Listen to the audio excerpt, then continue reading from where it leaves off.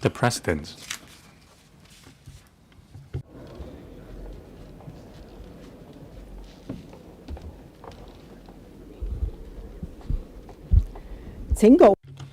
Members will please remain standing while the Chief Executive enters the chamber.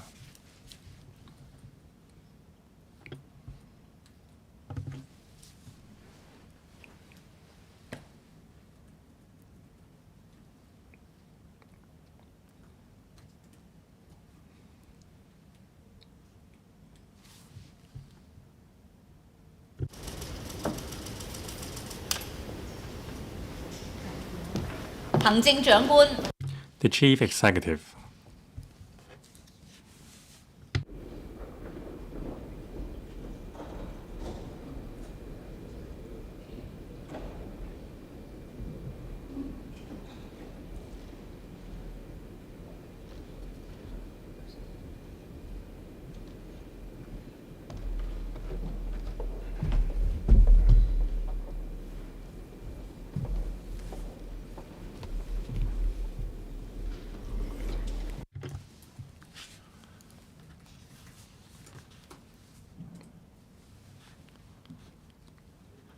Good morning, Chief Executive, government officials and members.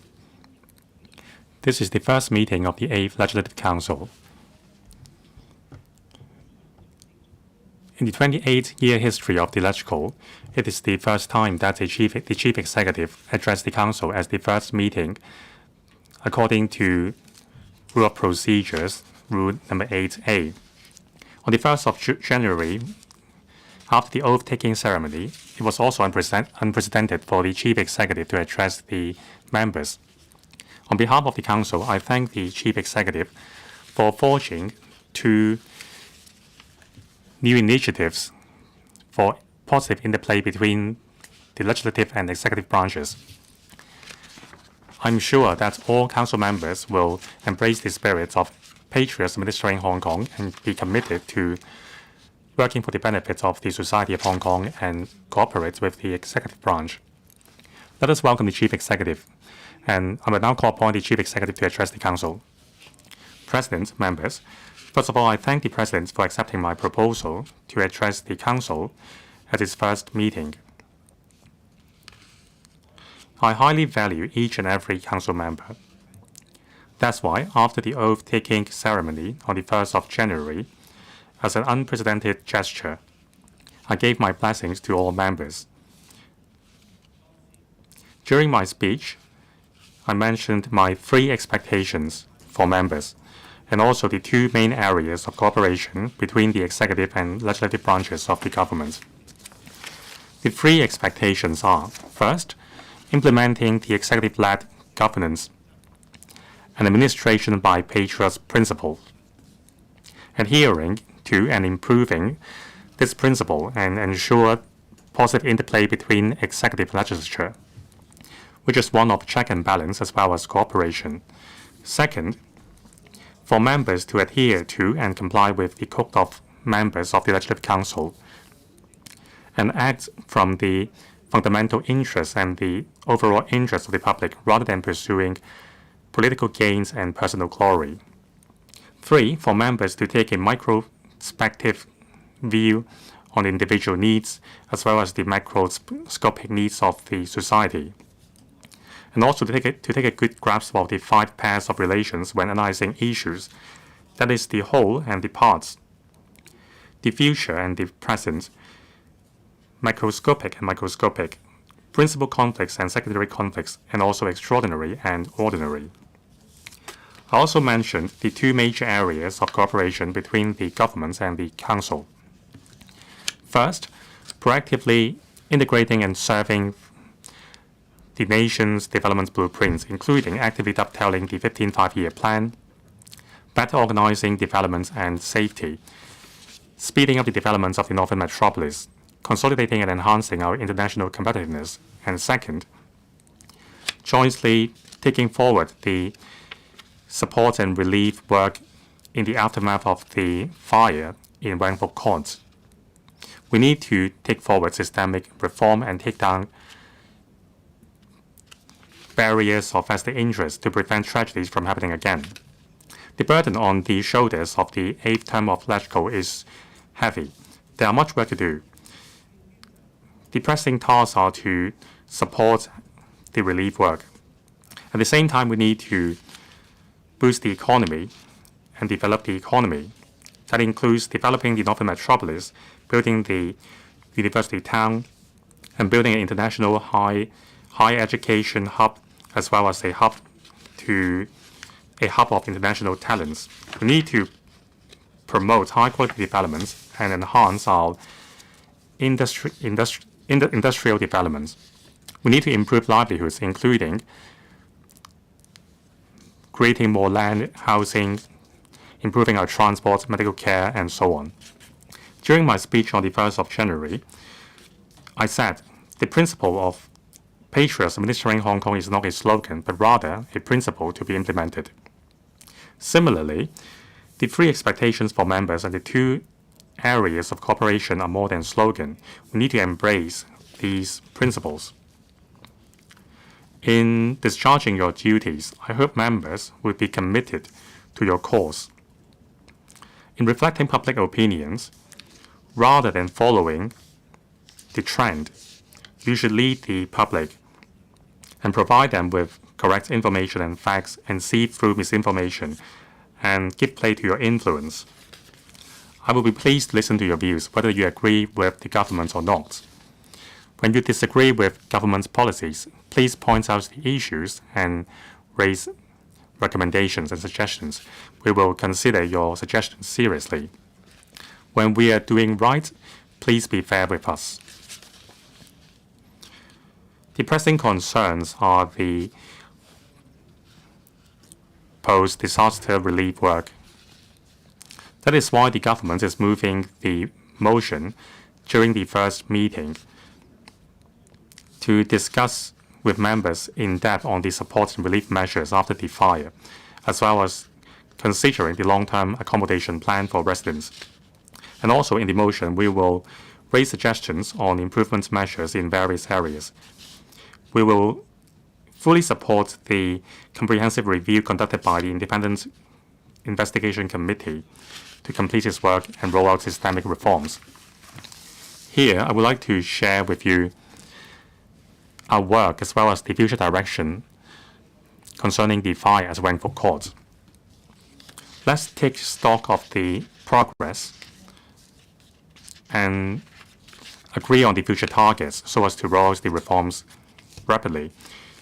Immediately after the fire, I led the government to speedily roll out support and relief measures, including the establishment of three task forces, including the Task Force on Investigation and Regulation led by the Chief Secretary for Administration, the Task Force on Emergency Support and Fundraising led by the Deputy Secretary for Administration, and the Task Force on Emergency Accommodation led by the Deputy Financial Secretary. The three task forces will take forward investigation and support work immediately. First of all, a task force has been established by the fire services departments, the police departments, and the government laboratory to study the cause of the fire and its rapid spread. The police force has arrested 16 persons for suspected offense of manslaughter and 6 for fraud. The ICAC has arrested 14 persons for suspected involvement in corruption. Concerning scaffold nets of questionable quality, the Development Bureau has ordered all scaffold nets to be taken down immediately and order a reform on the certification system. Only those scaffold nets which have passed the test may be used. In terms of emergency support and temporary accommodation, the Task Force on Emergency Support and Fundraising and the Task Force on Emergency Accommodation led by the two Deputy Secretaries have actively coordinated various departments to provide rapid support for affected residents, including cash and temporary accommodation, to address their immediate needs. We need to help them rebuild their life gradually. The support fund for Wang Fuk Court in Tai Po, established by the government, has raised 4.3 billion Hong Kong dollars. Various financial supports have been given to affected residents, including token of solidarity, funeral grant, living allowance, emergency cash subsidy, injury grant, student grant, subsidy for workers, subsidy for foreign domestic helpers, and also grants for moving. There are also a number of waivers, including tax waivers and government rent rates, relaxing the repayment period of mortgage repayments and also the repayment amount, and also medical fee waiver at public hospitals. Through the arrangement of one social worker per household support service, social workers under the Social Welfare Department and also with the support of civil servants, one-stop services have been provided to affected residents, including emotional support, assistance to apply for financial subsidies, and also short to interim term accommodation arrangements. To investigate the cause of the incidents, hold those accountable to liability, and also reform the system, I have tasked Justice David Locke to establish an independent committee to get to the bottom of the matter, and also to make recommendations so as to prevent similar incidents from happening again. We will give importance to the recommendations made by the independent committee and roll out systemic reform. The independent committee has held the first meeting on the 19th of December last year and will complete its work within 9 months. We will fully support and cooperate with the independent committee. We have organized all relevant departments to, besides acceding to the demands of the independent committee, to proactively provide information to the committee, and also invoke various investigative powers under various ordinances to help the committee to gather evidence and support their work. I have also given additional power to the independent committee to invoke its statutory power under Cap 86 Commissions of Inquiry Ordinance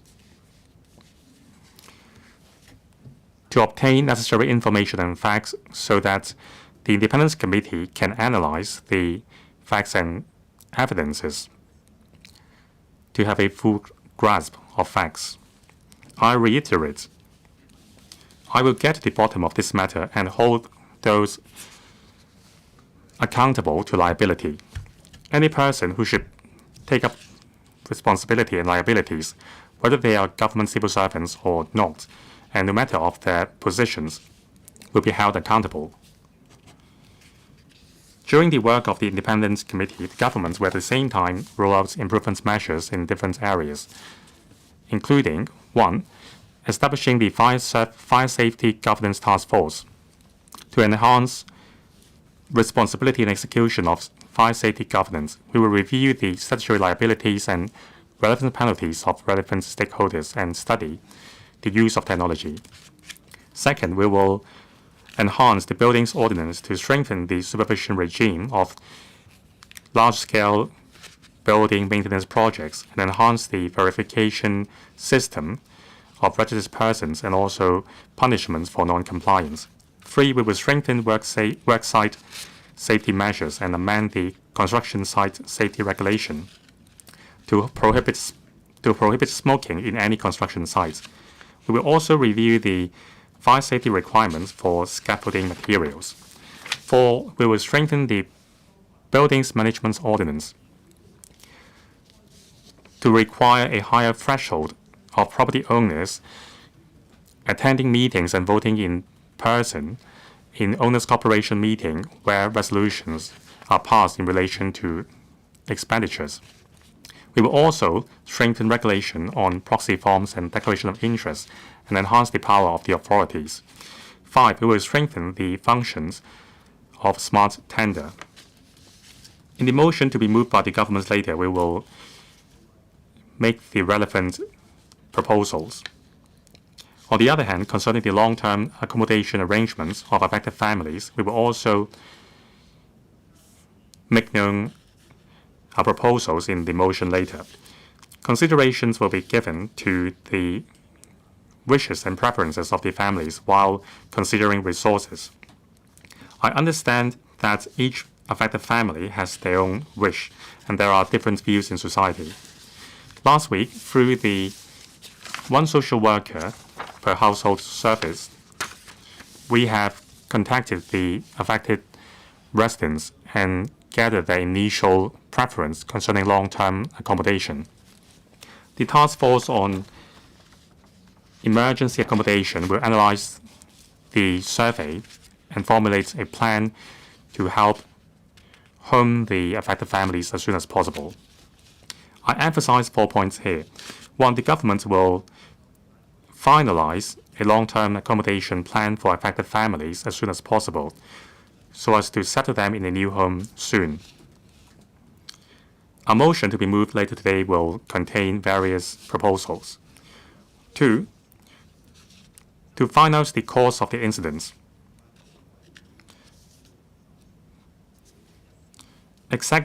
Law executive branches and independent committee will leave no stone unturned, and I will get to the bottom of this matter. I reiterate, for those who should be held responsible, whether they are civil servants or not, and regardless of their offices, they will be held liable according to the facts. 3. The fire at Wangfuk Court has revealed that there is a need for reform, even for systems and mechanisms which have been put in place for many years. We will attach importance to the recommendations made by the Independent Investigation Committee and take down barriers of vested interest to prevent similar incidents from happening again. 4, we will lose no time in rolling out improvement measures in various areas. Proposals will be made in the motion to be moved later on.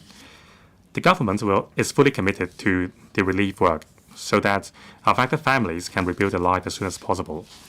I believe the government and the Legislative Council share a similar determination to accompany affected families on the journey of rebuilding their lives.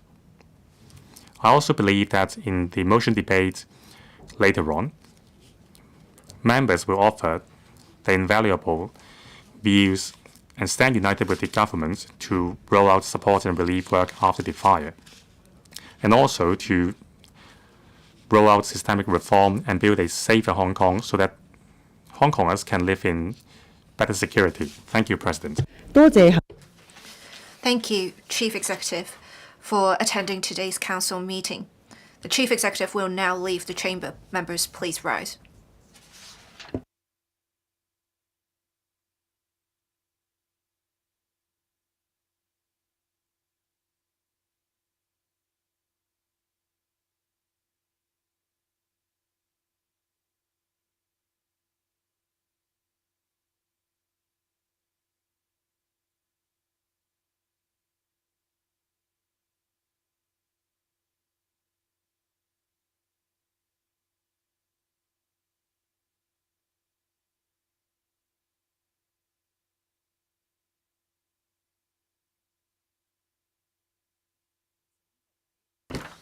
Please be seated. Government motion. The Chief Secretary for Administration will move the motion on support and rebuilding work after the fire at Wangfuk Court in Tai Po. Members have been informed that I have accepted the Chief Secretary's suggestion to extend the duration of this motion debate so that members who wish to speak may have a chance to do so. Each member may speak once for up to 5 minutes. Members who wish to speak, please press the Request to Speak button. I now call upon the Chief Secretary for Administration to speak and move the motion. Chief Secretary for Administration. I move that the motion as printed on the agenda be passed. President, the Council fully supports the government's disaster relief and rebuilding work. The Wangfuk Court fire caused numerous casualties and extensive property damage. The government is deeply saddened by the tragedy. In the face of this merciless blaze, the government has done everything possible to provide medical treatment for the injured, offer aftercare support, facilitate social recovery, conduct an investigation, and reform relevant systems. To this end, the chief executive immediately established three task forces after the fire, namely the Task Force on Investigation and Regulation, Task Force on Emergency Support and Fundraising, and Task Force on Emergency Accommodation to actively follow up on all matters related to the fire. An independent committee was also set up to examine the cause of the incident and related issues, find out what actually happened, and make recommendations to prevent similar occurrences and improve procedures. As the chief executive mentioned earlier, the government will work closely with the LegCo to take forward institutional reforms, scrutinize funding allocations, and enact legislation leading society forward. This is why at the very beginning of the 8th LegCo term, the government proposed a mission to discuss with LegCo members how best to support victims and rebuild their lives, as well as to reform the existing systems. Regarding investigation and regulation, the Task Force on Investigation and Regulation chaired by me has been working tirelessly to advance the relevant work in line with the chief executive's instructions. After the fire, the government swiftly established a cross-departmental investigation team to investigate the cause of the fire, the factors that led to its spread, and the reasons for the large number of casualties.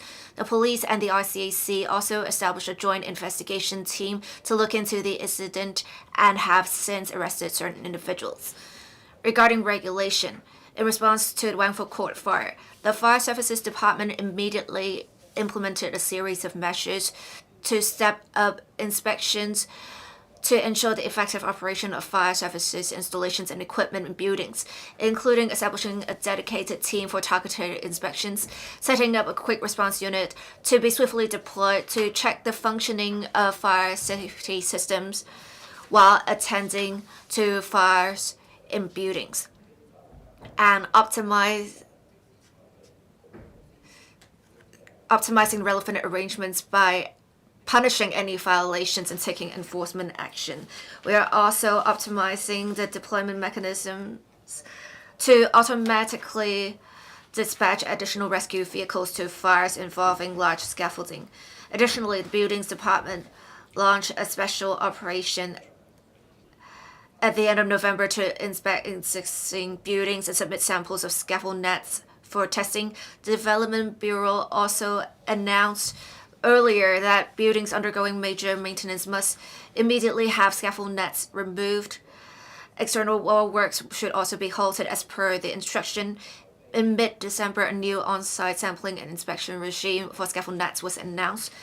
The task force is actively coordinating relevant policy bureaus and departments to give their full support and cooperation to the independent committee. The government is determined to carry out a comprehensive systemic reform of the regulatory framework to break down barriers of vested interests. Later, the relevant secretaries and I will elaborate on work in this regard. The Task Force on Emergency Support and Fundraising, chaired by the Deputy Chief Secretary, coordinates bureaus and departments to provide swift and specific assistance to those affected, addressing their immediate living needs and helping them rebuild their lives. As at noon on 8th of January, the support fund for Wangfuk Court and Taipo established by the government had amassed approximately $4.3 billion and had launched 11 assistance programs providing emergency financial support to different groups affected by the fire. The total commitment for the programs is approximately $1.2 billion. Later, the Deputy Chief Secretary and relevant secretaries will elaborate further on the work. In relation to short and medium-term accommodation arrangements, the Task Force on Emergency Accommodation, chaired by the Deputy Financial Secretary, swiftly coordinated the relevant policy bureaus and departments to provide accommodation for the affected residents after the fire. As of 13th of January, a total of 200-odd residents were still staying in hotel rooms provided with coordination of the Home and Youth Affairs Bureau, 500-odd in youth hostels and camps, and 3,630 99 in transitional housing units and flats of the Housing Society and Housing Authority. There are currently still 1,000 odd units available for the longer-term accommodation of affected residents. We consider the supply adequate. The task force is actively exploring long-term rehousing options as well, taking different factors into consideration, compassionate, practical, and legal. While we will cater for residents' individual circumstances and wishes, we need to make sure resources and public funds are used efficiently. Later, the Deputy Financial Secretary and relevant secretaries will elaborate on relevant work. The Wangford Court fire was deeply tragic and distressing, but we must learn from it and turn our grief into strength. I hope members will support this motion and offer their valuable views on the regulatory support and rebuilding work after the Tai Po fire. The two deputy secretaries and I will provide a consolidated response after hearing the speeches of members. President, I so submit and implore members to support this government motion. I now propose the question to you that the Chief Secretary for Administration's motion be passed. Next, I will first call upon the Deputy Chief Secretary for Administration and the Deputy Financial Secretary to speak in their respective capacities as heads of the three task forces. Then, 5 public officers will speak. After they have spoken, I will invite members to speak. Chief Secretary for Administration. President, in my opening remarks, I talked about the salient points of the work of the 3 task forces set up after the fire. While we want to provide disaster relief and help people rebuild their lives, we really need to learn from the experience, turn grief into strength. We need to drive reforms of existing systems to build a safer Hong Kong so that citizens can live in safety and prevent recurrence of relevant tragedy. As the chief executive said, the government has plans to launch different reforms and improvement measures. As the chairman of the Task Force on Investigation and Regulation, I will talk about some suggestions made by the government to drive institutional reforms. First, to enhance fire safety resilience. We have a working group set up by the Security Bureau that has already convened 7 meetings, and a series of reform measures have been proposed, including legislative reforms to enhance the regulatory powers of the Fire Services Department and, for example, a new requirement that requires approval of the Fire Services Department to turn off fire services installations, and that would enhance the gatekeeper role of Fire Services Department. This will plug an existing loophole. If temporary suspension of operations of fire services installations is required for works, approval would have to be obtained from the Fire Services Department in future. Right now, the fire safety legislation mainly takes enforcement action against owners and registered contractors of fire services installations, but not property management companies. We plan to include the responsibilities of property management companies, and then Fire Service Department will become a statutory gatekeeper of fire safety in the institution.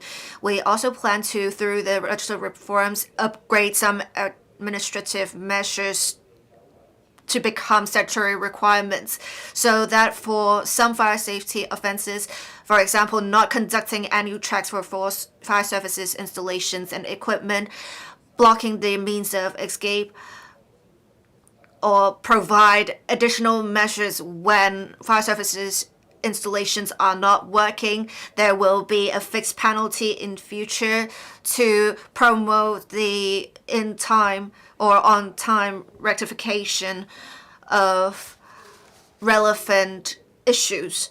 We will also greatly increase the penalties for registered contractors for false certificates. We will increase the fines as well as potentially including an imprisonment term. The Fire Services Department will also make good use of innovation and technology to enhance rescue and fire resilience capabilities to increase efficiency in rescue and firefighting. Second, we will enhance enforcement and regulation of building maintenance. We plan to have the following institutional reforms. First of all, we will review the buildings ordinance and propose more legislative reforms, including putting in or enhancing the regulatory framework for large-scale building maintenance. We will review the offenses relating to the building maintenance works and regulatory procedures. We will also review the regulation and inspection mechanism of construction materials. The Development Bureau right now takes a risk-based approach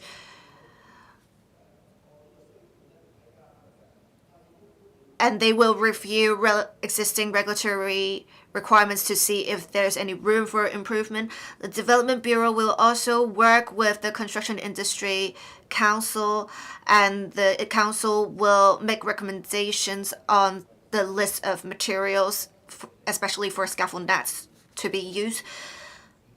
Thirdly, regarding scaffolding for large-scale building maintenance, we will later on promulgate standards for safe distance, and these will be incorporated into the laws. The Buildings Department will have a mechanism to coordinate external wall repairs works, major building works of different buildings. We will also have some improvement measures for construction site safety. The government will amend relevant legislation for contractors, subcontractors, and construction site personnel. We will have clear statutory duties, and we will make sure there is no smoking in construction sites to lower the risk of having fire caused by smoking in construction sites. We will submit relevant amendment proposals in a few weeks to the LegCo. The government will also amend Code of Practice relating to scaffolding. We will have a material requirement in relation to toted boards to minimize risk of fire. We will also enhance the role of the Urban Renewal Authority in promoting building maintenance. To combat rigging, we will enhance URA's role and functions in this regard. The concrete measures are: we will enhance the functions of smart tender. We will also have a stringent pre-approved list for consultants and contractors to provide tendering assistance to owners corporations, and only those on the pre-approved list can participate in tendering, and people must sign up on the smart tender platform. The URA will conduct tendering for owners and will decide on the winning contractor and consultant. If one applies for government maintenance subsidy, the URA can help owners conduct tendering, and then the URA will make recommendations on which consultant or which contractor to choose. For buildings applying for government maintenance subsidy, the URA will conduct random inspections during works are being undertaken to take a dynamic approach in supervision, and consultants and contractors will be requested to, at milestones of works projects, to make a report to the URA, for example, when the scope of works has changed or when there is a variation of costs. The URA will also conduct a satisfaction survey in relation to the performance of the consultants and contractors with owners, and this will determine whether the consultants and contractors stay on the pre-approved list. To enhance smart tenders functions, owners applying for government maintenance subsidies can directly appoint the consultant and contractor recommended or decided by the URA. And we can also have some exemptions with restrictions relaxed under HYAB, Home and Youth Affairs Bureau's requirements. For variation of order that may significantly inflate the costs of works projects, we will require owners' corporations when resolving on the relevant items at OC meetings. There will be different voting in person thresholds for different levels of fees. And this, we believe, will enhance participation of owners in works and maintenance projects. We will also enhance the proxy instrument regime to make sure the proxy instruments are indeed signed by owners. Institutional reform can only be undertaken with concerted efforts and with a common goal. The government later on will consult stakeholders and the electrical on the relevant proposals. We hope that the members will raise your valuable views today. I so submit. Deputy Chief Secretary for Administration. Madam President, the Wangford Court fire came as a major shock that caused significant concern and led to an outpouring of compassion across the community. On the day of the fire, the Chief Executive deployed and planned the relief, recovery, and investigation. And then on the following day, he announced the establishment of 3 task forces. One of them was chaired by me, and that is the Task Force for Investigation and then a support fund was also set up to give maximum support to the fire victims and also to leverage the community's resources. That support fund is to offer support to residents as well as in ways such as medium to long-term housing and also the other forms of support needed because of the fire or related to the fire.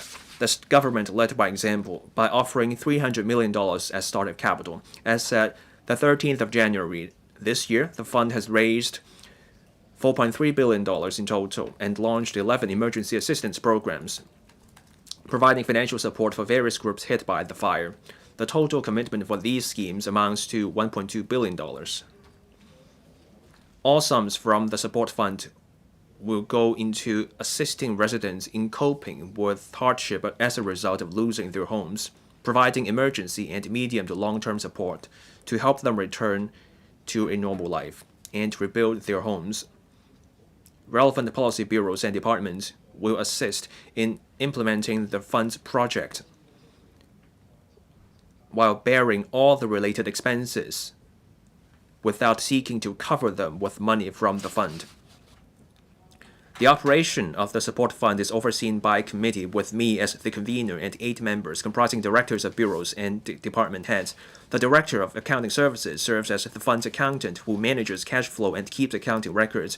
The fund's accounts will be submitted to the director of audit for audit. In line with the statutory requirements, reports will also be tabled in the Legislative Council. In emergency support, our goal is to make it swift, precise, accessible, and comprehensive. Swiftness means rapid action. Precision means money goes where it is needed most. Accessibility means making it easy for residents to get and use the support. Comprehensiveness means providing a full range of support for all those directly hit by the fire.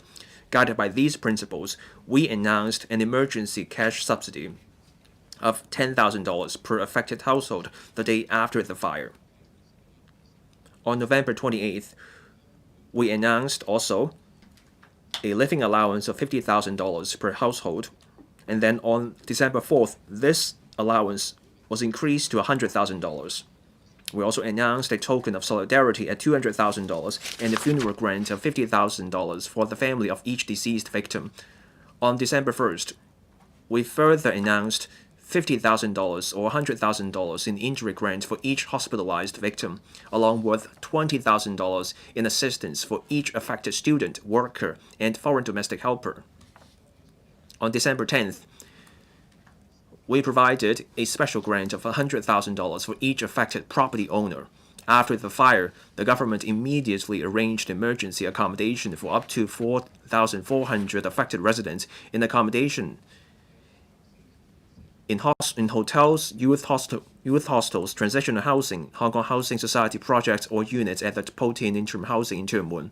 However, we understand that the various exigencies of life may have led many residents to prefer more stable housing that better suit their family needs. Therefore, on December the 18th, we announced an annual rent subsidy of $150,000 per household each year for 2 years, totaling $300,000, and a one-time relocation subsidy of $50,000 for each owner.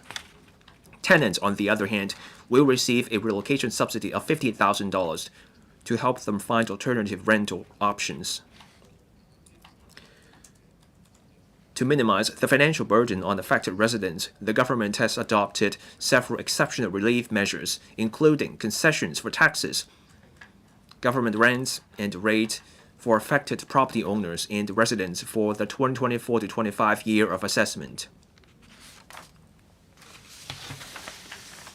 We have also waived fees for residents to replace identity documents, use columbaria and related funeral services, and access medical services including medication at public hospitals. The Immigration Department has deployed a special team to assist affected residents in replacing identity documents such as identity cards, birth certificates, passports, etc. That department also coordinated with China Travel Service Hong Kong to arrange special sessions for residents to replace their home return permit. For bereaved families, the Social Welfare Department has deployed social workers and clinical psychologists to the Kwong Fo Community Hall and Fushan Public Mortuary. They stayed by the side of the members and relatives throughout the identification of deceased persons through photographs or human remains, while offering immediate emotional support and counseling. The Food and Environmental Hygiene Department has set up a support counter at the Fushan Mortuary to assist families with funeral arrangements, including body identification, coffin burial, and cremation services, and niche allocation. The Financial Services and Treasury Bureau has worked with the Hong Kong Monetary Authority, the Securities and Futures Commission, the Insurance Authority, and the Mandatory Provident Fund Schemes Authority to establish a one-stop mechanism. That's to facilitate inquiries from bereaved families about the account held by the deceased with various financial institutions. The judiciary has formed a dedicated task force led by the Chief Judge of the High Court to ensure fast-track proceedings for legal matters related to the incident across all court levels without compromising the administration of justice. Moreover, the Legal Aid Department has also formed a special task force to streamline application procedures and expedite approvals for eligible residents and other affected individuals to receive legal aid as soon as possible. On donations in kind, the government has worked with the information technology sector to create an online donation platform. After assessing residents' actual needs, the platform matches demand with donated supplies. To date, over 60,000 items across various categories, including food and drinks, clothing, daily necessities, bedding, and electrical appliances, have been sent to locations where they are needed, delivering care and warmth to residents. That concludes my opening remarks. I welcome comments from members on our support efforts. I will give a reply in my concluding speech. Madam President, I so submit. I invite members to support the government's motion. Deputy Financial Secretary. President, I thank members for their concerns on the arrangement of long-term accommodation for the residents in Wang Fuk Court. In the following, I'm going to share the relevant arrangements made by the Task Force on Emergency Accommodation, our considerations, the plans we are mulling over, and also our latest progress. In terms of overall direction, as the Chief Executive indicated clearly earlier on, the long-term accommodation plan should be compassionate and reasonable. Among the two, we should give priority to compassion. And also, we need to consider a wide range of factors, including residents' preferences. society's opinions and the proper use of public resources.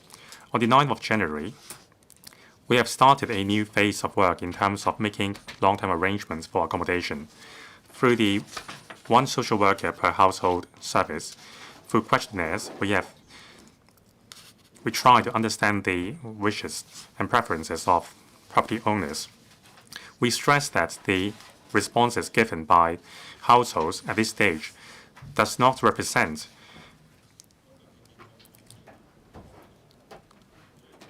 making a choice for future options. Their final decisions will be in no way bound by their answers in the questionnaire. Various options have been put forward in the questionnaires. Allow me to explain the major considerations.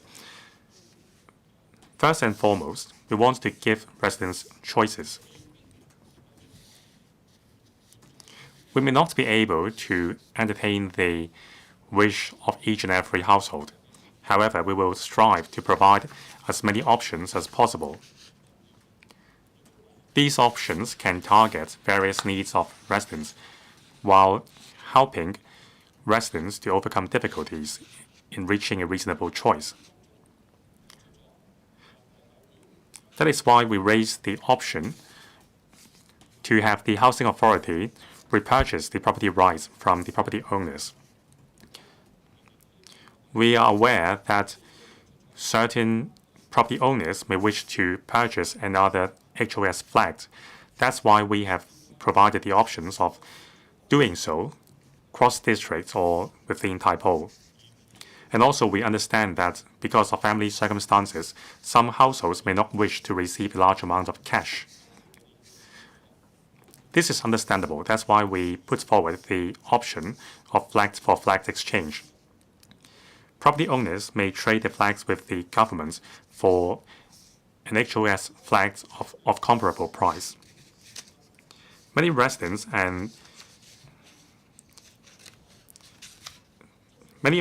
have indicated that they wish to have the final arrangement available as soon as possible, and that the interim period should be as short as possible.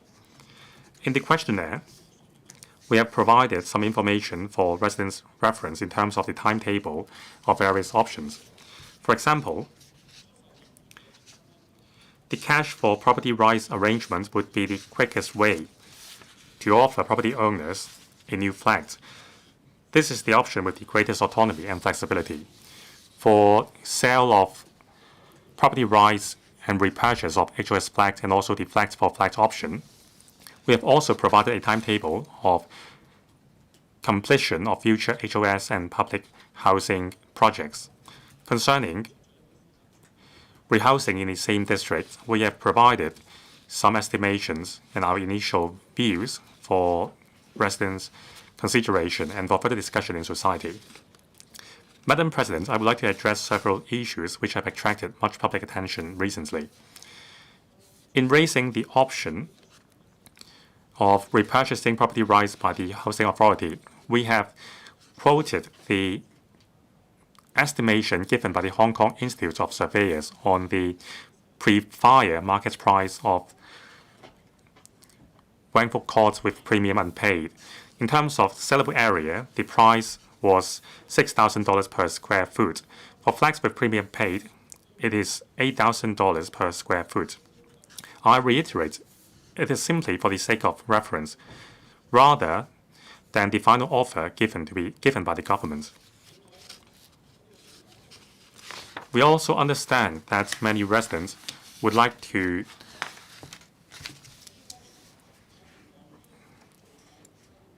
be given a long-term accommodation in the Tai Po district. In this regard, the work site on Chung Ngau Road West will be the quickest option with the largest flat yield. We expect a flat yield of about 1,500 units. The 900 units in the first phase will be able to take in population in the second half of 2029. The 600 units in phase 2 will also be able to take in population 10 months after that. Compared with the usual 6 years period for ordinary HOS projects, the Chung Ngau Road West option can save 2 years' time. In a moment, the Secretary for Housing will be able to give a more detailed explanation in a moment. The Chung Au Road Rest site is comparable in terms of the ancillary support for residents compared with other mature housing projects. This is also the proposal made by many political parties and legislative members. Finally, I would like to address the option of on-site rebuilding. In the questionnaire, we said that the option of on-site rebuilding may take 9 to 10 years. That is, population intake will begin only at 2035 or even 2036, compared with the timetable of 2029 for Chung Au Road Rest and also 2027 or 28 for other cross-district HOS projects. The wait for on-site rebuilding will be very long. Now, what explains the time gap is that we need to first demolish the buildings on site. To do that, we need to sort out the property rights issue and other legal issues for each and every household. Construction will take 4 to 5 years and demolition will take 1.5 years. That means that it is very challenging for us to be able to overcome all the issues in relation to property rights and legal issues. There are many legislative members who are experts in terms of legal issues and similar matters. I look forward to hearing their invaluable views. President, we give our condolences to affected residents and families in grief in the fire. My task force will continue to give consideration to compassion and reason while taking compassion as a priority and carefully consider the wishes of residents and also public opinions and also proper use of public opinions and submit a long-term plan to the Chief Executive. I also submit, I hope members will support my motion. Secretary for Security. President, I'm now going to present to members the work carried out by the Security Bureau and its departments in relation to the fire. We are taking the investigation into the fire extremely seriously. We are determined to hold all those responsible to account. The Interdepartmental Fire Investigation Task Force led by the Fire Services Department is actively working to establish the cause of the fire and why it spread so quickly. The police and the ICAC also established a joint team to conduct a comprehensive criminal investigation. To date, the police have arrested 22 individuals in connection with the fire, 16 on suspicion of manslaughter and 6 on suspicion of fraud. Additionally, the police have arrested 8 people for allegedly taking advantage of the fire to commit fraud and are also thoroughly investigating related cases of suspected use of false certificates for scaffold nets. And the ICAC has also arrested 14 individuals. To prevent a tragedy like this from happening again, the government immediately established a working group on strengthening fire safety governance, which is chaired by me. Following the fire, targeted measures have been introduced immediately, alongside medium and long-term plans. Short-term measures include, firstly, a dedicated inspection team being set up to comprehensively check the fire service installations and equipment in buildings undergoing major repairs. The team has completed inspections of approximately 250 high-risk buildings. Second, setting up around-the-clock rapid response unit to inspect the operations of fire service installations and equipment while attending to fire in buildings. Responsible persons are required to take immediate remedial action for any violations. Enforcement action is taken decisively. Third, enhancing awareness and warning residents when major fire service installations will be out of service. It is required that notices be displayed in conspicuous locations and on the activated installations, and leaflets be put in residents' letter boxes detailing the suspension arrangements. Fourth, strengthening public education and training for owners, corporations, and property management companies. That would include encouraging them to increase the frequency of fire alarm tests to at least every 6 months, holding at least one fire drill per year with a fire safety briefing held beforehand, conduct regular inspections of means of escape, and keep proper records. prior to major building maintenance, inspecting and repairing fire service installations. Fifth, carrying out special fire inspections and enforcement operations in commercial buildings with a high concentration of licensed premises during high-risk periods such as long public holidays to reduce relevant risks. The medium to long-term measures include first launching a risk-based program to inspect fire service installations in buildings, prioritizing premises fitted with old-style installations, and carrying out functional tests on the fire service installations and equipment. Second, reviewing the action strategy for major fire incidents. Third, making effective use of innovative technology to enhance firefighting and rescue efficiency, comprehensively reviewing the configuration of firefighting equipment, and actively drawing on the experience of the mainland and other places to explore the introduction of more advanced technologies and equipment. Fourth, making effective use of big data and AI to analyze risk data obtained from inspections and develop corresponding measures and plans, and accelerating the rollout of the Internet of Things fire detection system to enhance firefighting and rescue efficiency. Fifth, deepening rescue cooperation and coordination within the Greater Bay Area, incorporating major fire incidents into the cooperation framework and joint drills, and optimizing the procedures for coordinated firefighting operations across Guangdong, Hong Kong, and Macau. 6. Optimizing cooperation mechanisms with other departments in policy, inspections, enforcement, and crisis management.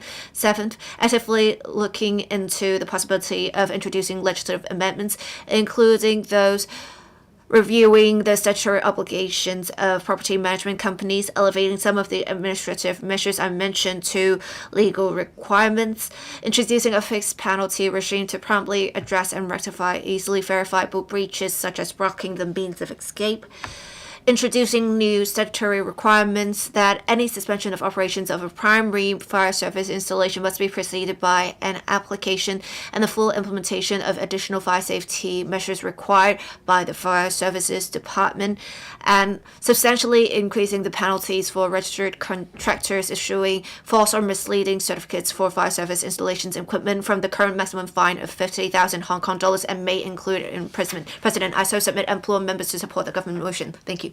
局長。 Secretary for Development. Madam President, I will focus on two areas of work involving systemic reform. First, regulation of construction. Early last year, the Development Bureau proposed changes to the Buildings Ordinance. Among the proposals were changes to toughen the regulation of registered building professionals and registered contractors, as well as stiffer penalties. In response to the type of fire, we will propose a broader range of revisions to reform the regulatory regime for large-scale building maintenance. We're looking at 5 directions. First, large-scale maintenance projects are Class 2 minor works. We're considering upgrading these works to Class 1 minor works. That means, in the future, for these projects, people will have to hire not just project contractors, but also third-party professionals to submit the plans. And they also have to hire professionals to submit supervision plans. The Buildings Department will receive these plans and proposals, and then the BD can intervene and regulate the process. Second, empowering the BD to lay down requirements that will clarify what is meant by taking appropriate preventive measures. With greater clarity, there will be sufficient legal basis for prosecution down the road. The third area has to do with building materials. The Buildings Ordinance currently has wording along the lines of defective materials or materials that do not comply with the provisions of this ordinance, that's generic language. In the future, we will make those standards statutory requirement so that there is a more straightforward and swifter way for us to pursue prosecution, and there will be stiffer penalties. Fourth, we will reform the registration and disciplinary regime for registered inspectors and small works or minor works. And even when an offense has nothing to do with building quality or technical matters such as a breach of the Prevention of Bribery Ordinance, disciplinary measures can still apply, and that will be among the factors to be considered for renewal. There will be a risk-based approach for inspections of buildings, and we will enhance that. Our goal is to submit the bill for scrutiny within this year. We're also looking to enhance the support for owners' corporations for building maintenance. The URA is established under an ordinance. Its role covers not just promoting redevelopment in old districts. Its role also includes fostering building rehabilitation. We believe in a bigger role for the URA. Now, the URA runs the Smart Tender scheme. Through the URA, we will introduce a reformed Smart Tender scheme. We will do that to reduce the risk of collusion between different contractors and works consultants. And that will involve efforts on three fronts. On Smart Tender, there will be a more rigorous pre-qualification list. Parties looking to provide consultancy or services through Smart Tender, we will look at whether they have conviction or disciplinary records.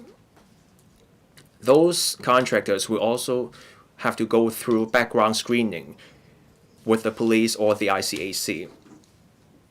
When we consider the experience and performance of contractors, we look at not just the projects completed in the past. We also look at the results, or rather the feedback of departments and building owners in the past. Contractors will have to meet the requirements on all those fronts before they can show up on the list of this pre-qualification list. We will also work with the URA on a mechanism to remove contractors from the list. The URA will be doing more than just advising on Smart Tender. The URA will help with the tendering and the assessment of tenders. If a building applies for government funding, as part of the funding condition, the URA will also play a role in selecting the consultants and contractors. For buildings not applying for government subsidies, the URA will work through the URA. So there will still be tendering and assessment of tenders through the URA. The URA will continue to provide advice on selecting contractors. That will help building owners make informed decisions. Third, on buildings that look to apply for government subsidies, once the work starts, at milestones of the works, say variations of works, or there is an increase in the cost, a report will need to be made to the URA, and then the URA will offer independent advice to the building owners. These proposals are being explored with the senior management of the URA. We're looking at ways to implement certain parts of the proposal first. These are the systemic changes. Apart from that, we will also look at the testing mechanism for building materials. Construction projects cover a wide range of materials, so we have to take a phased approach to this review. We will take a risk-based approach.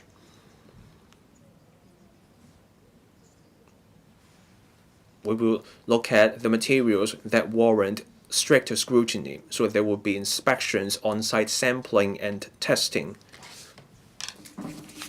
I will be listening attentively to the views put forward by members. Thank you. Secretary for Housing. President and members, the number 5 alarm fire at Wangfuk Court Typo was heartbreaking. In the aftermath of the fire, government departments have rolled out immediate support and relief work to help the affected residents in every way possible, among which the Housing Bureau immediately contacted the organizers and operators of transitional housing projects and arranged for affected residents to move into transitional housing projects, housing society projects, and the Protein interim housing operated by the Housing Authority. Some 3,600 residents have moved into 1,600 units. Now, with temporary accommodation completed, public focus has shifted to the long-term accommodation plan for residents. Through the one social worker per household service, we have tried to understand the preference of affected residents. I also want to listen to members' views and public opinions in today's debate. It has come to my attention that several issues have stood out in the public discussion. I would like to make this opportunity to provide more information so that the society and the Council may conduct a rational, balanced, and informed discussion. First of all, whether the structure of the fire-damaged building is still intact. After the fire, the Housing Department has mobilized more than 100 professionals to team up with the Housing Department's independent checking units to conduct a survey on the 7 affected buildings. It was found that the reinforced concrete walls, beams, and floor panels of the buildings have suffered various degrees of weakening and damages due to extremely high temperature. That includes cracking, spalling of concrete, and exposure and distortion, bending of steel bars. Whether these reinforced concrete components can maintain their resilience, loading, and resistance to fire and seepage is greatly uncertain. One may say that these buildings have suffered great internal damages. Also, the high temperature during the fire has damaged the utility systems in and outside the units, as well as the fire services, installations, and elevator system in the communal areas. It is difficult to guarantee that the long-term safety requirements and resilience of these buildings will be up to standard. They will also entail a large sum of maintenance fees in the future. Although there is no immediate danger to the 7 buildings, but we think that it is very likely that the 7 buildings will have to be demolished. You may have noticed that one of our accommodation options in the questionnaire is for affected residents to sell their property rights and select a brand new HOS flat, or exchange their Wangfuk Court flat for a brand new HOS flat of comparable prices. Here, I would like to give some explanation on these options for the affected residents so they can consider the best option. In the scenario of a buyback by the government, after the sale of the property rights, property owners may receive a sum of money. Then these property owners may choose to buy a new flat in the private market or the secondary HOS market. The Housing Authority will consider setting aside some units in the upcoming HOS and Green Form HOS exercise for Wangfuk Court residents through a special sales exercise. And also, the site at Taipo Chunga Road West was set aside for public housing. Now we are actively modifying the design so that it will also be suitable for HOS flags. Site formation has been completed and we have already started power driving. We can save 2 years' time and start population intake for the projects by 2029 for the 900 flags. And these will be made available for Wang Fung Court's residents in the special sales exercise. Now, for elderly residents, they may not like the option. They could choose to exchange their flags for a new HOS flag of comparable price. Similarly, this will be done through a special sale exercise. In this scenario, the amounts will be paid on their behalf by the government to the housing authority.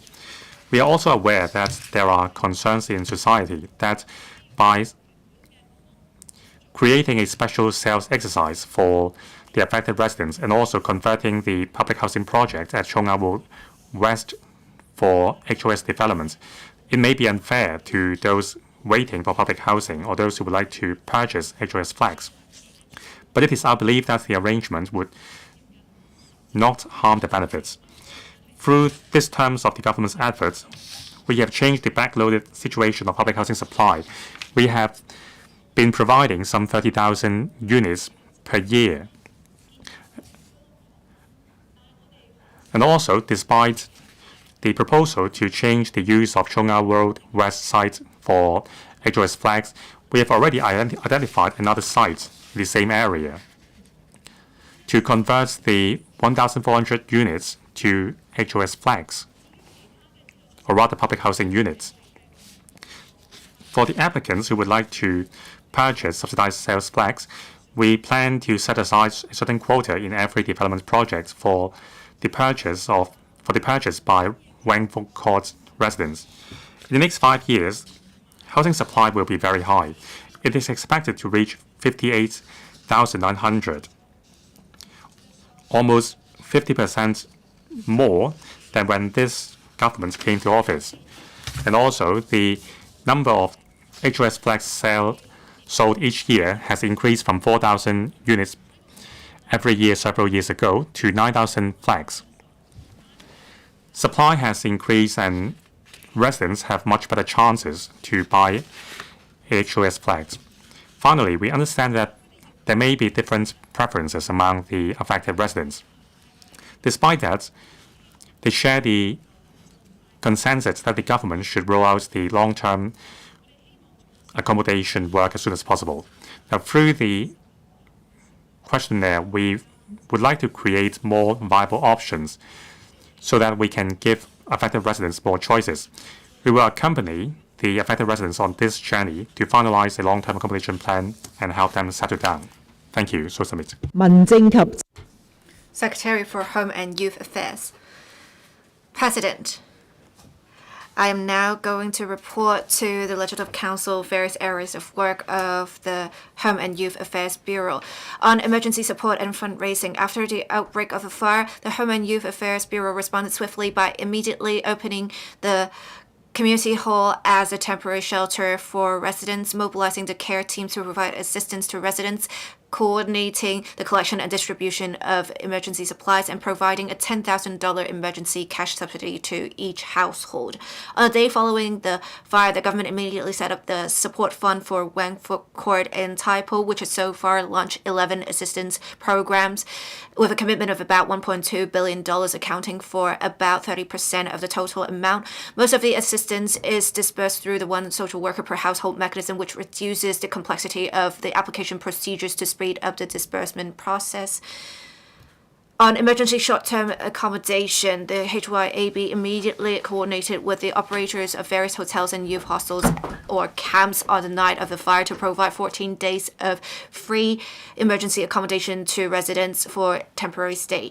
Subsequently, after discussions initiated by the Bureau, the hotel and youth hostel operators were willing to provide flexible arrangements for those who had actual needs far exceeding the 14 days as originally pledged. The cumulative number of residents staying in the hotel rooms and youth hostels or camps coordinated by the Bureau has exceeded 1,600. On estate management, in response to the unprecedented challenges faced in relation to the management of Wang Fung Court after the fire, which would be far beyond the capacity of the management committee of a general owners corporation. The government has received views from many residents wishing to take over management of the owners corporation. So for the first time ever, the government invoked the building management ordinance to apply to the Lands Tribunal to dissolve the original management committee of Wangford Court and appoint Hop On Management Company Limited, a member of the China Chem Group, as the manager. The application was approved on 6th of January this year by the Lands Tribunal. Hop On has completed the renewal of its registration with the Land Registry and is now embarking on a series of key tasks, including taking over from the former property management company and receiving various documents relating to the owners corporation, and will contact the former members of the management committee in the coming days to follow up on relevant matters. The professionals engaged by Hop On will conduct detailed analyses of the documents obtained to clarify the legal liabilities and interests of the owners corporation and owners, and also assist in ascertaining the status of the owner corporation's accounts. To ensure the flow of information, Hop On will set up an online platform as soon as possible to keep in touch with residents and collect their views on management issues. A dedicated team of the Home Affairs Department has already establish a coordination mechanism with Hop On to meet regularly and provide necessary support. The manager will not receive any fee for this appointment, President. And Nina Wong Charity Management Limited has pledged to donate a total of $10 million to cover the relevant expenses of the measure. This should alleviate the financial burden on Wangford Court owners. In order to continue to optimize building management, we have embarked on a review of the building management ordinance with a view to improving relevant legislation. In fact, the Building Management Amendment Ordinance 2024, which has come into effect in July 2025, has introduced a new category of large-scale maintenance procurement, as well as related tendering and declaration requirements. It requires that a voting in-person threshold be met for large-scale maintenance procurement, so as to encourage more owners to participate personally in decisions of major resolutions, minimize potential disputes, and enhance the protection of owners' interests. In response to the recommendations made by the Task Force on Investigation and Regulation chaired by the Chief Secretary, we will strengthen the requirements by requiring OCs to set different levels of owners' voting requirements according to the contract sums when resolving works or expenditure items. For example, the higher the amount of the item, the higher the voting in-person threshold of the owners, so as to enhance owners' awareness of and participation in major maintenance works. Based on the experience of the last legislative amendment exercise, we have initially drawn up the 5 following major areas for amendments. 1. Decision on major maintenance works and large-scale procurement to raise the voting threshold for the conduct of major maintenance works and large-scale procurement and make consequential amendments to relevant legislation in light of the new mode of spot tender proposed by the Development Bureau. 2. Proxy instruments to improve the regime for handling proxy instruments, for example, to impose an upper limit on the holding of proxy instruments for large-scale maintenance procurement and enhance the transparency of proxy instruments. This should prevent the unauthorized signing of proxy instruments by non-owners. 3. Declaration of interests. To further improve the system for declaration of interests in relation to large-scale maintenance procurement, to ensure the transparency and fairness of the procurement process. 4. Meeting procedures. To clarify the arrangements for the convening, agenda, cancellation, and adjournment or suspension of owners' meetings. To provide clearer powers for following up as well. And I'm sure some members know these are often areas where confusion would arise. 5. Powers of the authority. To provide the authority with more powers to intervene and provide assistance in special circumstances where the management committee cannot function properly or is unable to deal with owners' corporation matters. We will consult the property management sector, owners, corporations, and owners on the relevant proposals to further amend the Building Management Ordinance, and will also collect local views through the Building Management Working Groups to be set up in district councils. We will very soon submit the various amendment proposals to the LegCo for further discussion. I so submit. Thank you, President. 會請勞 Secretary for Labor and Welfare, and then I will call upon members to speak. Secretary for Labor and Welfare.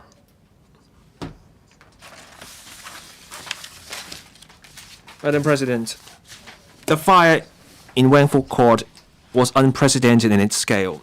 More than 100 people either lost their lives or sustained injuries. More than 1,900 households no longer have their homes.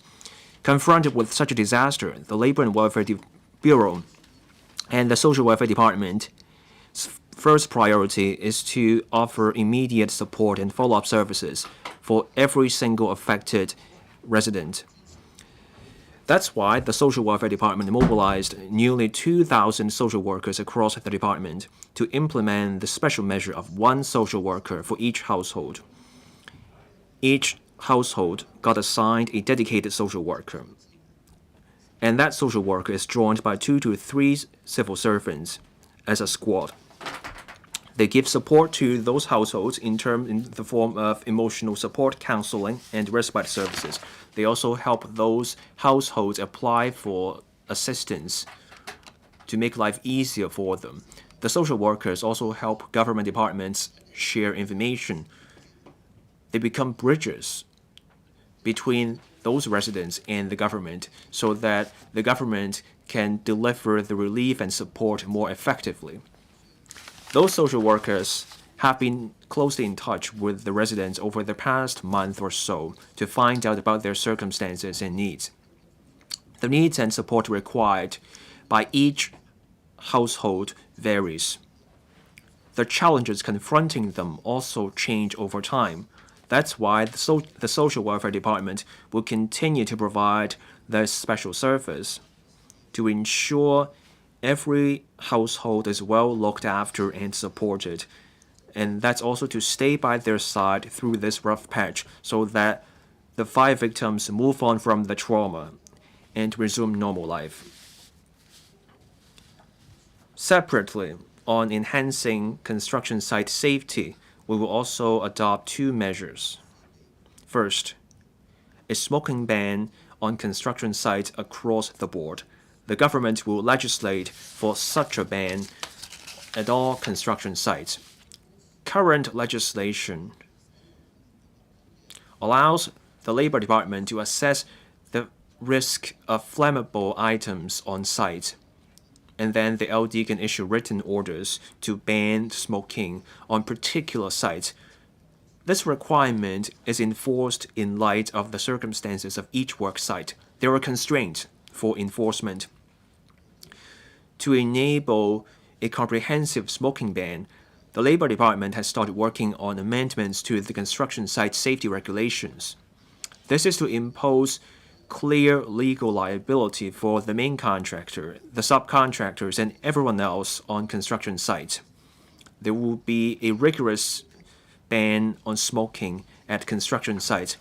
This is to reduce the fire risks at construction sites as a result of smoking. Our goal is to submit this amendment proposal in the next few weeks to the Legislative Council. I call on members to support our proposal so that we can get it passed sooner and have it implemented. Second, to prevent workers and objects from falling from scaffolds.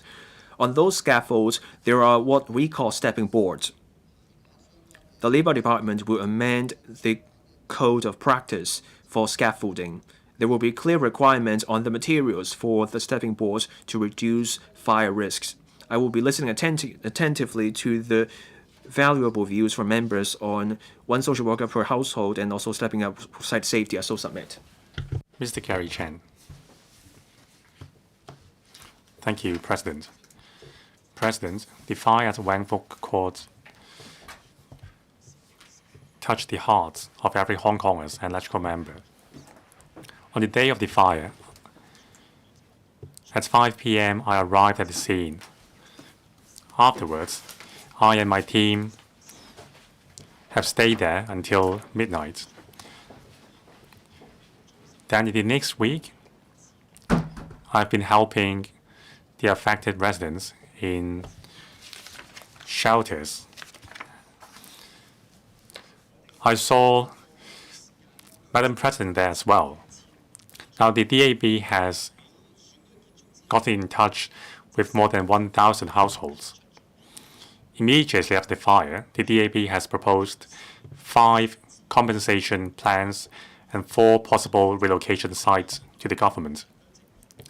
In the entire process, I saw how the government was committed to support the affected residents, from the chief executive to secretaries, directors, and frontline workers. Every one of them has been helping the residents with all their hearts. I recognize their efforts. My focus today is on the accommodation plan and the affected residents' wishes. There are a lot of different opinions, but there are 2 consensus that it must be quick and it must be in Taipo. Just go and ask any affected residents. They would tell you the same. So this morning, we heard a series of proposals for compensation and rehousing for residents. I think these options have taken into consideration the different needs of every household. For some households, they may still be paying the mortgages. For some, they have paid the premium and they have already purchased the flat. The most important thing is to offer a viable option for residents to choose according to their own circumstances. Now, there are 2 controversial issues. One is on-site rebuilding. Some residents may want to be rehoused in situ to maintain their social network, but that option comes with a 15-year wait. That may not be a viable option for some residents. Now, I think the timetable given by the government serves a good reference point. If I choose to wait for rehousing in situ, then I have to wait for a very long time. For those who would like to have a quicker option, they may choose the Chung Ngao Road West site. Some may say that it is a very remote site, but I'm a member from the district. It is right next to a new housing estate that is Fu Yip Estate. There are lots of supporting facilities. Nearby, there are Fu Hang Estate and Fu Xin Estates. There are public transport interchanges. It is not remote at all. Just give the site a chance. So for those who choose the Chung Ngao Road West option, that would be the best option. Now, of course, we can't guarantee that all residents would choose the same option, but we can't take a scattered approach to rebuilding. We can't build 2 blocks here and 2 blocks there. So we may have to make concessions. But that's okay because some residents may choose other options like flag-for-flag exchange, buying other HOS flags, or even receive a cash compensation and buy flags in the private market. So the most important thing is to offer more options to residents rather than forcing the hands. In fact, the options given by the government now are very flexible. It gives them autonomy. So my point is, it's more than just rebuilding the buildings, but rebuilding homes and rebuilding the hope for the future and the trust in the governments on the behalf of the residents. I so submit to support the motion. Ms. Carmen Can. President, the Hong Kong SAR government has lived up to its promise. At the first meeting of this term of LegCo, it moves the motion to support the relief work as wrongful cause. This is a very saddening disaster. We need to take this opportunity to reform the system. Now, the 3 task forces come into play here. The task force on investigation and regulation is independent. This task force must cooperate with the independent investigation committee to conduct investigative work. It is the wrongful cause incident sounded an alarm that we need to take out comprehensive reform and take down vested interest barriers. Now, the task force on emergency support and fundraising must answer to this council on how it spends the $4 billion support fund. Now, the support fund was established under the Secretary for Housing and Youth Affairs Ordinance. The budget must be approved and supervised by the LegCo. Now, in terms of donation, we need to offer tax concession or even double tax concession for the donors. Now, I'm pleased to see the options given by the task force on emergency accommodation. I'm pleased to see that the task force is engaging the residents for their views. I agree that compassion should be given priority, but at the same time, we need to be reasonable and work within the laws. For certain scenarios, we need to consider the best use of public resources as well. I am aware that property owners have different views on the long-term accommodation plan. There are several options given by the questionnaire. First, a buyback by the government with cash.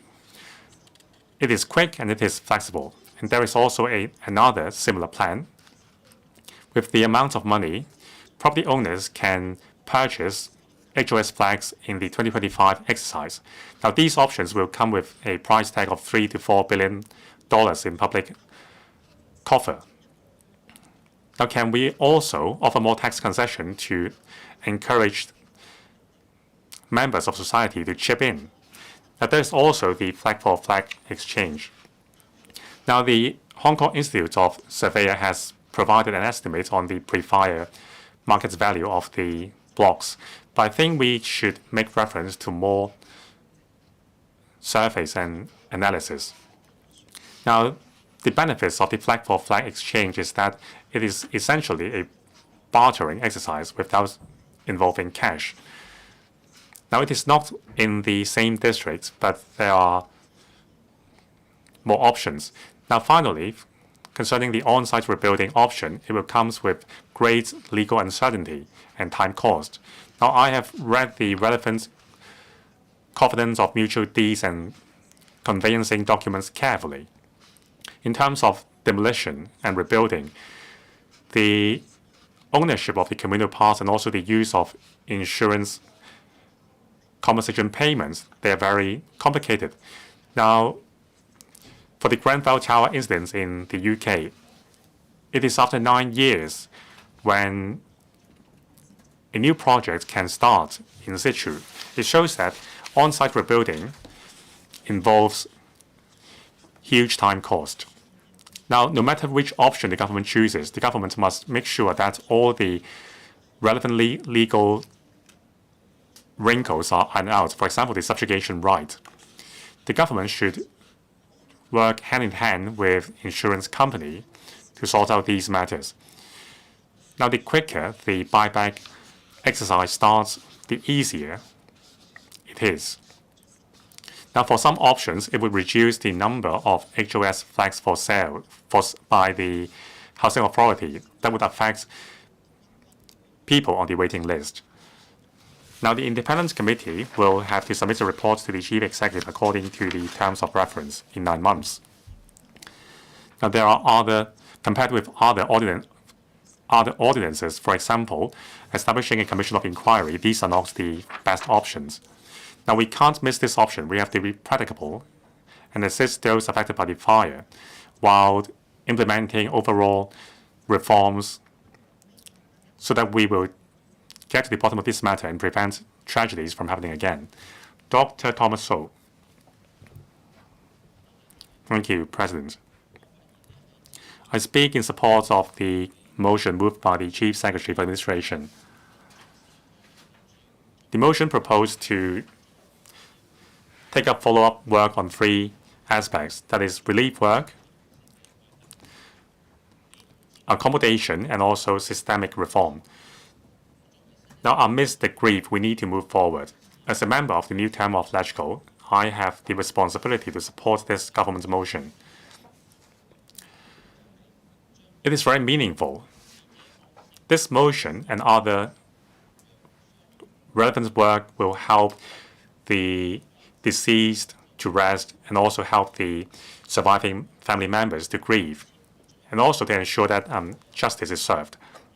Now, I'm concerned about the legal needs of the 2,000 affected households, and also with the use of mitigation and law tech, we can provide better help to the residents. I will follow up on this on other platforms as well. Now, as a former president of the Law Society, I've been working hand in hand with the Law Society to provide online and offline legal consultation services for affected residents. I've also offered free online mediation session. Now, because of the loss of home, the legal needs of affected residents have surpassed the scope offered by the government. Now, there are two stages: pre-claim and during the claim. Now, for the pre-claim stage, there are a lot of livelihood issues. For example, the loss of important documents like marriage certificates, conveyancing documents, and birth certificates. Now, for the second stage, that is during claim, there are issues like insurance coverage and evidence gathering.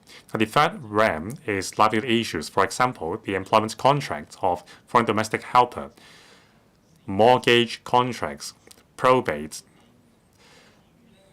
death inquiries, and also the custody rights of surviving children. Now, it shows that at the pre-claim stage, the legal needs of affected residents is already great. In terms of those items requiring payments of government fee, I think the government should waive them all. Now, because the sheer number of households affected, the government should conduct a study on how to better support the legal needs of the pre-claim legal needs of residents. On one hand, we need to sort out the proxy issue and also the issue of fees. Now, to avoid putting financial burden on the government should consider something similar to the healthcare voucher. The government should offer legal service vouchers to residents to cover their legal needs. Now, with fire, there comes claims. So at the claim stage, the legal needs will be different. There are some 2,000 affected households, and they will have different goals in terms of claim. Now, we have a very tight situation of legal resources, and there is a huge backlog of cases. When there are more than 2,000 civil claims being filed at the same time with the court, it will worsen the burden on the judiciary. And also, residents will be bogged down by the long waiting time, and it will add to the financial and emotional burden. Now, considering the needs of the 2,000 households affected, the government should adhere to the mediation first principle and encourage these claims to be dealt with through mediation first to avoid the burden on judiciary. Now, I declare interest. I have been actively promoting the development of online dispute resolution platform. Concerning post-fire claims, I urge the government to make good use of law tech and online services to support the use of mediation as a means to address the claims filed by residents so that they can be given a viable compensation in a highly efficient manner. Thank you. Mr. Chan Chen-ying, President, when faced with an unexpected tragedy, we have seen support from the Central People's Government. The SAR government has really demonstrated great capabilities in dealing with the disaster. We have also seen support from different sectors. As a representative of the financial sector, I immediately worked with the Hong Kong Monetary Authority and the banking sector to provide financial support to affected residents, including having an account for the support of residents and the free use of custodians boxes. And I myself also made donations. to affected residents. I do support what is said in the motion, and I hope the government can update its progress of reforms regularly at the council. We have seen the government launching short and medium-term reform measures already. We have also seen some residents being rehoused, but then some are still living in their relatives' and friends' homes. There are different options available for rehousing inside redevelopment, in situ redevelopment in another location, etc. But we have also an option for in situ development. Right now, the accident investigation has yet to be completed, and we would have a long timeline for reconstruction. It is not beneficial for the rebuilding of the lives of the victims of the fire. I believe the most flexible and essentially the quickest option would be the SAR government acquiring the ownership of Wangfuk Court flats with the pre-disaster market value, and residents can receive the funds right away and purchase properties. They can rent a property before repurchasing, or they can do different options. And as Mr. Michael Wong said, to acquire ownership of 1,900 odd households, it would cost approximately $6 billion. If we have to spend public money for this, it will be unprecedented. We need to be prudent. Right now, the support fund has $4.3 billion. It seems that on surface, the government would have to make up for the gap of $3 billion. But the thing is, we are still receiving donations. The government can continue to encourage donations made. I think in the end, the government would only have to meet the gap of about $2 billion. And if we account for the current tax base, it would just cost approximately $1,000 per taxpayer. I think we can consider this option. We also need to make sure we are initiating fire safety reforms. We need to make sure the fire service installations are operating normally. And last December, we had in Qingyi Chang'an Estate, there was a fire in a unit. The fire alarm did not sound. So this seems to be a prevalent issue.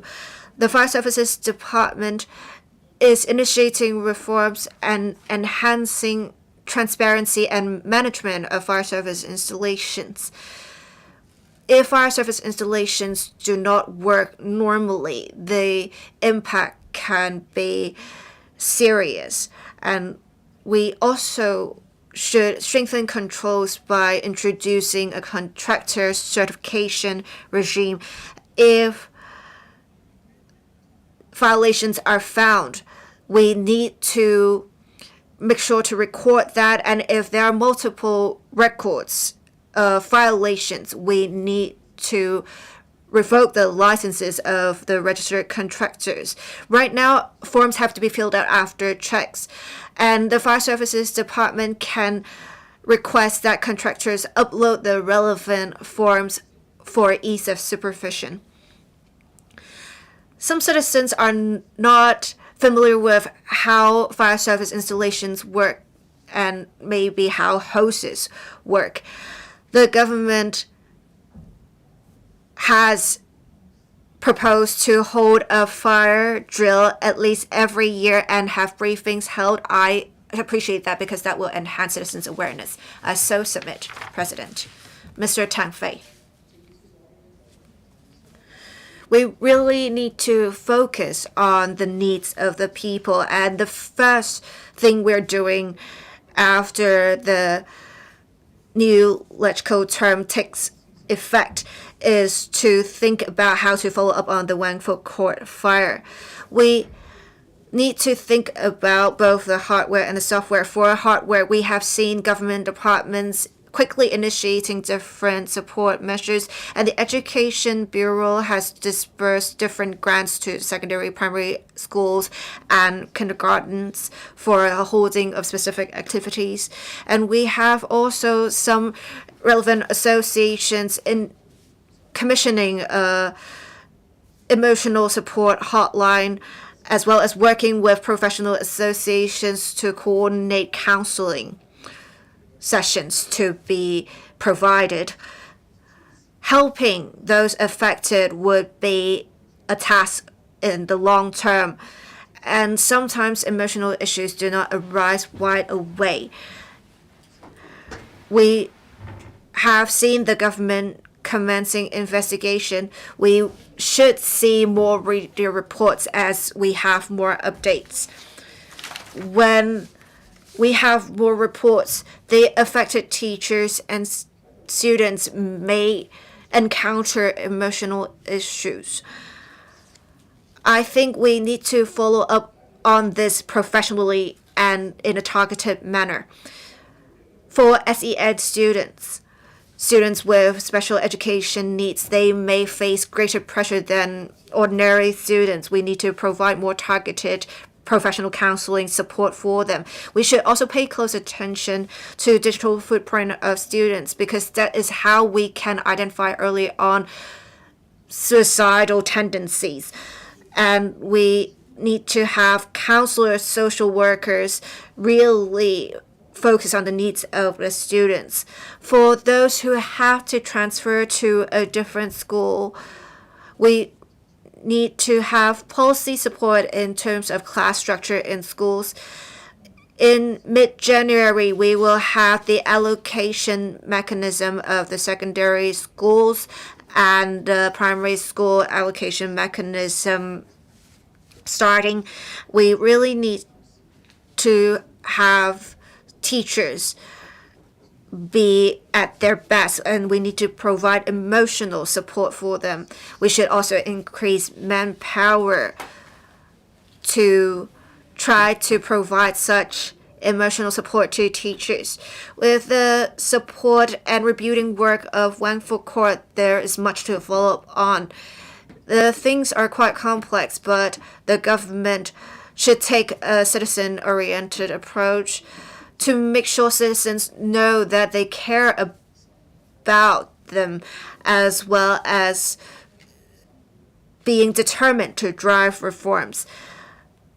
We really need to plug the policy loopholes and make legislative amendments if necessary. With disasters, we should still implement good governance, and that's how we can resolve this issue. This is what Confucius said, and we should work together to rebuild lives of affected residents, and we can then move on to a brighter future. Thank you. Mr. Yu Patlang. President, after the Wang Fu Court fire, we have the first agenda item for the Legislative Council discussing post-disaster and rebuilding work. I appreciate that. I hope that in future we will continue to have close cooperation between the executive and legislature so that the government policies can closely match the needs of citizens. We can see that the Central People's Government, the HKSAR government, and different sectors work together to support the affected citizens shortly after the fire, and we have a great number of emergency supplies. We also have the support fund amassing a sum of $4.3 billion. The government has provided different kinds of support: economic, financial, supplies, medical, emotional. I believe the immediate needs of affected residents have been met and addressed. As for long-term rehousing arrangements, it will take longer, but the government already has plans. I appreciate that the president The government has, through the one social worker per household mechanism, provided round-the-clock service and support for Wangfu Court residents. I believe over the past few months, we have quite a solid mechanism that we can, through social workers, understand the housing wishes of residents, and I believe feedback collected can be of reference in future. I hope the task force can, through social workers, set up profiles of different households so that we will have a systematic mechanism for assessment and analyses to follow up on the needs of residents and for the deployment of manpower and resources to follow up on the needs of residents. The government needs to make sure also the social workers have support to ensure sustainability of such operations. The government should make sure to have compassion, but also have regard to practical and legal aspects. We want to make sure to take care of the long-term interests of citizens, provide options to them while ensuring proper allocation of public resources. We can have some options that have more flexible arrangements, allowing owners to be bought out. We also have other rehousing options, as well as the option of in situ redevelopment, but this will involve a long waiting period and complex procedures will be involved with the acquisition of ownership. We need to have the consent of a very high ratio of owners. And the thing is, the property will, even if we have in situ development, it may not have a high value in future due to the tragedy having taken place in that location. In fact, 40% of the residents of Wangfu Court are elderly persons. We need to make sure it is easy for them, and we need to make the process short. I believe the government will help residents make the reasonable and right choice for themselves. The fire really shows the different deep-rooted issues of building maintenance. We really need to learn from the experience and make sure to mitigate relevant risks to prevent reoccurrence of similar tragedy. The government, when setting up the independent committee, said there are different issues with different parts of the chain. We need to make sure we have in future material standards and to make sure we combat bid rigging in future. We need to break through the barriers of vested interests. As a electrical member, I will work with the SAR government to review the loopholes in laws and monitor the operations of the government to drive reforms to build a brighter and safer Hong Kong. I so submit. Mr. Kenneth Lau.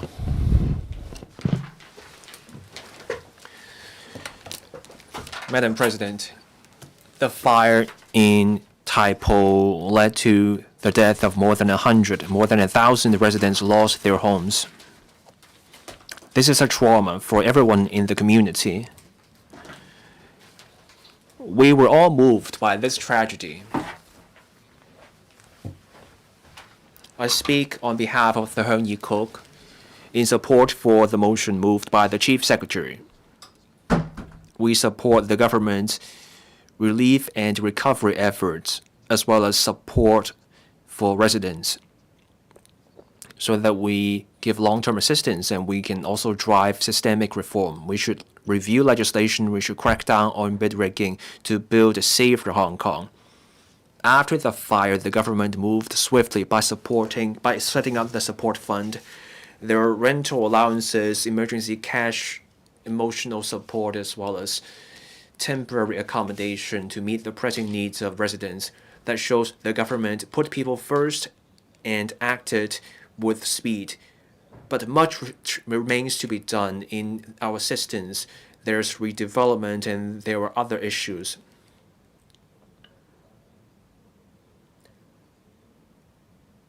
The Hong Kong Monetary Authority has already announced a 6-month moratorium for the home loan repayment for those housing estates. But what happens next? That worries all the residents. Mortgages involve many legal issues as well as insurance payout. Building structural safety also forms part of the equation. This is a complex equation, a complex issue. So I suggest the establishment of a task force involving not just the government but also the banking sector to fix the issue.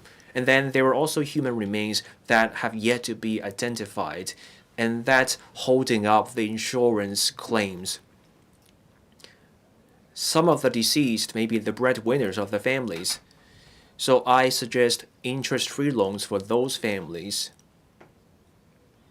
to tie those families over until they receive the insurance payout. That way, no family will fall into financial hardship because of such liquidity issues. The motion also mentions accommodation and long-term solutions, and that's the crux of the matter. The government has started gauging the views of each household on long-term housing. So one option is to have the government acquire the property rights or offer a flat-for-flat scheme, and then the residents can be rehoused either within the district or other options can be taken. I understand residents have different preferences.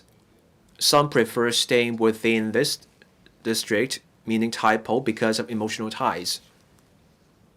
So we have to act in accordance with the circumstances. The majority view is to have accommodation as soon as they can. So we should be consolidating these views and then work out a solution to the satisfaction of everyone. Economic loss aside, residents are also left emotionally traumatized. Many residents witnessed how their homes went up in flames. Others escaped death only very narrowly, and it will take time for such trauma to heal. So I urge the government to step up medical and psychological support.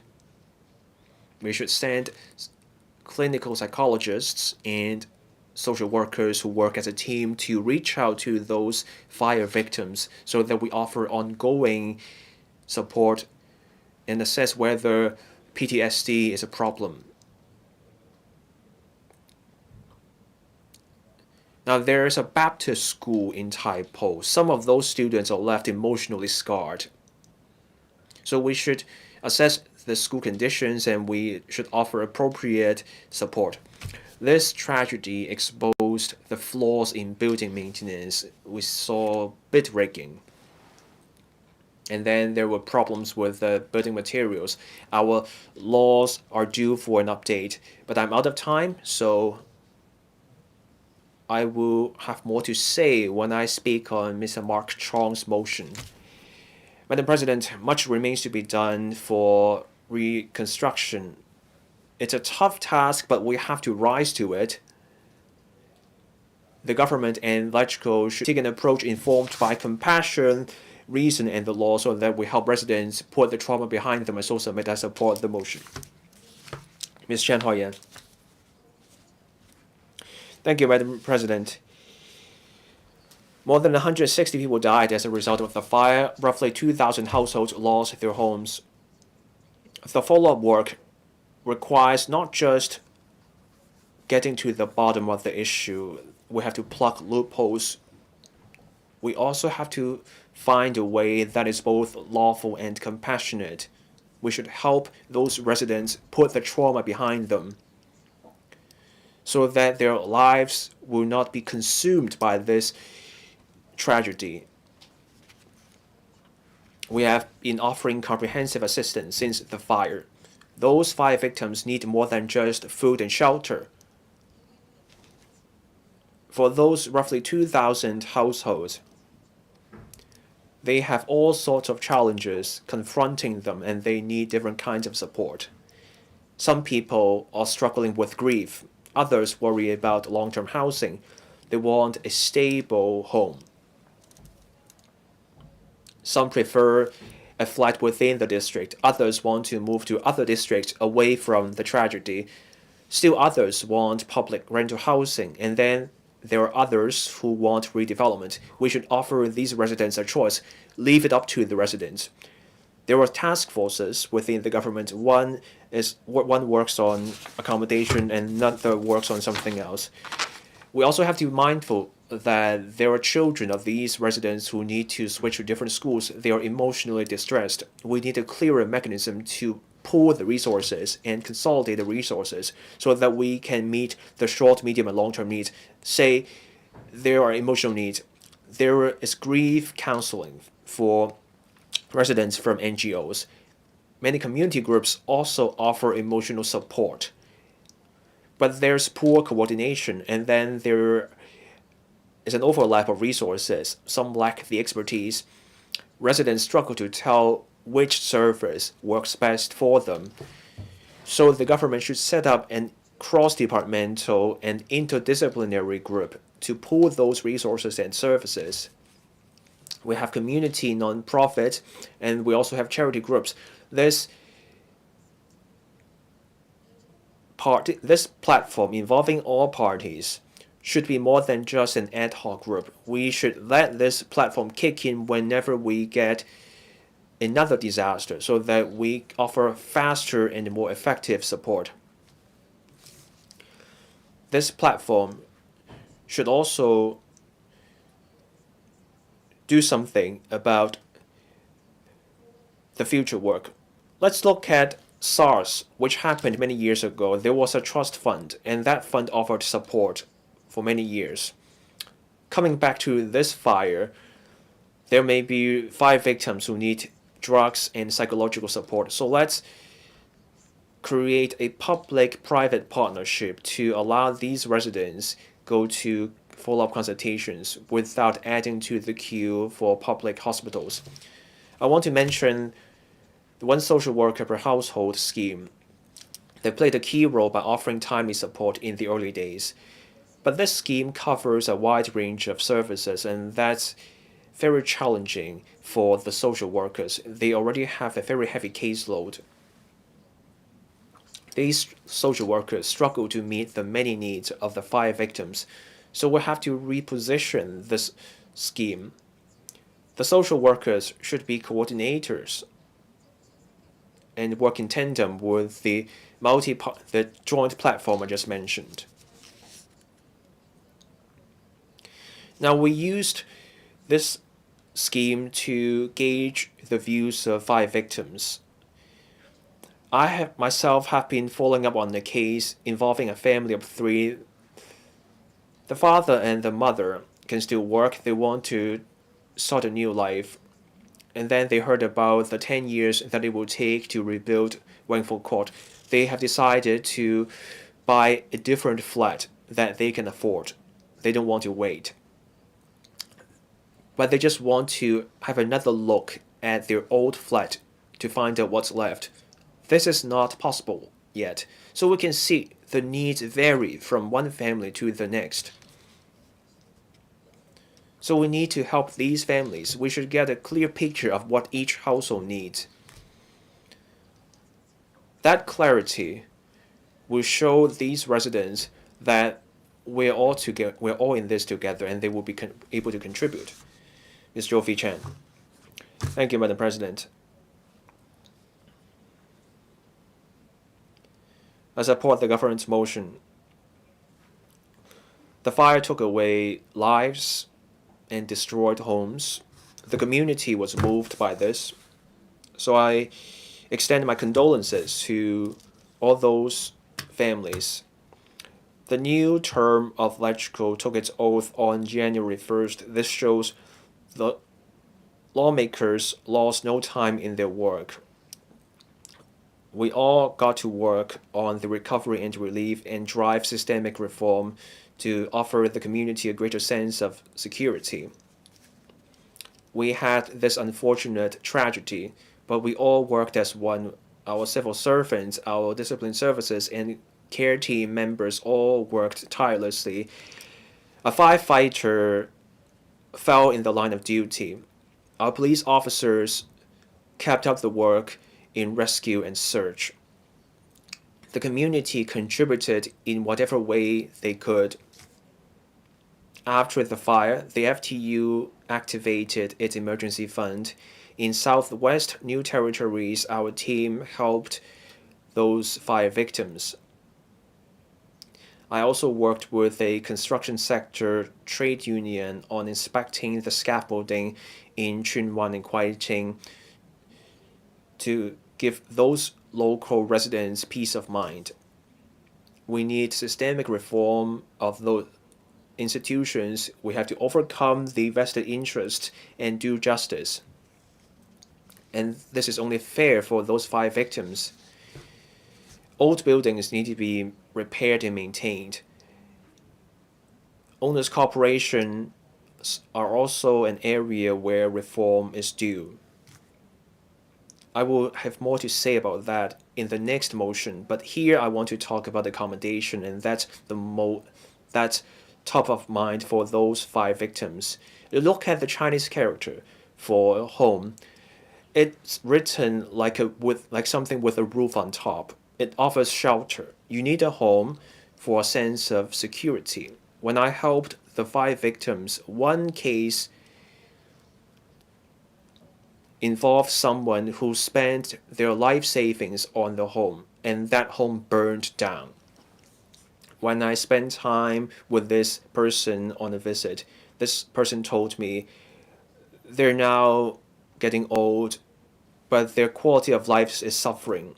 They get $150,000 per year for rental allowances, but that only goes on for 2 years. They don't want to have to move again in 2 years' time. The fire victims we came into contact with want faster rehousing. I've met with different senior officials. We are all agreed on one point. We have to deliver on people's priorities, and we have to make good use of public funds. Those rental allowances cost roughly $260 million. At this rate, and we can also look at the case of Grenfell Tower in the UK. It was a council housing in 2017, 24 floors and roughly 129 units. The demolition started last September and is due to take 2 years, so for redevelopment it would take 10 years.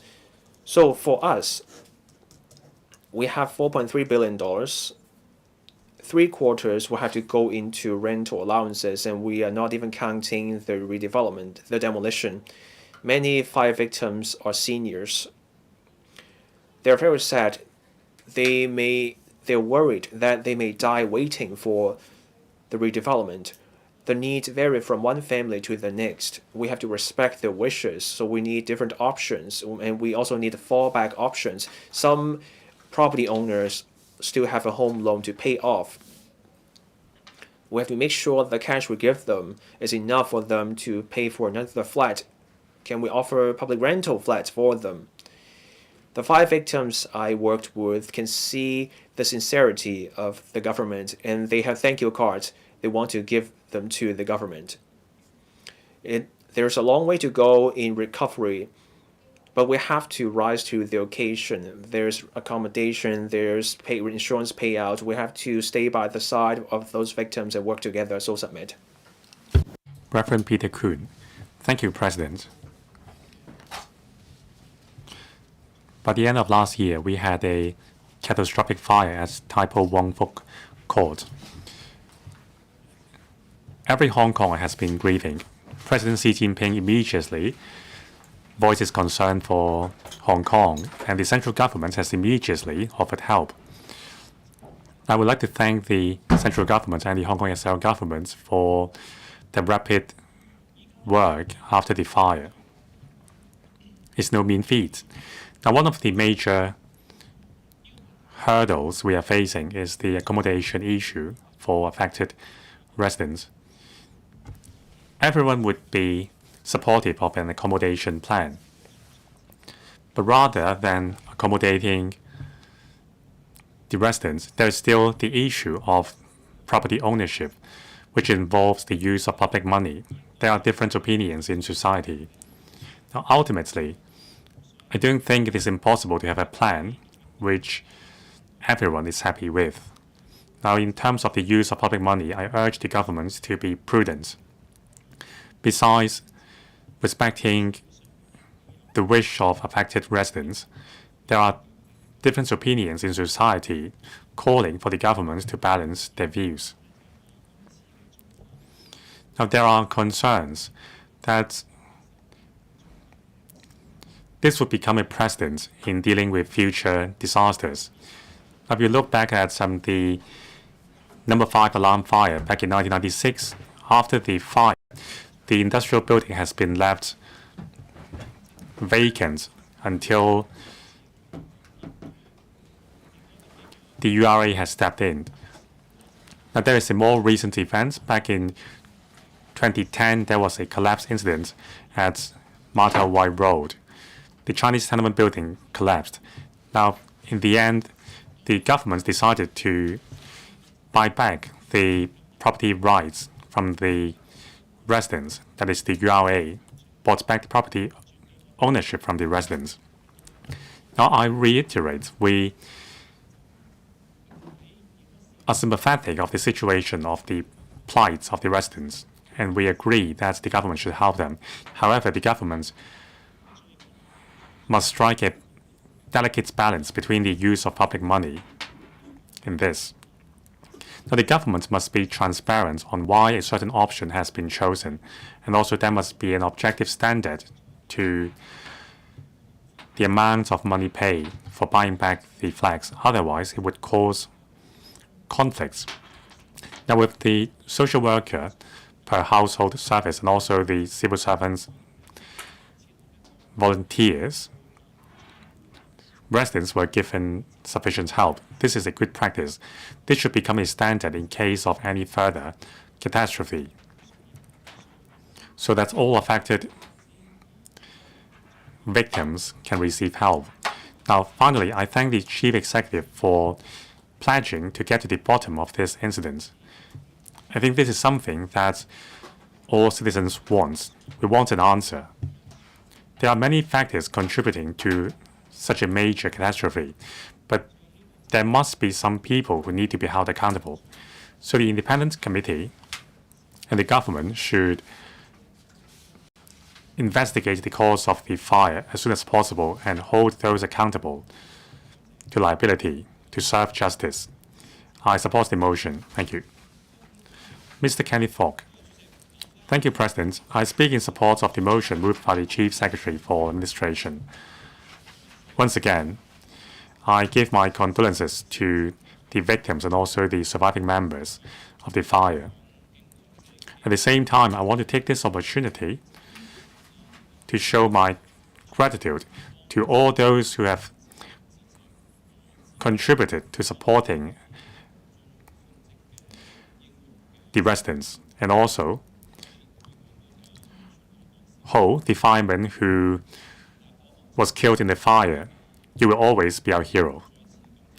The fire is cruel, but it shows the love among us. I thank President Xi Jinping for his concern for Hong Kongers, and also provincial governments for giving help to Hong Kong.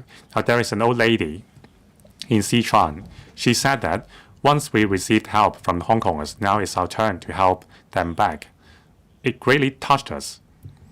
It shows how deeply connected we are. On behalf of the sports and culture sector, I can say that many of my constituents have contributed their time and effort and money to help residents. They've provided counseling services, and also some free concerts have been held for residents. They've also helped transporting necessities to the residents. So I also want to give my thanks to my constituents. Other members in my party, G19, have contributed in their own arenas. For example, Mr. Ronnie Chan, he helped in terms of financial matters. Mr. Perry Yield helped arranging for shuttle buses and hotel accommodation. Mr. Yim Kong represented the Chinese enterprises, and so on. Now, the G19 will fully support the rebuilding work after the fire. Now here, I would like to briefly mention 3 points. I know the government has done a lot. At the present, temporary accommodation and support has been given to residents. But there are 3 concerns I have. First, the operation of the support fund for Wang Fuk Court in Tai Po. Now, $4.3 billion have been raised, and $1.3 billion are public money. So these are the hard-earned money from our citizens. We need to spend them carefully. Now, according to the statistics, including rent allowances for residents, some $1 billion have been set aside to help them. Now, in terms of the standard of offering subsidies and also the use of the fund, the government should report to the Legislative Council as soon as possible so that council members can chip in and put forward our views. The government should also carefully monitor the operation of the fund. It is necessary to invite the public accounts, the Commissioner of Public Accounts to scrutinize the operation of the fund. Now, in the long run, we need to rehouse the residents. I'm pleased to see that the government has been gauging the views of affected residents and considered various options. Different affected residents have very different needs, so we should offer them diversified choice. I agree, though, that on-site rebuilding will entail a lot of hurdles, and the time needed will be very long. So I hope the government would communicate with residents regularly. Now, in terms of systemic reform and reviewing ordinances, for example, bid rigging, building, maintenance projects, and also fire services installations, these are deep-rooted issues. We need to tackle them. All members in G19 will fully support and cooperate with the government in taking forward these work. On behalf of all members in G19, I support the motion moved by the Chief Secretary of Administration. I so submit. Mr. Andrew Lam. Thank you, President. The government has given a quick response to the fire and helped affected residents to return to normality. Compared with the Great Fire in Los Angeles, Hong Kong has done a very good job. The Immigration Department has immediately reissued Hong Kong identity card to affected residents. I applaud the efforts. However, the needs of every resident is different. The time they needed for transitioning also varied. The government should set up a statistic database so that various departments can trace the progress and efficacy of various actions. On the other hand, there are a lot of information and discussion which take advantage of the disaster. We should condemn them. Now, also, there are various businesses exploiting citizens' compassion for residents. I support the government to help the residents, but it doesn't mean that we support the government to spend public money to compensate the residents. Now, on this premises, I hope the government would help provide long-term accommodation for residents and provide them with different options. That includes flag-for-flag exchange, providing them with a choice to buy HOS flags with priority. These are all viable options. In terms of the pricing and also the ratio of exchange, it shouldn't take too much time. However, on-site rebuilding is another matter. There are some who think that we can disregard all the regulations because this is an extraordinary circumstances. Now, Hong Kong is a city of rule of law. We need to sort out the ownership issues of the affected flags, and that's not an easy matter. It is nigh impossible to get the consent from all the property owners.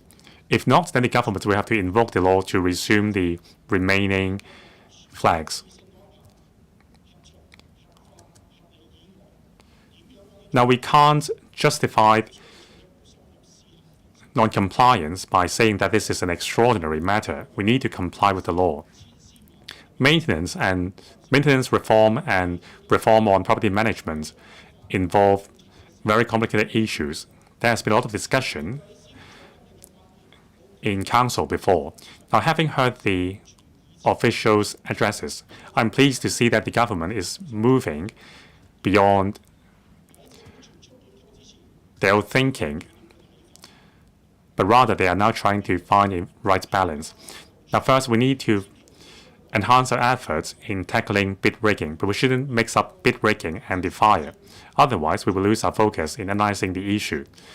It is a very complicated matter, and we need to review, say, the competition ordinance and also the anti-corruption ordinance in relation to bid rigging and also the execution matter. Second, in phase with the mandatory building inspection scheme, we need to give more help to minority property owners. We need to strengthen penalty for non-compliance and supervise the relevant professionals to self-regulate. We should give more support to owners as well. However, the government should not intervene too much. Otherwise, the owners will feel that they are losing their autonomy. Overreach from the government will also jeopardize the professional autonomy of the industry. Now, I think the directions raised by the Development Secretary is right. Now, thirdly, it is a great cost on the residents. If we are adding more regulations, it will add to the financial burden of residents, and it will undermine the residents' ability to renovate the building. So on one hand, we should promote the use of information technology to reduce the information imbalance. And second, we need to control cost. I so submit I support the motion moved by the government. Ms. Christine Fong.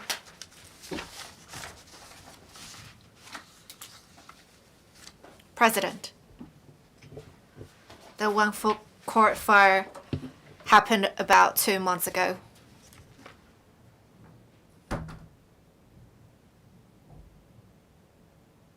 President, the Wangfuk Court fire happened about 2 months ago.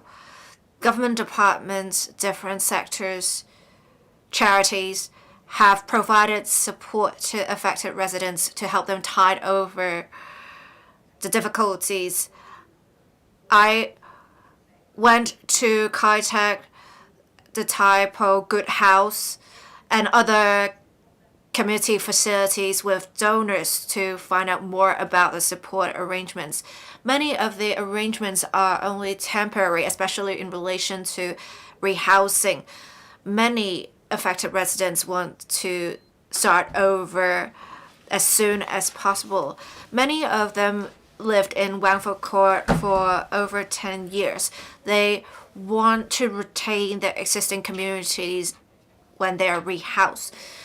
Through the one social worker per household mechanism, the government has been collecting feedback and wishes of affected residents. Whichever option it is, I hope that options will be provided to households so that households can make different choices. I also suggest that government departments look into allowing affected residents to purchase home ownership scheme flats in the secondary market, as well as applying for public housing.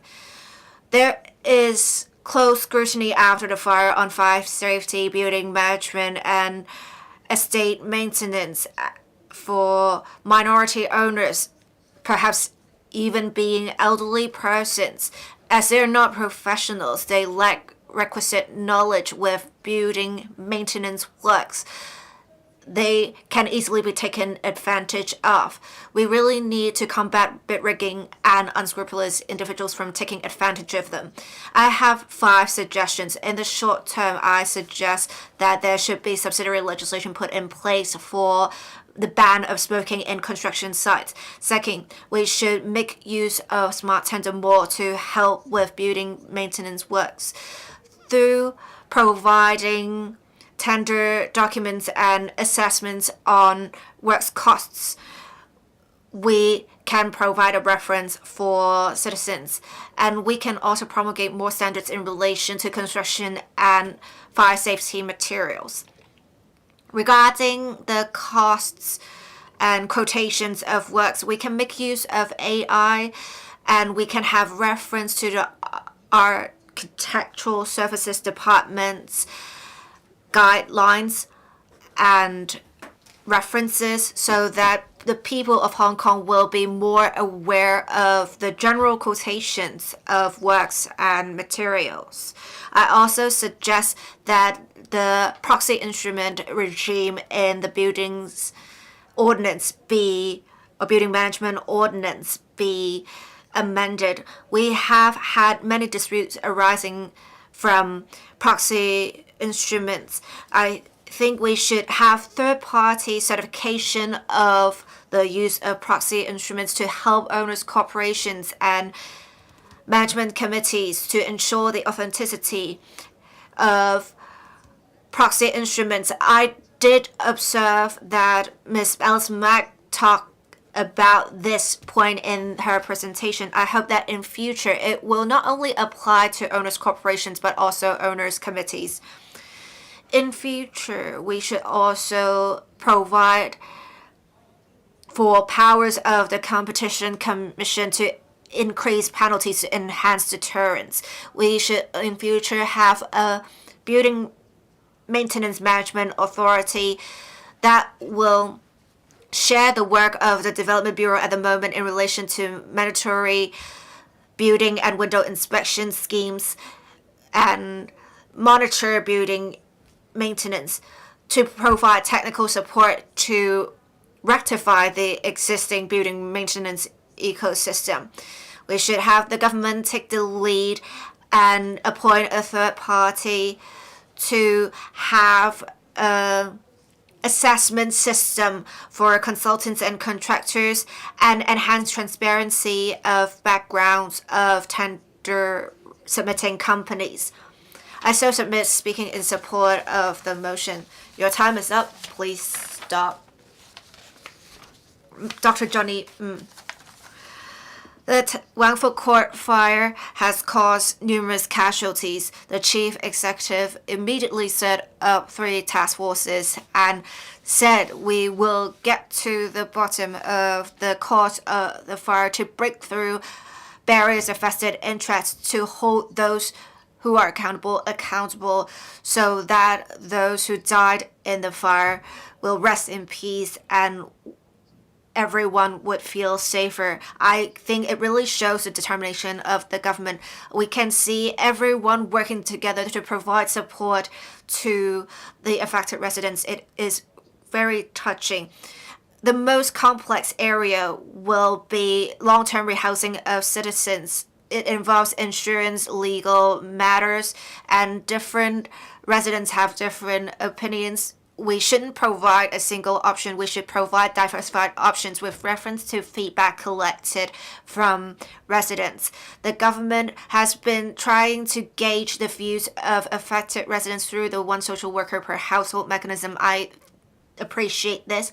The government should, for different rehousing options, in situ redevelopment, flat for flat schemes, or otherwise, we should have detailed analyses provided to residents, telling them about the pros and cons and the data. We shouldn't take an across-the-board approach and provide only a single option to affected residents. We want to help the victims of a fire rebuild their lives as soon as possible, and it is very important to set down a long-term rehousing plan. However, we of course need to be prudent with public money, and we are the gatekeepers as LegCo members. I would say even if we reacquire the lot, it is not necessarily a waste of public money. I think as long as we make use of the resources efficiently, in the end, we will be improving people's lives. This fire also shows that there are issues with building safety, fire service installation management system, and other loopholes. We need to prevent similar occurrences. I very much support what is said in the motion where the Council would fully support the government's disaster relief and rebuilding work that would include reviewing and updating legislation. We shouldn't be restricted by vested interests or complex procedures. We need to break through the barriers of vested interests and push forward systemic reforms so as to make Hong Kong a safe and livable city. We need to continue to enhance our firefighting equipment to enhance efficiency and effectiveness of firefighting. We need to procure equipment and systems. We need to allocate more resources to the Fire Service Department to acquire such equipment. To prevent similar major disasters from happening again and minimize the number of casualties in future, I suggest that the government enhance the emergency alarm system that was set up 5 years ago in 2020.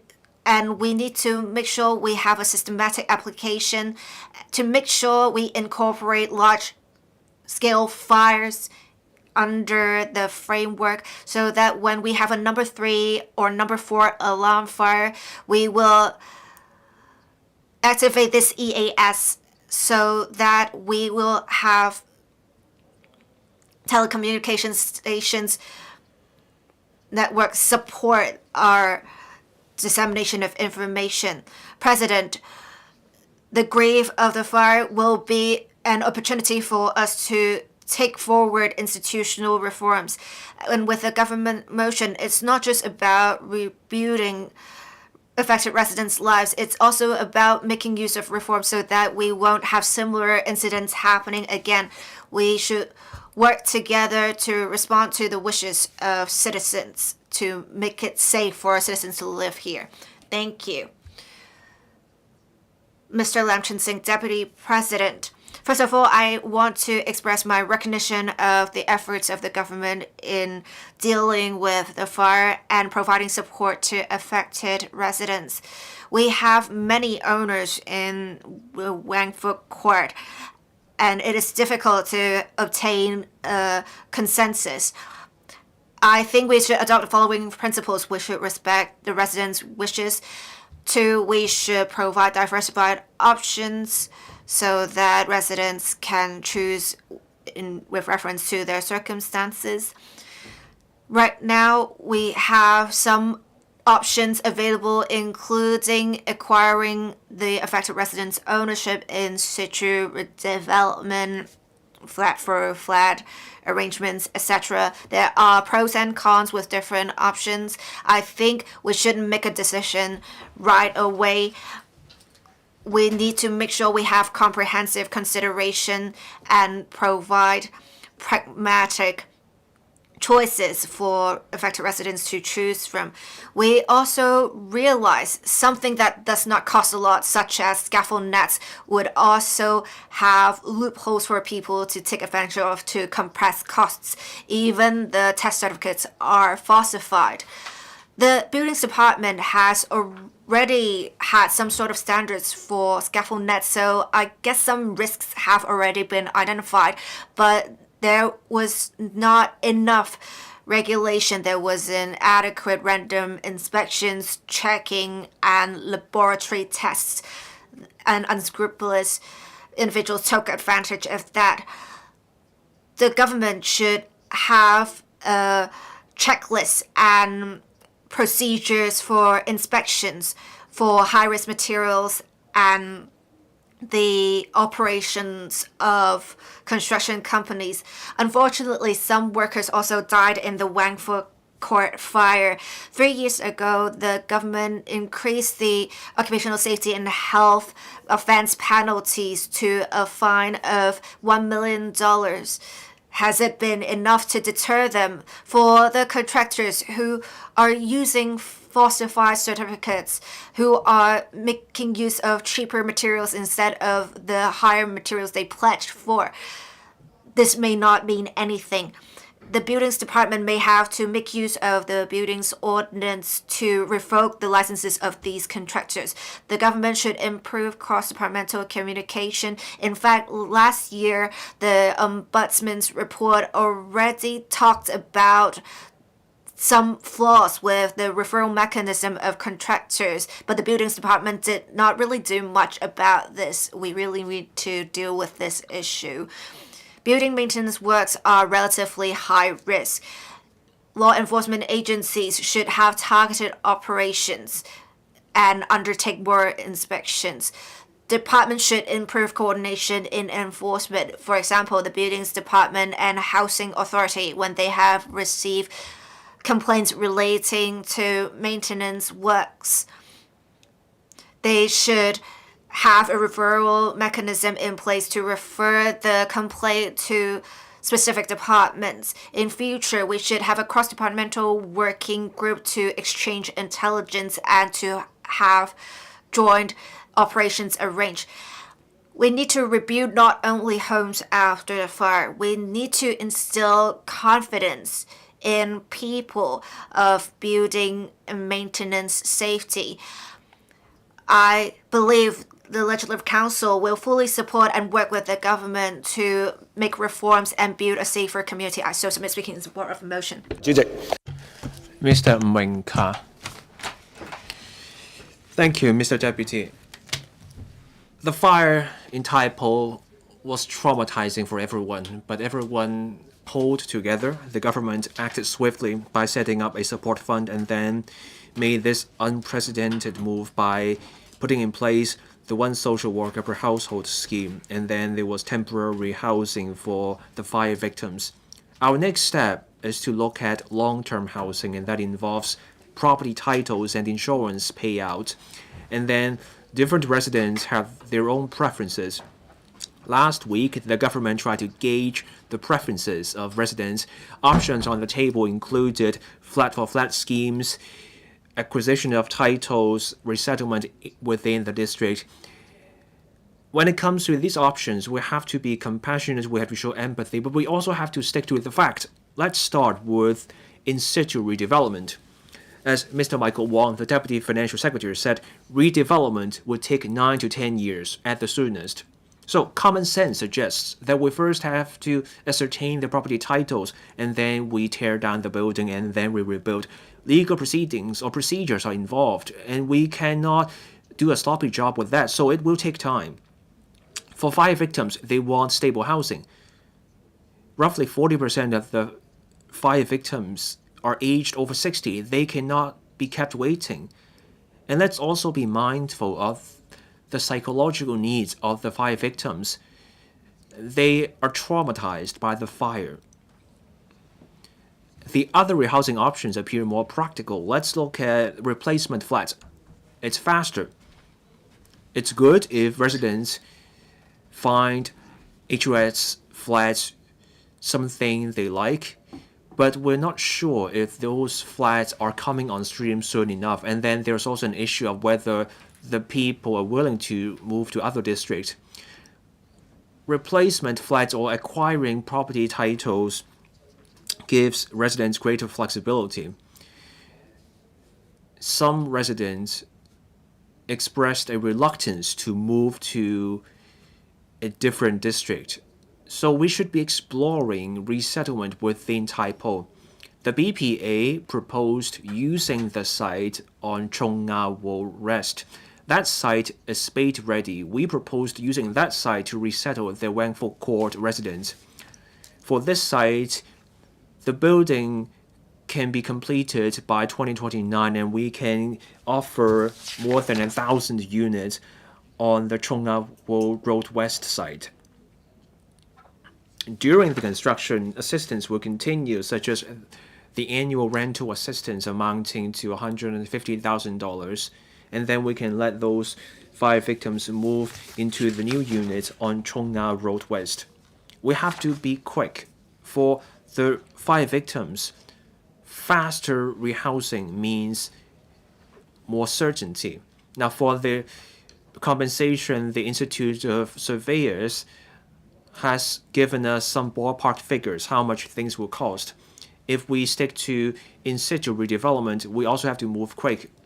And we also have to explain things clearly. Social workers are there to help 5 victims, but social workers cannot be expected to be specialists in every area. So we should be explaining whatever proposal we decide to go with. And we also have to manage risks. Once we decide on a plan, we have to monitor every step along the way. The construction, the redevelopment, etc. We have to assess the risks beforehand and also from time to time. We should also deepen reforms. Let's enhance the role of the Competition Commission. The CC teamed up with law enforcement on crackdown operations in the past. So in the future, the CC should also play a role in monitoring the work. And we should also review the site safety protocol. We should engage professionals to provide advice, and then we improve the system. I support the motion. Mr. Holden Chow. Thank you, Mr. Deputy. The fire at Wangfu Court moved everyone in the community, and that includes everyone in the Legislative Council. As Mr. Gary Chen, the chairman of the DAB, said, we set up an emergency support center in Taipo to help those residents. Some residents may want immediate rehousing, so we worked tirelessly in offering assistance.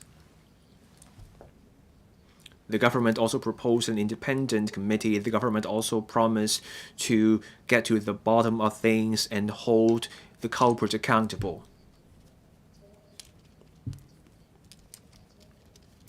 On the post-disaster relief and recovery, we should recognize the government's effort.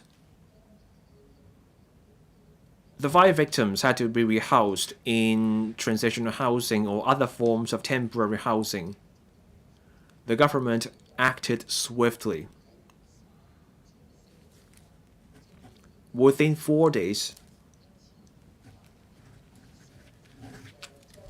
more than 1,505 victims had already been rehoused somewhere, transitional housing or hotels. I'm not talking about the queue, I'm talking about people already rehoused within 3 or 4 days.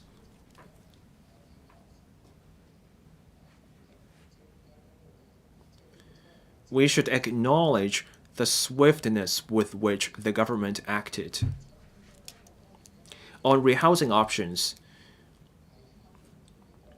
we welcome the several options already proposed to people. And today we have an opportunity to discuss these options. So we have options like flat for flat or acquisition of the titles for cash so that the 5 victims can buy other flats. And then another option is in situ redevelopment. The focus should be on speed.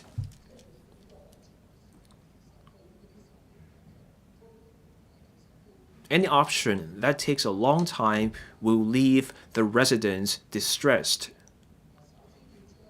Now for Wangfu Court, first we have to tear down the buildings, and then we rebuild. We can all see this. This is the slowest option. The government gave us a timeline of 10 years. So I have done some comparison. We can all remember what happened in Grenfell Tower in the UK in 2017. There was a blaze.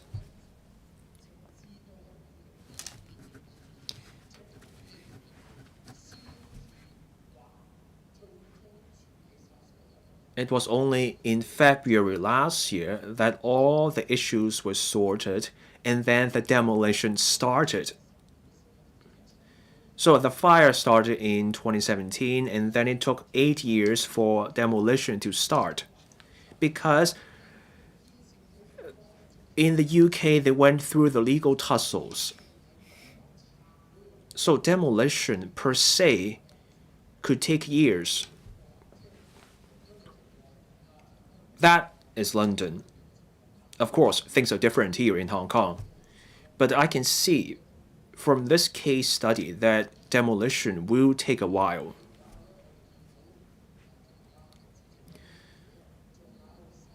Mr. Gary Chen also proposed the site on Chung Nga Road West. That's a faster option. Moving can happen as early as in 2029. So where speed is concerned, we should be considering this factor. Last week, I visited some fire victims of Wangfu Court. They were staying in a transitional housing project in Kai Tak. Some fire victims told me 10 years was too long.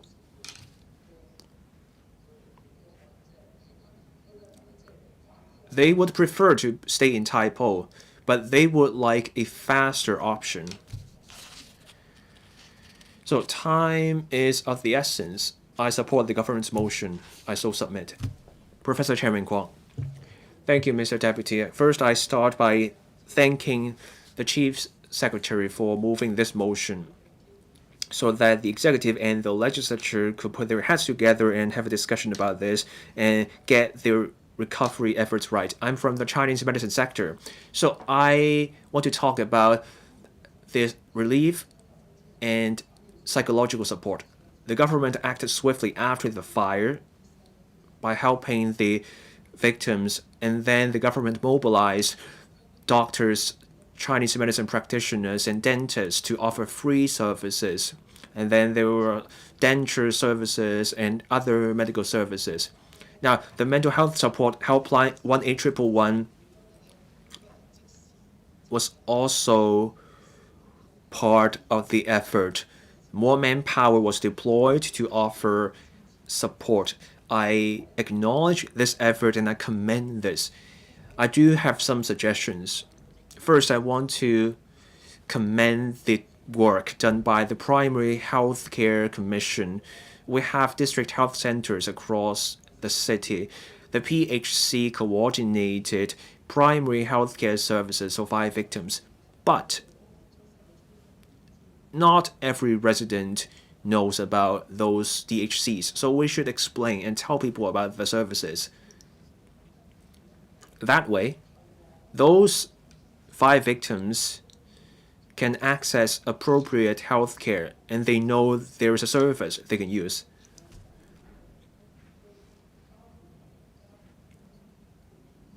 I support the waiver of medical expenses for foreign domestic helpers. But that waiver comes with a time limit. For ordinary victims, that support is enough. But let's not forget about victims who take longer to fully recover. Let's be flexible with these victims. Let's continue this medical fee waiver for these victims to show that we care about them. Now we have the Advisory Committee on Mental Health. That committee coordinates mental health support measures shortly after the fire.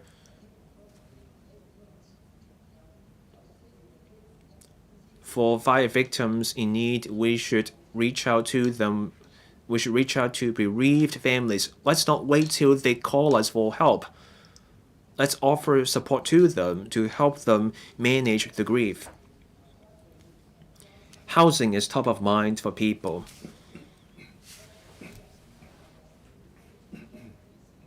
I welcome the government's effort to gauge the views of Wangfu Court residents through social workers. Last month, our party, the DAB, also submitted a rehousing proposal to the government. So let's get the communication right so that those 5 victims are fully informed about the pros and cons of different rehousing options.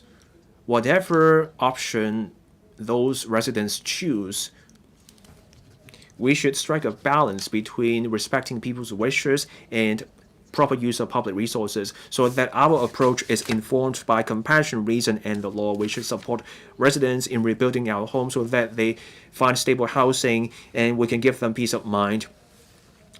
The fire took away many things and many lives, but we can show people our care. Many people stepped up to help right away. CM practitioners, doctors, other healthcare practitioners, and other members of the public rushed to the scene. Those people brought food or clothing for the winter. Everyone tried to help in whatever way they could. This kind of community level solidarity is moving. We should look out for each other, and we will be able to help the residents of Wangfu Court go through this rough patch. Let's work together, and then we can overcome challenges and we can build a safer Hong Kong. I so submit. Mr. Stanley Ng. President, on behalf of the FTU, I speak in support of the motion moved by the government. The fire at Wangfu Court is a mega disaster in our history. We grieve the deceased firefighter and also the workers and also residents. We sincerely hope that the residents can return to normal life as soon as possible and that every soul is healed. Since the aftermath of the disaster, the government has been carrying out various follow-up work. An independent investigation committee has been set up, and task forces have been set up to provide comprehensive help to residents. In a short interim, 11 measures have been rolled out to help residents. The government has also harnessed the power of the community to show love to the residents. On the very day of the fire, FTU members have been helping the residents on site. On that night, our relief fund has donated $300,000 as an emergency relief for affected residents. The FTU also rolled out a fundraising campaign to raise funds for the residents. We have received great support from our members, including the Hong Kong Seafarers Association, the Construction Industry Federation, and also from other parties. And also, the General Federation in Henan, Gansu, Macau, and so on. And also the Chinese Labor Relations Academy and also our chapters in Guangzhou and Shenzhen. They gave us a lot of support. We have raised some $15 million in donation. We've also set up a hotline manned with registered social workers to provide emotional support. Our centers have also provided emergency services for residents. We can lose no time in supporting the affected residents. Like everyone in Hong Kong, the FTU is concerned about the long-term accommodation arrangements for residents. Through telephone calls and also home visits, we have been showing concerns to the residents. Our contacts with the residents help us understand that the difficulties and circumstances faced by each family is different. So we support the government to take the perspective of compassion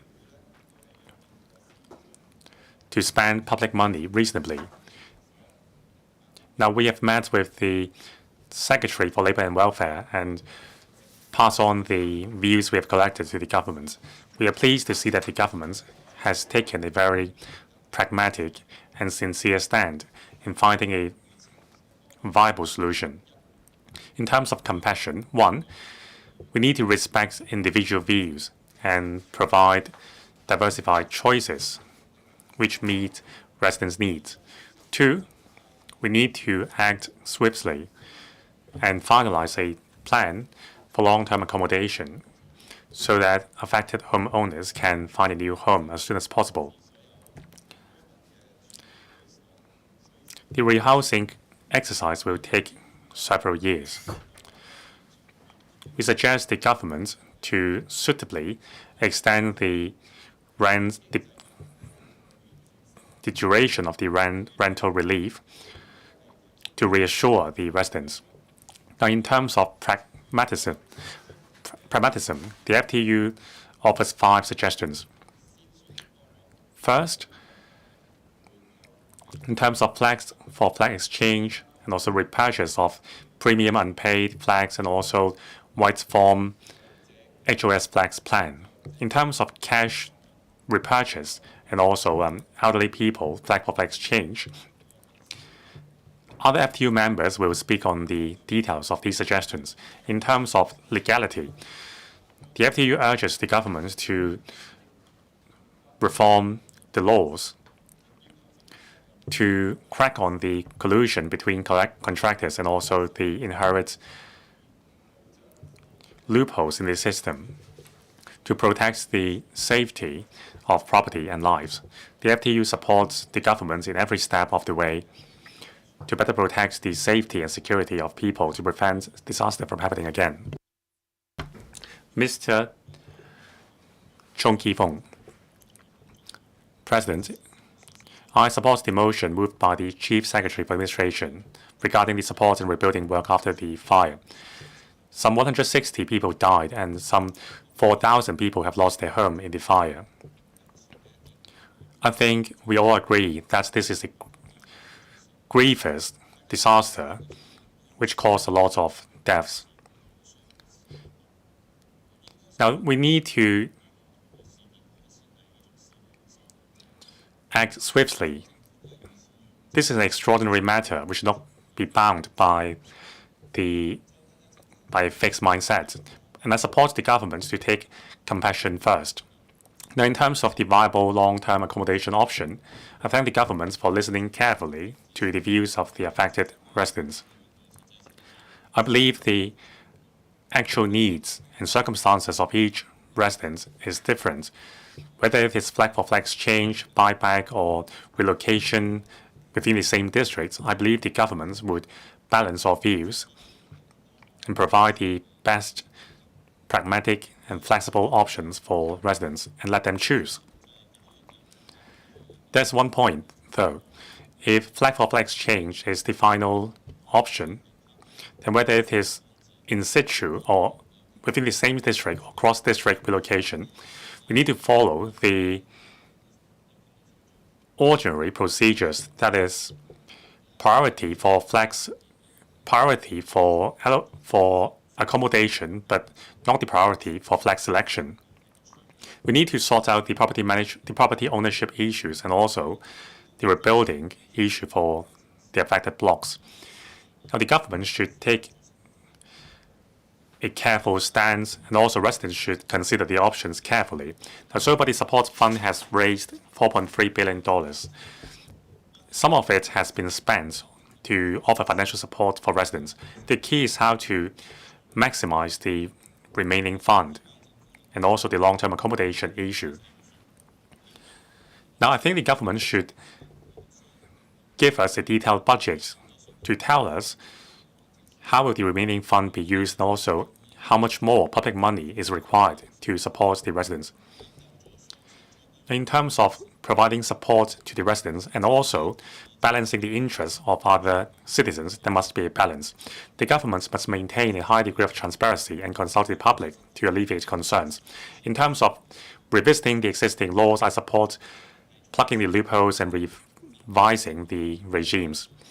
Execution is also a matter. We need to enhance enforcement.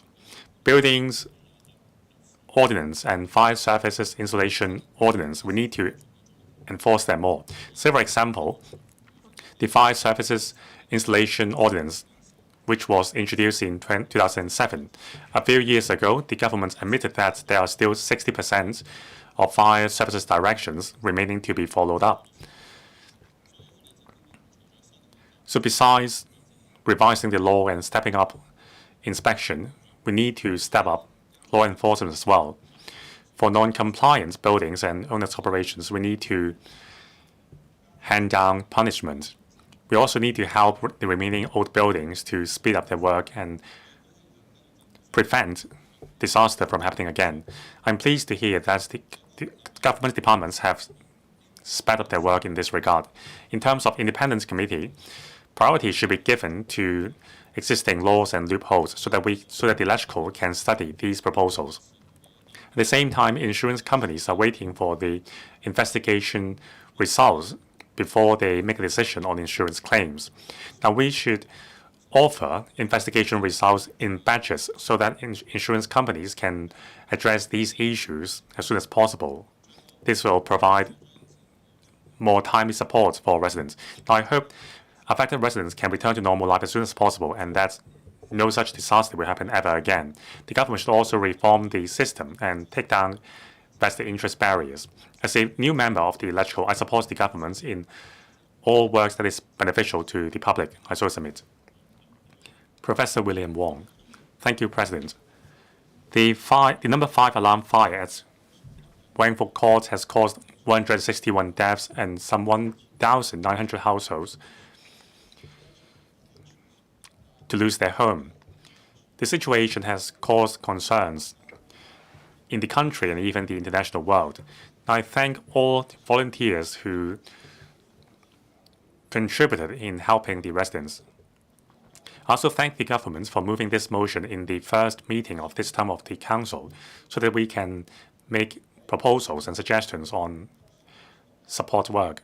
The government should give priority to the most urgent concerns of the residents. Information and relief support should be given to residents as soon as possible.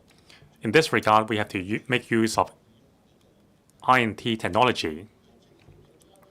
These are my suggestions.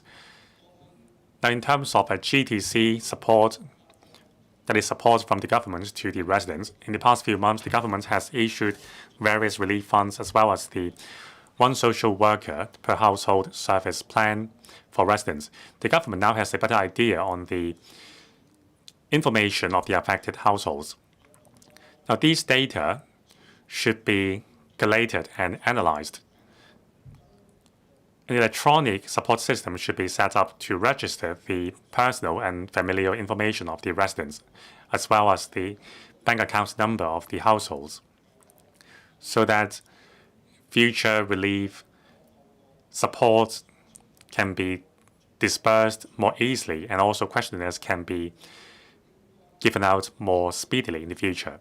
Second, the government should make better use of AI. For example, use generative AI technology to answer affected residents' questions, help them complete forms and apply for various subsidies.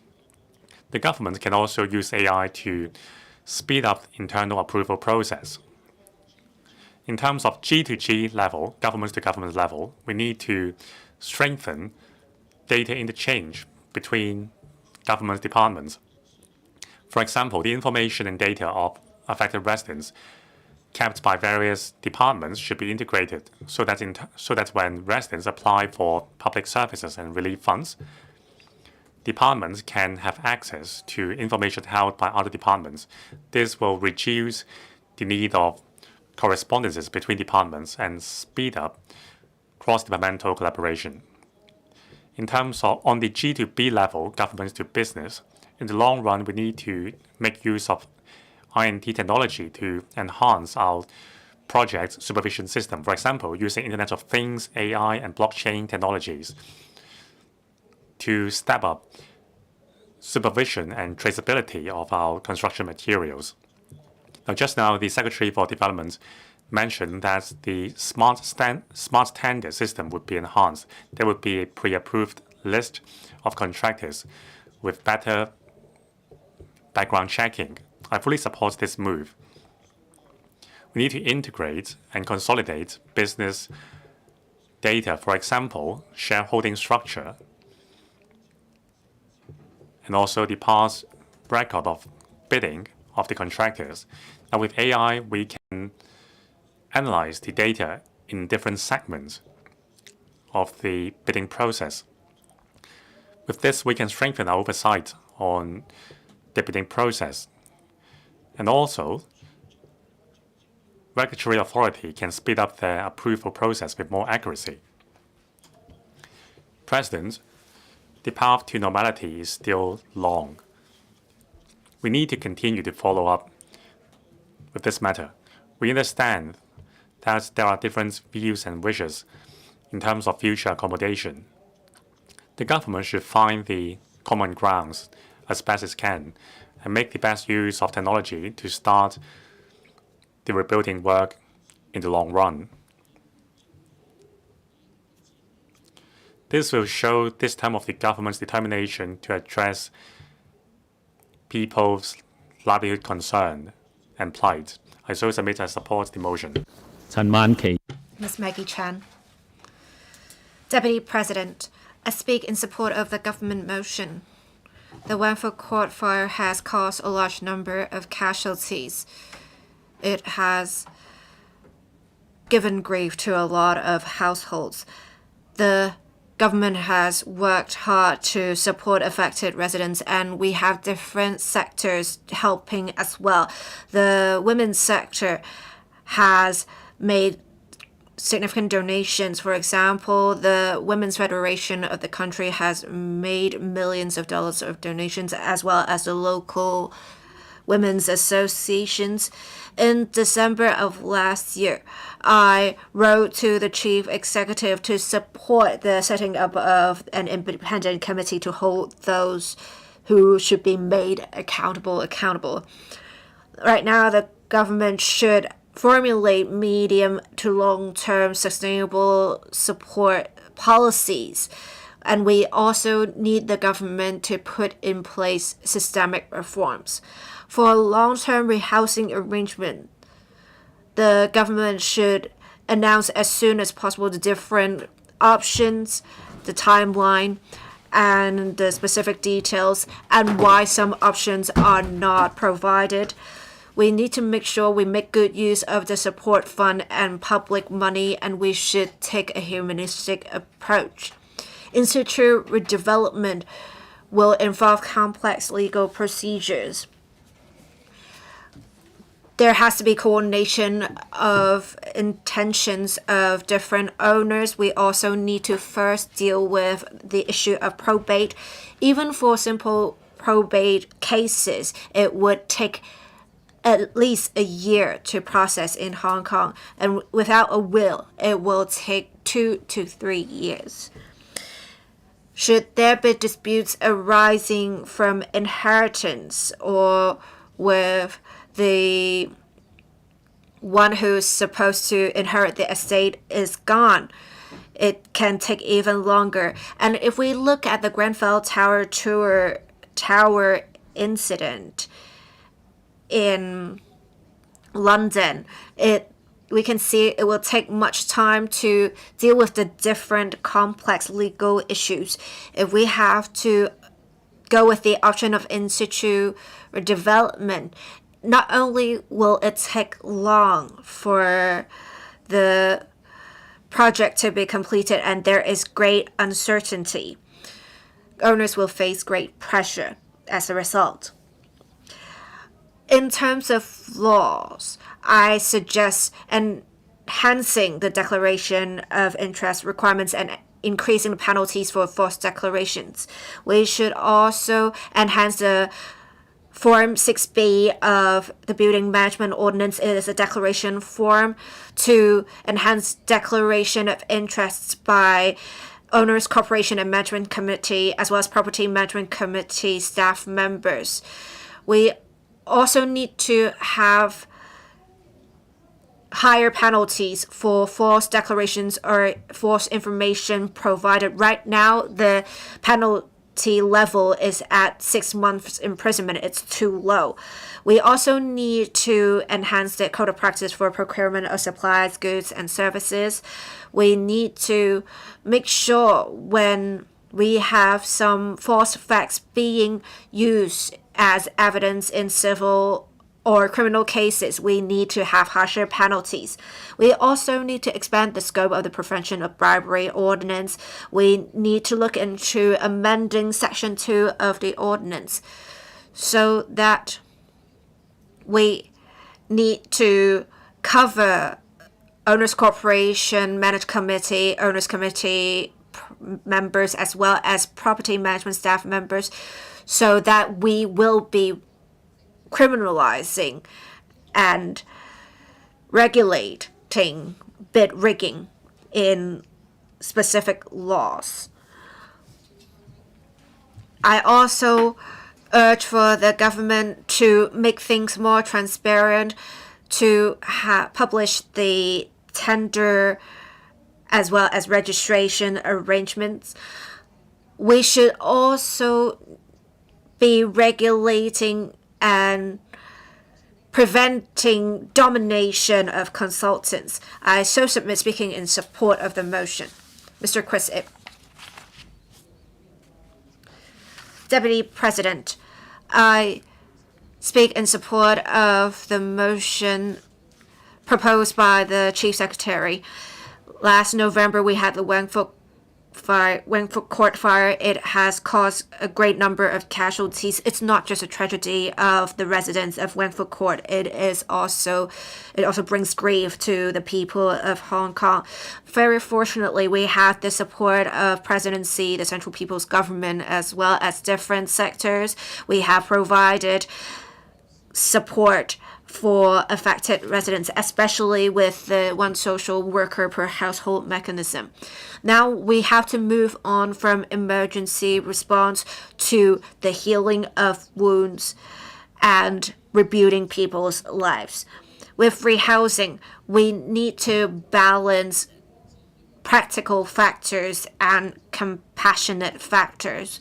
We have to provide diversified options. Right now, the government is conducting a survey on the long-term rehousing options.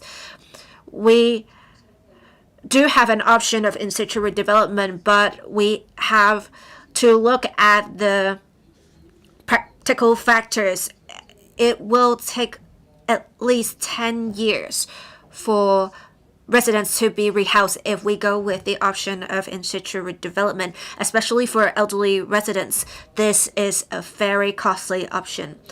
For the Tai Po Chung Ah Road West rehousing proposal, we can have population intake at approximately 2029. We can halve the waiting time, but the government should not take an across-the-board approach.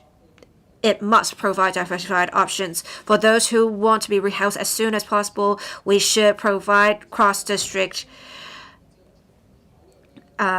housing units for affected residents. For those who want to stay in Tai Po, we should also provide suitable option. For those who want to just have their ownership acquired and move elsewhere, we should also provide the relevant option. Deputy President, the Wangfuk Court fire is a tragedy, and preliminary investigation has shown that we have been using scaffold nets that are not up to par, and we have put in place foam boards, which is flammable, and it has caused the rapid spread of the fire. It's not just a disaster, it seems. The Wangfuk Court fire shows that there are barriers of vested interests. We have owners corporations as volunteers managing significant sums, but they lack the professional knowledge of works projects, so they have unlimited powers and just limited responsibilities. The URA has the smart tender arrangement, but advisory support alone is not enough to protect minority owners or small owners. We really need to have greater participation of the government. We should perhaps have a statutory body intervene to handle matters on behalf of owners corporations so that owners who lack the professional knowledge needed will have the assistance they need. We also need to enhance transparency of tendering by owners corporations. The government should shift from a non-interventionist approach to become a setter of fair rules and a gatekeeper. I also support the setting up of an independent committee to find out about the truth. Mr. Justice David Locke was engaged to lead the investigation of the independent committee that has ensured efficiency, and it will ensure proper investigative powers are provided. We need to make sure we learn from the experience to prevent similar tragedies from happening again. With the reconstruction of Wangfu Court, it's not just about the reconstruction of buildings, it's about reconstructing confidence of the people and reforming the building management system that's plagued with issues. I so submit speaking in support of the motion. Mr. Rob Chen. Deputy President, first of all, I would like to express my deep condolences to those who unfortunately lost their lives in the Wangfu Court fire. I also would like to express my condolences to their family members and those affected by the fire. This disaster has really touched the hearts of the people, and we can see the unity of the people after the fire. And we have seen support being provided by the government and different sectors. With the government submitting the motion today, it really shows the government is attaching great importance to post-disaster and rebuilding work. I also appreciate how the motion includes the idea of reviewing legislation, improving existing systems, and plugging loopholes. So we can see that the government is taking a long-term approach to make sure similar incidents don't happen again. The government has done well in disaster response, but we cannot stop here. To ensure Wangfu Court residents can rebuild their lives and homes, and to enhance building safety in general in Hong Kong, I have some suggestions. One, we need to expedite the establishment of policies. We need to have a clear timeline when we're going to have preliminary proposals. Regular reports should be made to the LegCo as well as residents to ensure information transparency and for the residents to have clear expectations. Two, we need to ensure fairness, transparency, and effective use of the support fund. The support fund has amassed a sum of $4.3 billion. It has really shown the care of different sectors of Hong Kong. We should have an independent vetting committee that consists of accountants and resident representatives to regularly vet the accounts of the fund to make sure every penny is used effectively to help affected residents. We need to have preliminary proposals for rehousing and compensation mechanisms, and we need to have fair and transparent rules to prevent any disputes from arising. We need to have a comprehensive review to enhance building safety regulations and legislation. With the tragedy of the Wangfu Court, it really is ringing the alarm bell for fire safety of older buildings. We should have a cross-departmental group to look into how we can tackle the issues. We need to really break through the barriers of vested interests, especially for the owners' corporations of older buildings. We should help them with the difficulties they will face in maintenance and fire safety works. We should provide support necessary. We need to make sure we are reviewing existing legislation to make sure there is effective implementation of the government's initiatives. We also need to give the enforcement agencies greater powers to take enforcement action against buildings that have violations. We also need to have a better supervision of construction site safety. The supervisory functions right now are scattered in different government departments. The government should set up a cross-department monitoring platform to plug any loopholes in regulation, to also ensure effective supervision of operations at construction sites to minimize the chance of violations. The Wangford Court fire is a tragedy, Deputy President, but we should make sure to turn grief into strength so that we will be moving forward from this. We need to learn from the experience, from the tragedy, and put forward systemic reforms, plug the safety loopholes, and build a safer and more livable Hong Kong. Deputy President, I speak in support of the motion. 代理主席，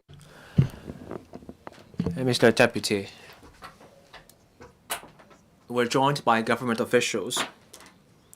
With a heavy heart, we discuss the recovery efforts of the Taipei fire. We reflect on the tragedy. The fire took away lives and homes. First, my deepest condolences to the families of the deceased, as well as to all those injured. There were those who went the way of danger to rescue others, and they will always be remembered. The firefighter Ho Wai-ho demonstrated integrity and dedication. He stuck to his post to save lives. I also thank the Disaster Victim Identification Unit of the police for performing the daunting tasks of search and rescue. They showed professionalism. At the scene, there were other support workers working tirelessly day in, day out. They made an enormous contribution to help the residents. And then there were all those care team members, social workers, members of professional bodies, as well as people who volunteered and people who gave to those residents. All that shows community level solidarity. We see the kindness and goodness of the community. I'm fully confident in the recovery and the reconstruction. In the hour of crisis, the government acted swiftly by setting up task forces and offered temporary housing. There was a support fund, there was dedicated manpower to help residents, and that shows the sense of responsibility and sense of mission as well as commitment on the part of the government. We have moved on from emergency support to recovery and prevention. At this juncture, we should focus on 4 areas and we should work together on them. First, continuous support for the traumatized. I'm not just talking about the 5 victims, but also the people who took part in the rescue effort. Let's also pay attention to their emotions and the distress for them. Second, we should push through reforms to crack down on bid rigging. I myself come from Kowloon East. I have been in district work for years. I will have more to say on this in the next motion. Third, let's give a range of options to the 5 victims to rebuild their lives. Fourth, we need transparent and efficient investigations to lay the foundation for long-term stability. The chief executive made some powerful remarks today on holding people accountable, whatever rank, whatever role those people were in. And that should give the residents of Wangford Court confidence. On building management, I thank the Chief Secretary for Administration as well as the Secretary for Home and Youth Affairs and the Secretary for Development. I thank them because for months I have been calling for reforms, and today these officials have given me a positive response. So let's work together to implement those reforms in district as soon as we can. In Kuntong, I'm working on building management issues for 5 buildings. I know Ms. Alice Mack has put forward an idea on proxies. Here's a question for everyone to think about.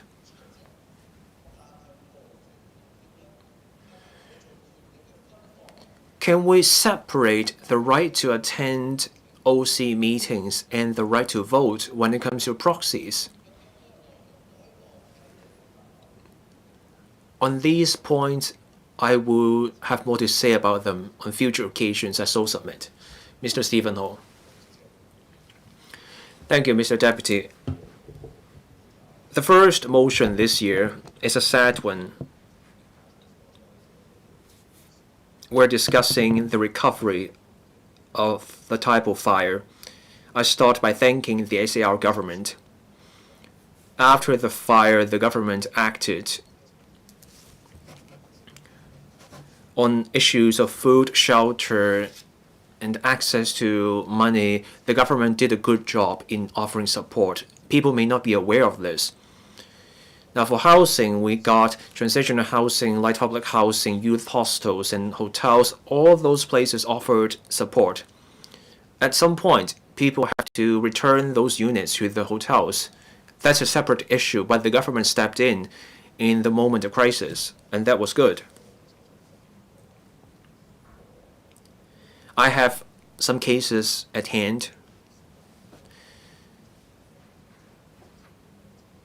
There are some cases that warrant attention.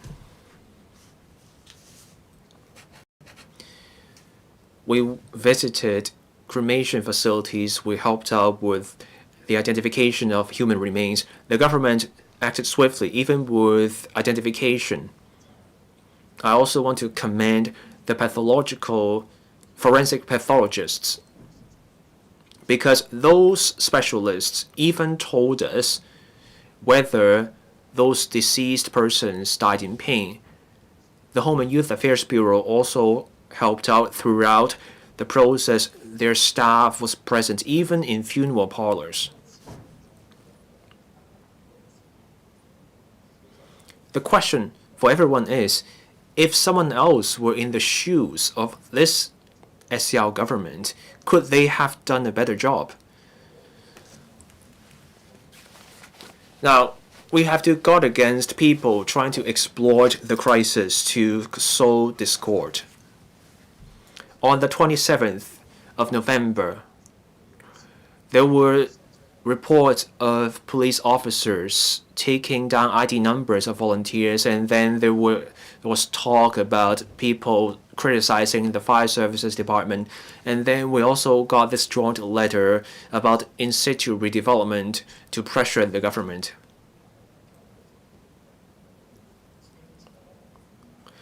Some people did not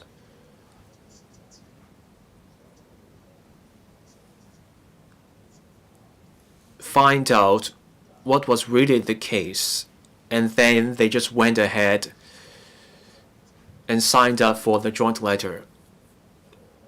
Should that override Hong Kong's overall interests? We should be guarding against some such attempts. And I want to discuss this document. I give this document 9 out of 10. But some residents struggle to fill out the survey. Question 4. Now, if you want a GSH or HOS flat, would you much rather have a flat-for-flat scheme so that you can get a flat at a comparable price, which is a new HOS flat? So there are words like flat-for-flat, in-kind, comparable prices. Residents struggle to make sense of the questions. Of course, people can stick together in hard times, but then people compare themselves with their neighbors. Some people get a bigger flat, slightly bigger flat, and then they're not happy with that. So this kind of question also poses problems for the social workers when it comes to filling out the form. So this survey warrants more attention, because in a few years' time, people will be discussing the rehousing arrangements, and people will say there is something not fair about the rehousing. Now, there are some complicated cases. I got cases involving imported workers here, some unscrupulous intermediaries ask those imported workers for the $50,000 of relocation grant. So I urge the government to pay attention to such cases, and I hope all residents get appropriate rehousing options. Dr. David Lam, thank you. I support the Chief Secretary for Administration's motion on the Taipo fire. On the evening of the fire, frontline healthcare professionals went to the scene.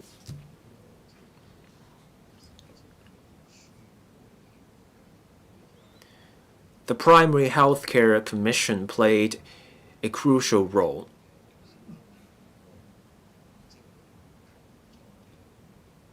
There was also cooperation with doctors in private practice. At every shelter, there was a spot where healthcare professionals provided services. There were also people from the PHC, and there were people from the district health centers and also community pharmacies. The PHC and the community pharmacies helped the fire victims get the drugs they need before their future follow-up consultations. For that, I thank the PHC and also commend the work done by them. Today, our focus has moved on from immediate assistance. We're now talking about recovery and reform. My colleagues have talked about long-term rehousing. For me, I want to talk about healthcare. First, psychological and emotional support. Second, convalescence. I will start with emotional and psychological support. For people, the five victims and their carers, as well as the general public, everyone was left traumatized. People are depressed, they develop anxiety, some develop acute conditions, and some people will develop post-traumatic stress disorder. And that impact will last months or even years, and that will affect people's lives. So we need ample professional support services that will be key to helping people rebuild their lives. The 2025 policy address announced a stepped approach to mental health care involving 9 measures. Those measures are needed now more than ever. I hope the hospital authority and NGOs can move faster with this approach. We need to train talent, we need teams of professionals, and we need protocols for their operation. Convalescence is another point. Now, I used to treat burn victims in the surgery department. I witnessed the long recovery for those victims. They had to go through multiple surgeries, and then they have to go to physiotherapy and occupational therapy. Recovery could take years. For our public hospitals, we offer excellent early care. We're also a leader in rehabilitation technology, but we are short of capacity in community rehabilitation. Our coordination also struggles to keep up with the needs of many patients.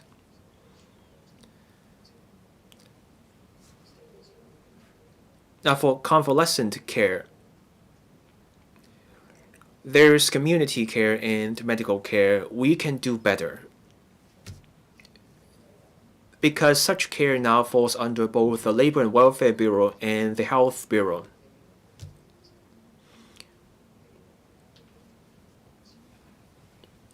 We need both community convalescence and the medical care.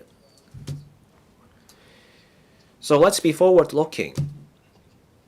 I support the Chief Secretary's remarks that we should overcome vested interests through reforms so that Hong Kong is a place where we give people the peace of mind in their lives and in their work. Now I want to turn to workers. Work safety will give people peace of mind. They want pay on time, they need a safe work environment. Workers need to feel safe, they need peace of mind, a stable job, and upward mobility, and a clear career path. That's how we can get young people to join those sectors. I just look forward to changes. Thank you. Mr. Scott Leung. Thank you, Deputy President. I fully support the government's motion on support and rebuilding as Wang Fu Court in Tai Po. It was a great blow to those living in the buildings. We need to take care of the residents on several fronts. First, we need to have an accommodation plan. Second, we need to give them more options so that they can choose the best options given their circumstances. Three, we need to make the best use of the support fund and public money to help the residents. And finally, we need to streamline the procedures to avoid burden. I understand the wish of residents who have lived in Wang Fu Court for several decades and the wish to have their homes rebuilt, but it takes a lot of time. If you look at the Ma Tau Wai Road redevelopments, it took decades. Now, back in 2017, there was a huge fire at Grenfell Tower in London. It took almost a decade for the building to be rebuilt. So I understand the wish of residents to be rehoused in the same districts in Tai Po. I also support the government's proposal to set aside quotas in future HOS exercise for the residents to choose. Now we can adopt a similar arrangement for waiving the premium for green farm secondary market so that affected residents can purchase a flat as soon as possible and start a new life. Now, despite these options, many residents may still be worried about having to move into a smaller flat and having to pay mortgage. Now, we should make reference to the Housing Authority's flexible payments arrangement. Now, besides offering a 70% or 30% discount arrangement for residents, they should also be given discounts to buy subsidized flats. And also there should be a mechanism to temporarily pay the shortfall in the flat's price and allow the residents to pay the government back in the future. This will ensure that public money is spent wisely while providing continuous support for the residents. I've talked to some elderly residents in Wang Fu Court and they are worried. In view of the increasing housing supply in the public market, we should use public housing resources as a buffer. For those who cannot afford any of the above options, for example, the elderly residents, they should be given a flat in the public housing markets or public rental housing estates so that they can retire there. Now, the Housing Authority holds the information on the market's value and also the cost of building Wang Fu Courts. So we need to ascertain the role of the Housing Authority played in the rebuilding process. We need to ensure that all departments are ready to put in the required manpower and financial resources once a plan is finalized. Deputy President, the key to rehousing the residents is to give them hope. I look forward to seeing more options provided by the government so that the residents can choose an option best suits the needs to move beyond the disaster. I believe that all new members in the electrical will fully support the government in rolling out measures as well as reviewing existing legislation, plugging loopholes and reviewing the mechanism to prevent disasters from happening again so that Hong Kong can continue to be the most livable city and safest city in the world. I so submit. Dr. Junius Ho. Deputy President, I speak in support of the motion moved by the Chief Secretary for Administration.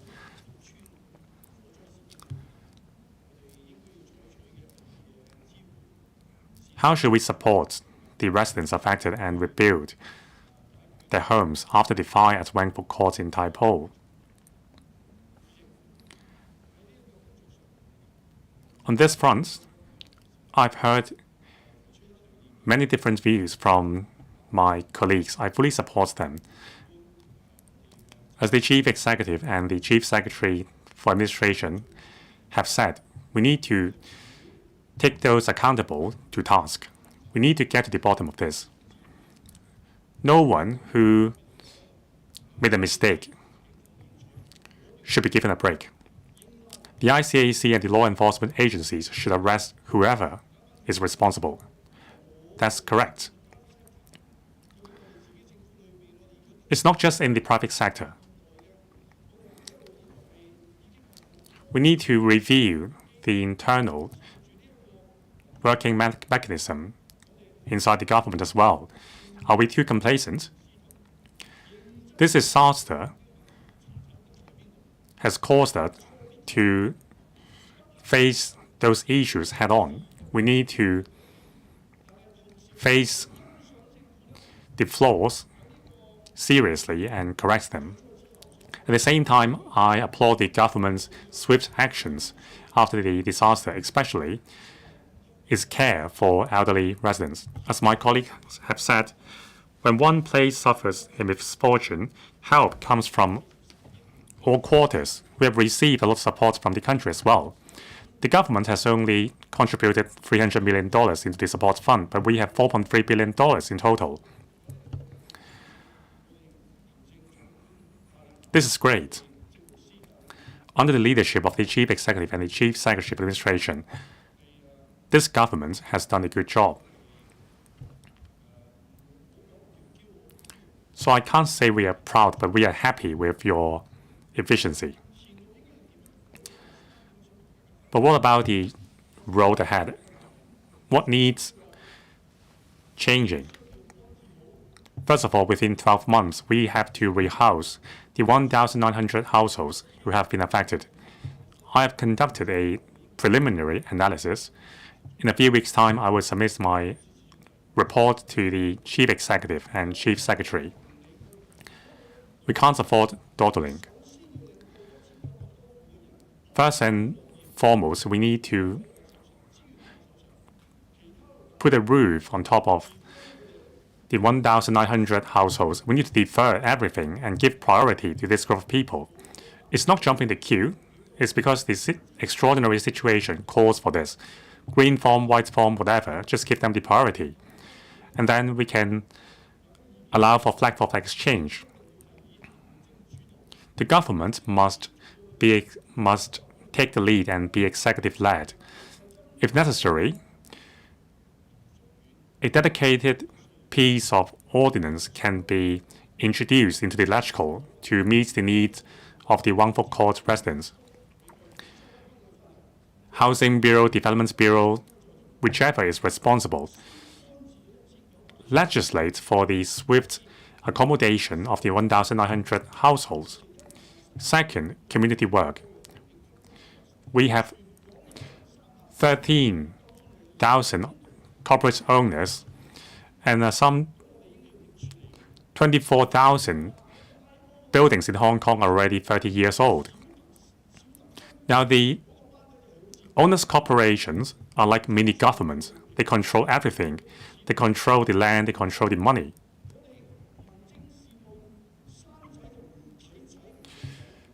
Now, the Home Affairs Bureau should supervise them. Now, Miss Alice Mack is my good friend, but I'm praising her not because of our friendship. She has done a good job. But we need to keep a closer eye on the operations of the owners' corporation. We need to help the owners' corporation to comply with the law. Now, mediation, dispute resolution, we need to invoke the power of our justices of the peace. They should be given more work. Thank you. Mr. Eric Yim, Deputy President, this sudden disaster has taken the life of 161 people. It has touched the central government's heart. We need to lay the deceased to rest and help the survivors overcome the grief. But this should also be a motive and impetus for the government to reform. Now, with the support of the central government and all parts of society, the government has acted swiftly to offer effective reliefs, from emergency reliefs, interim accommodation, to volunteer work and emotional support. Work has been conducted swiftly and orderly. The government has successfully maintained social order and prevents the disaster to spiral into more social chaos. Different sectors of society have been very generous in helping the residents. Now, from Chinese enterprises and other parties in the mainland, some 1.7 million Hong Kong dollars have been raised. It shows that we truly enjoyed a deep tide. Now, the quality of our relief work and also the subsequent law amendments in the aftermath of the fire are also very important. Now, different families affected have different situations in terms of the financial situation and the household. They have different needs. We need to provide them with diversified choice, from property buyback, flag for flag exchange, and in situ redevelopments. We need to make sure that the plans are implemented effectively, and we need to sit down and think how we can prevent similar disasters from happening again. We need to conduct an in-depth review on the existing legislations, especially on tendering, qualification, certification, and also verification of products. We need to implement the comprehensive ban on smoking on construction sites. We also need to implement smart construction sites and high-tech materials, for example, highly fire-retardant materials. We need to step up accountability in construction sites and tackle the issue of bid breaking and using inferior materials in the industry. We need to ensure a healthy, competitive environment. For those businesses which have multiple contraventions, the licenses should be revoked. We need to step up monitoring owners' corporation as well. We need to establish a whistleblower culture. Once a report has been made, the government should actively follow up on the report. All resources should be given to the Independent Investigation Committee so as to find accountability and get to the bottom of this matter. Deputy President, the glorious history of the Chinese nation has been a history of struggling amidst crisis. Crisis helps forge a nation. Let's rise like phoenix from the fire. It takes time to recover, but with a flexible mindset, we can conduct necessary reform. The government must hold its mission seriously and plug the legal loopholes and help the affected residents to move beyond their grief and rebuild their home. The road is long, but with determination we can finish it. Let's work together with the government officials. I so submit and support the motion. Thank you. 邱達根議員。 Mr. Duncan Chu. Deputy President, the Wangfu Court fire is one of the most serious disasters Hong Kong face. It has been close to 2 months. I would like to here again express my deep condolences to those who died in the fire and those who are affected. This fire shows that there are some systemic issues with building maintenance and regulation as well as emergency response. There may even be some human-related issues. The government will get to the bottom of this and promote systemic reforms, including making use of innovation and technology to improve existing systems and plug existing loopholes. This is how the government can really answer to the people.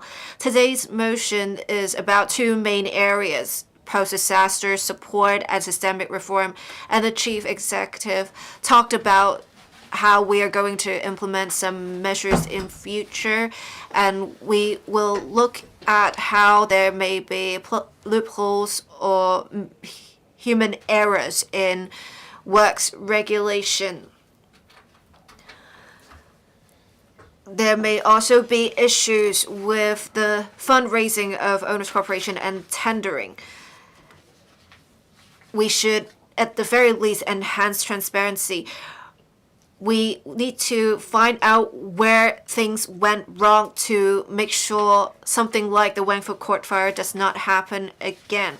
In fact, the day of the fire was the day I was supposed to take part in the election forum.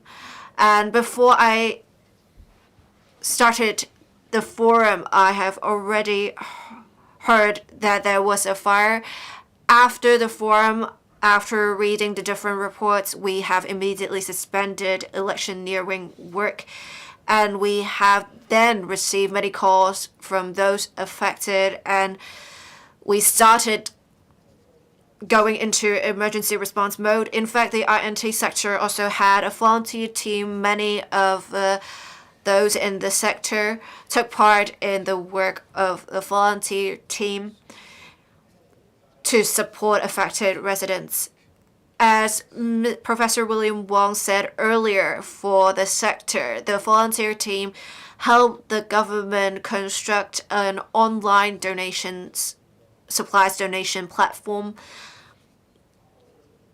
Actually, for some of the people in charge of mainland companies whom I have only met with once, called me simply to ask me how they could help the affected residents. They pay close attention to the situation in Hong Kong. They very much would want to provide their help to affected residents. And as the chairman of the management committee of Kwai Chung Hospital, I also know of some medical assistance provided to affected residents. I would like to thank those who took part in work from the INC sector as well as those from Kwai Chung Hospital. I also worked with different government departments, having frequent exchanges.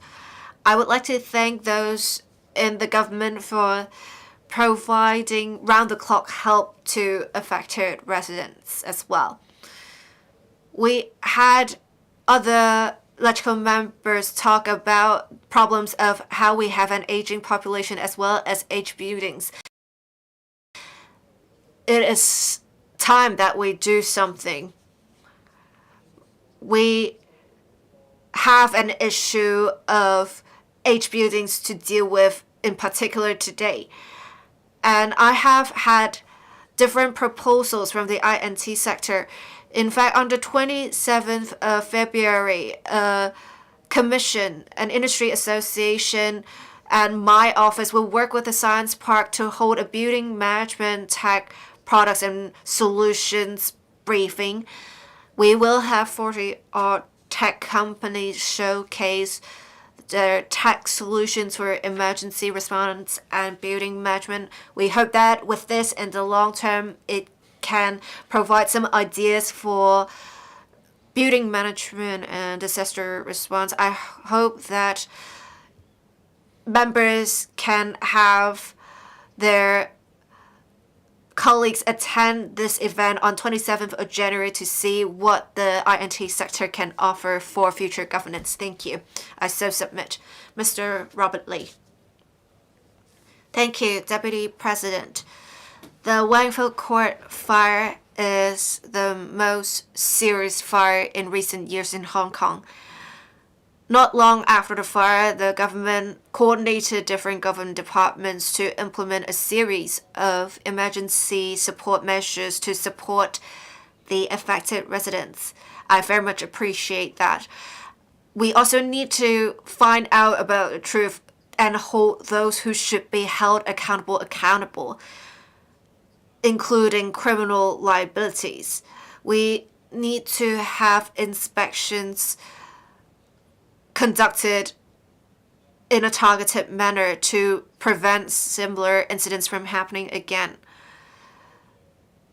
I will talk in particular about 3 areas. 1. Providing diversified rehousing options.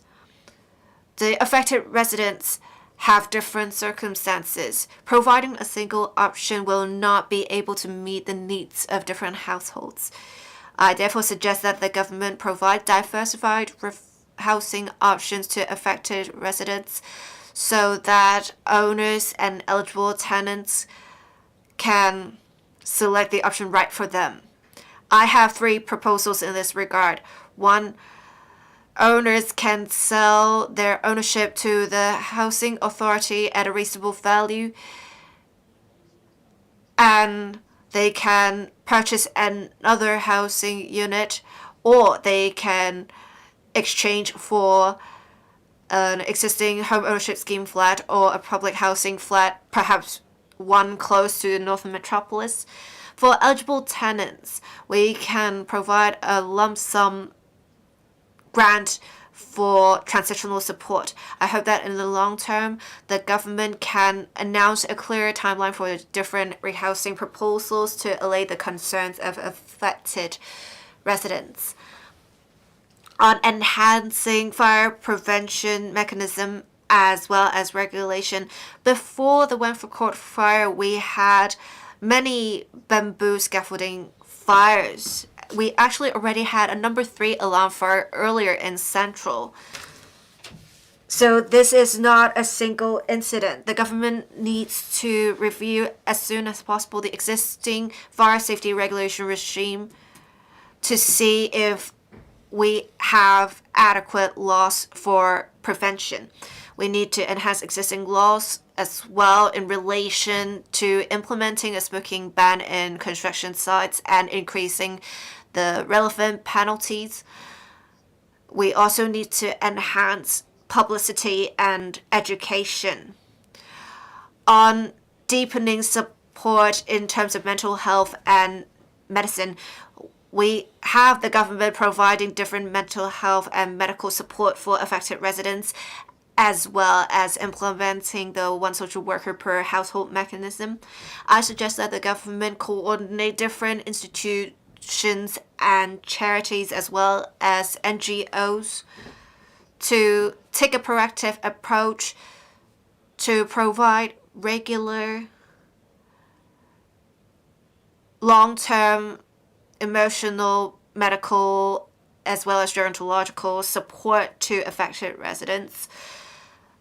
We would also like to thank the industrial and commercial sectors, as well as the Hong Kong Monetary Authority and the Association of Banks for implementing emergency support measures to prioritize the handling of submissions by affected residents and providing financial assistance. The government should learn from this experience and drive systemic reforms to prevent tragedies from happening again. I so submit. Mr. Andrew Fan. Thank you, Deputy President. I support the motion proposed by the Chief Secretary. I also support the government's work for post-disaster work in relation to the Wangford Court fire. We have to support the government's work because this is our responsibility. We are now getting to the medium to long-term stage, which can get quite complex. I first would like to thank the citizens of Hong Kong for supporting those in need. We have donated handsomely to support those who are affected. I would also like to praise the efforts of the government, especially the Fire Services Department and the government for setting up 3 task forces. We have really done what President Xi asked for to minimize the losses and help those affected by the fire. As we get into this stage, apart from finding out about the root cause of the fire and holding those who should be held accountable, we also need to provide support to affected residents so that they can plan for their future. I understand that the government has been trying to collect feedback from residents on rehousing options. But apart from just asking questions, I suggest the government provide more information and background to affected residents so that they can make the right choice for themselves. As for concrete rehousing arrangements, I hope the government can take into account the different needs of residents and provide assistance accordingly. For example, to provide low-interest loans to purchase a property in the private market, or for them to be prioritized with the new home ownership scheme flat allocation. We need to understand what they want, but we also need to balance the residents' needs with the impression of society. We need to make sure to prioritize safety of citizens, and the Wangfu Court fire shows that we have problems in multiple parts of the chain. We need a systemic reform. The government has set up an independent committee to look into the root cause, but we have to do more, and I have some suggestions. One, we have used some flammable materials in the Wangfu Court works projects, such as styrofoam materials. It has caused the rapid spread of the fire. So I agree that in future, whenever there are violations of supply or irregular materials being used, there should be harsher penalties. We have also seen before the fire some construction site workers smoking at the site. We have yet to find out the real cause of the fire, but I think with the smoking ban of a construction sites being a consensus, I think we should take forward the legislation of such ban as soon as possible.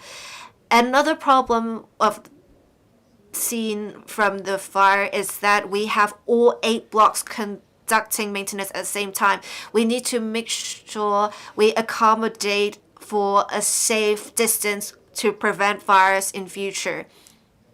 We also need to make sure we practice risk management for building maintenance works. We need to account for different potential hazards and make sure we mitigate the relevant risks by prevention and implementing construction safety. Deputy President, I very much agree what the Chief Secretary said in the motion about breaking through barriers of vested interests to build a safer Hong Kong. This goal is in line with what President Xi said in July 2022 about the Central People's Government supporting Hong Kong to take forward reforms and break through barriers of vested interests and unleash the potential of Hong Kong. The Wangfu Court fire showcases the problems in building management and work supervision. I very much support the government in taking action to rectify the issues relating to building maintenance and protect citizens. I so submit, speaking in support of the motion. I would like to express my condolences to affected residents again. Thank you. Mr. Ken Wong. Mr. Deputy, the fire at Wangfu Court in Tai Po took lives and destroyed families. People lost their homes. They panic The real challenge lies in the recovery. Immediate accommodation and support were provided, but we also need attention to the ongoing needs of those fire victims. I visited a school affected shortly after we rang in the new year. Students are at a critical stage of their development. The fire took away their textbooks, but the fire also left the students insecure. So we should show our care for the students. Here are my suggestions. First, support for the learning needs of students. After the fire victims had to move to the homes of their relatives, or they had to be accommodated elsewhere. So those students had to commute across districts to go to school, and that's exhausting for the students.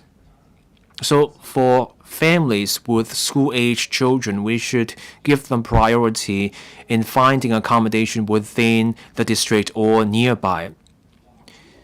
And if students have to live in other districts, we should offer transport fare concessions or school buses.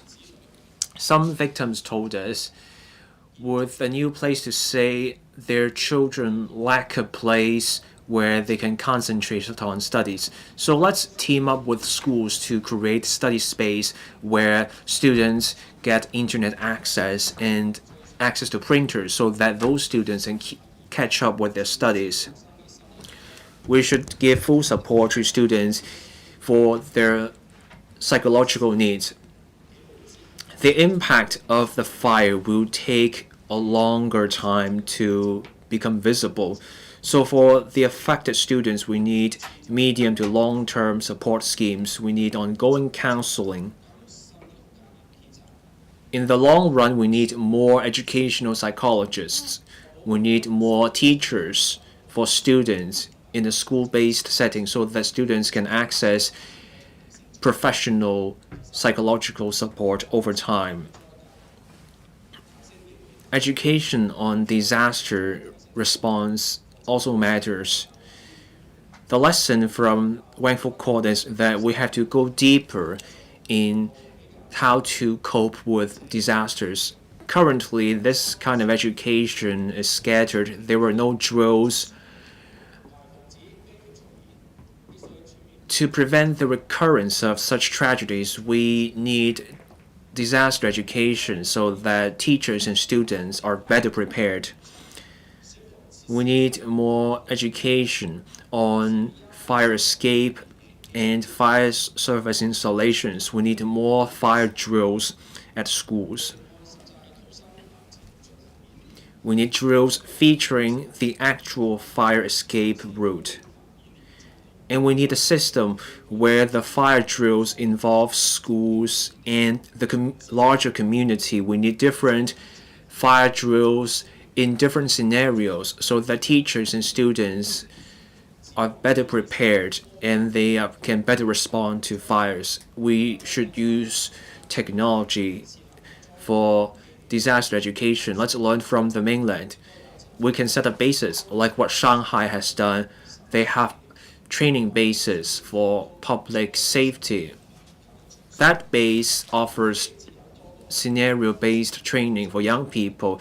In the Shanghai base, they have scenarios for fires and earthquakes so that participants can better respond to disasters.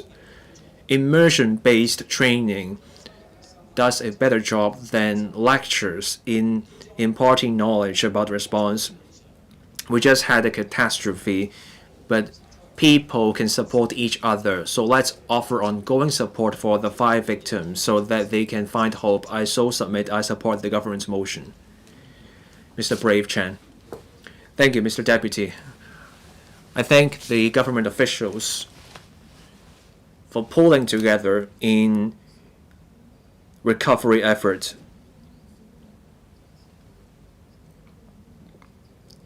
For this fire, I express my condolences to the families of the deceased. I also pay tribute to the firefighter who fell in the line of duty. We support the motion moved by the Chief Secretary. We recognize the government's effort. President Xi stated the need to put people's lives first. We should keep people safe and protect people's property. The government also works towards this goal.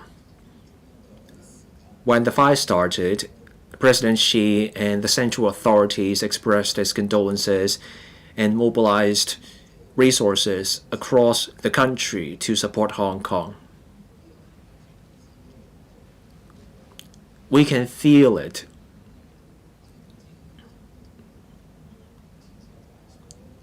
When other places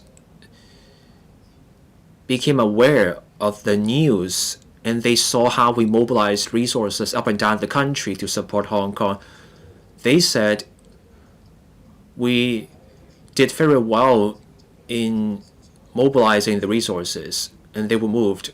This morning, the chief executive also pledged support for the victims and also a thorough investigation.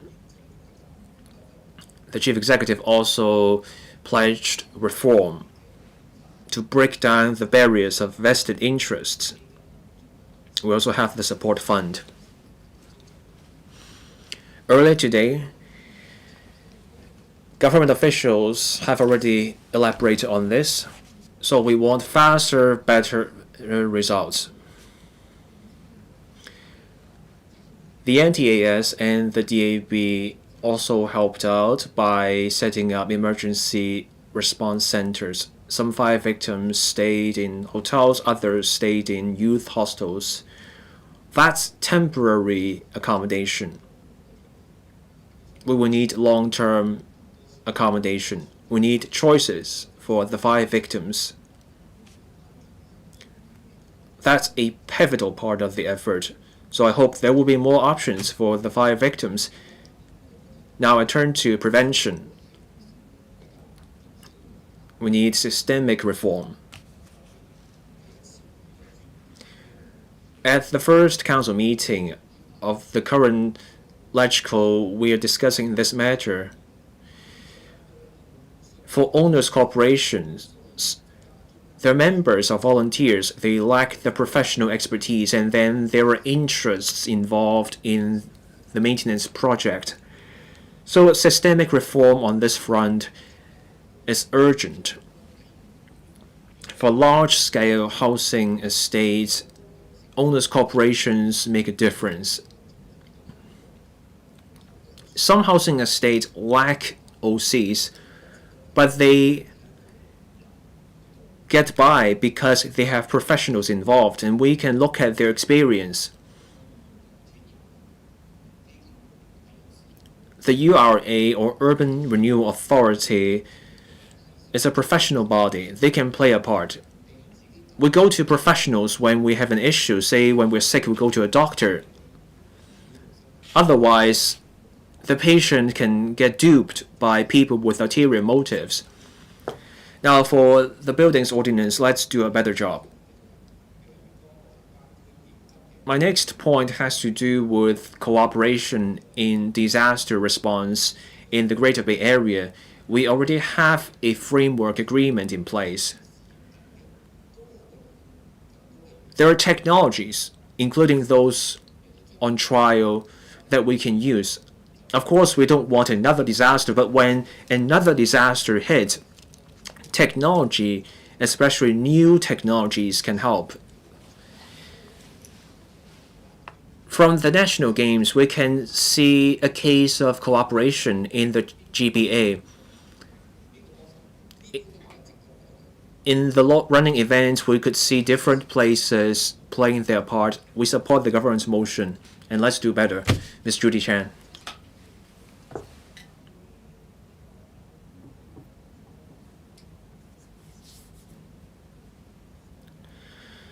The community was saddened by the fire in Wangfu Court in Tai Po.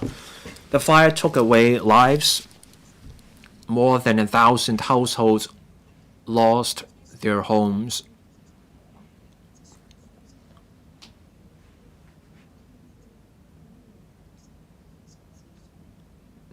Financial losses aside, those victims are also left psychologically traumatized. We all want those victims to rebuild their lives. We're at the first council meeting for the current Legislative Council. This motion is momentous. It addresses the loopholes in the existing institutions, so I look forward to working closely with the government on the reform.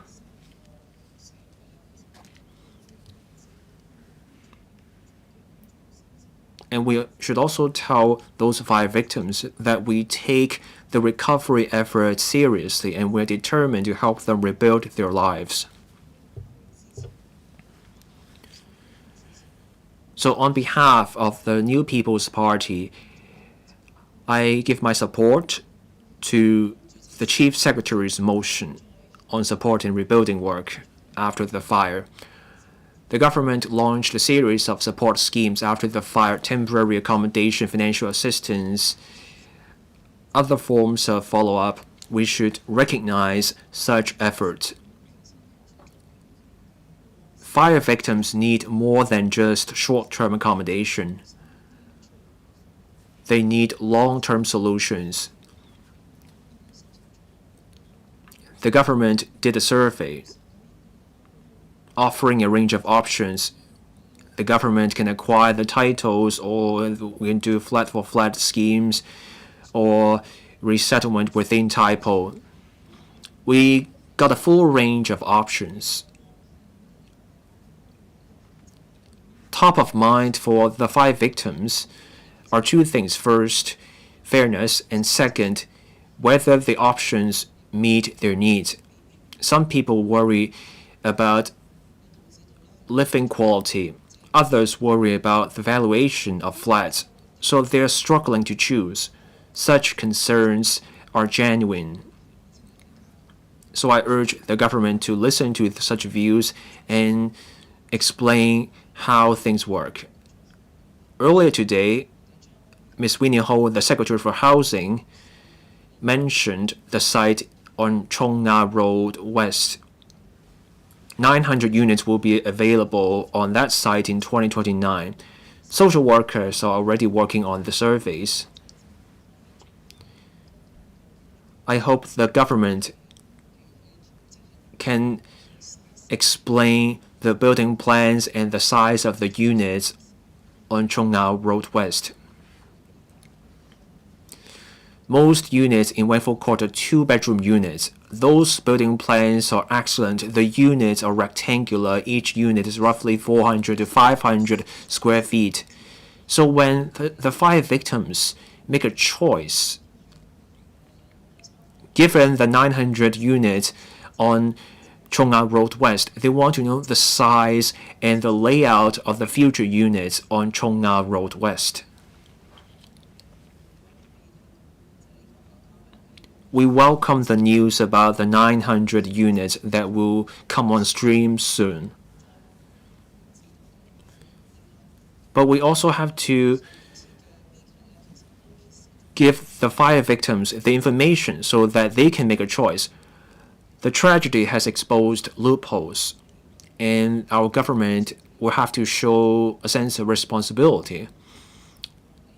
I'm happy to see that the Development Bureau has proposed enhancing the role of the Urban Renewal Authority. The Home and Youth Affairs Bureau will also work on legislation concerning the Buildings Management Ordinance. LegCo will work closely with the government to close those loopholes and offer better safeguards. I so submit. Mr. Alan Chan. Thank you, Deputy President. I'm very pleased to see that the government has significantly improved its cross-departmental collaborative capability.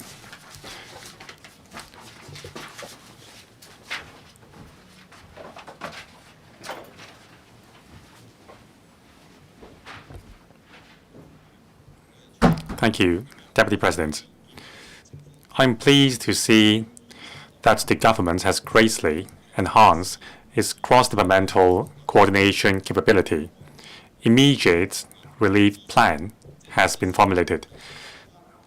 So I speak in support of the motion moved by the Chief Secretary for Administration to support and rebuild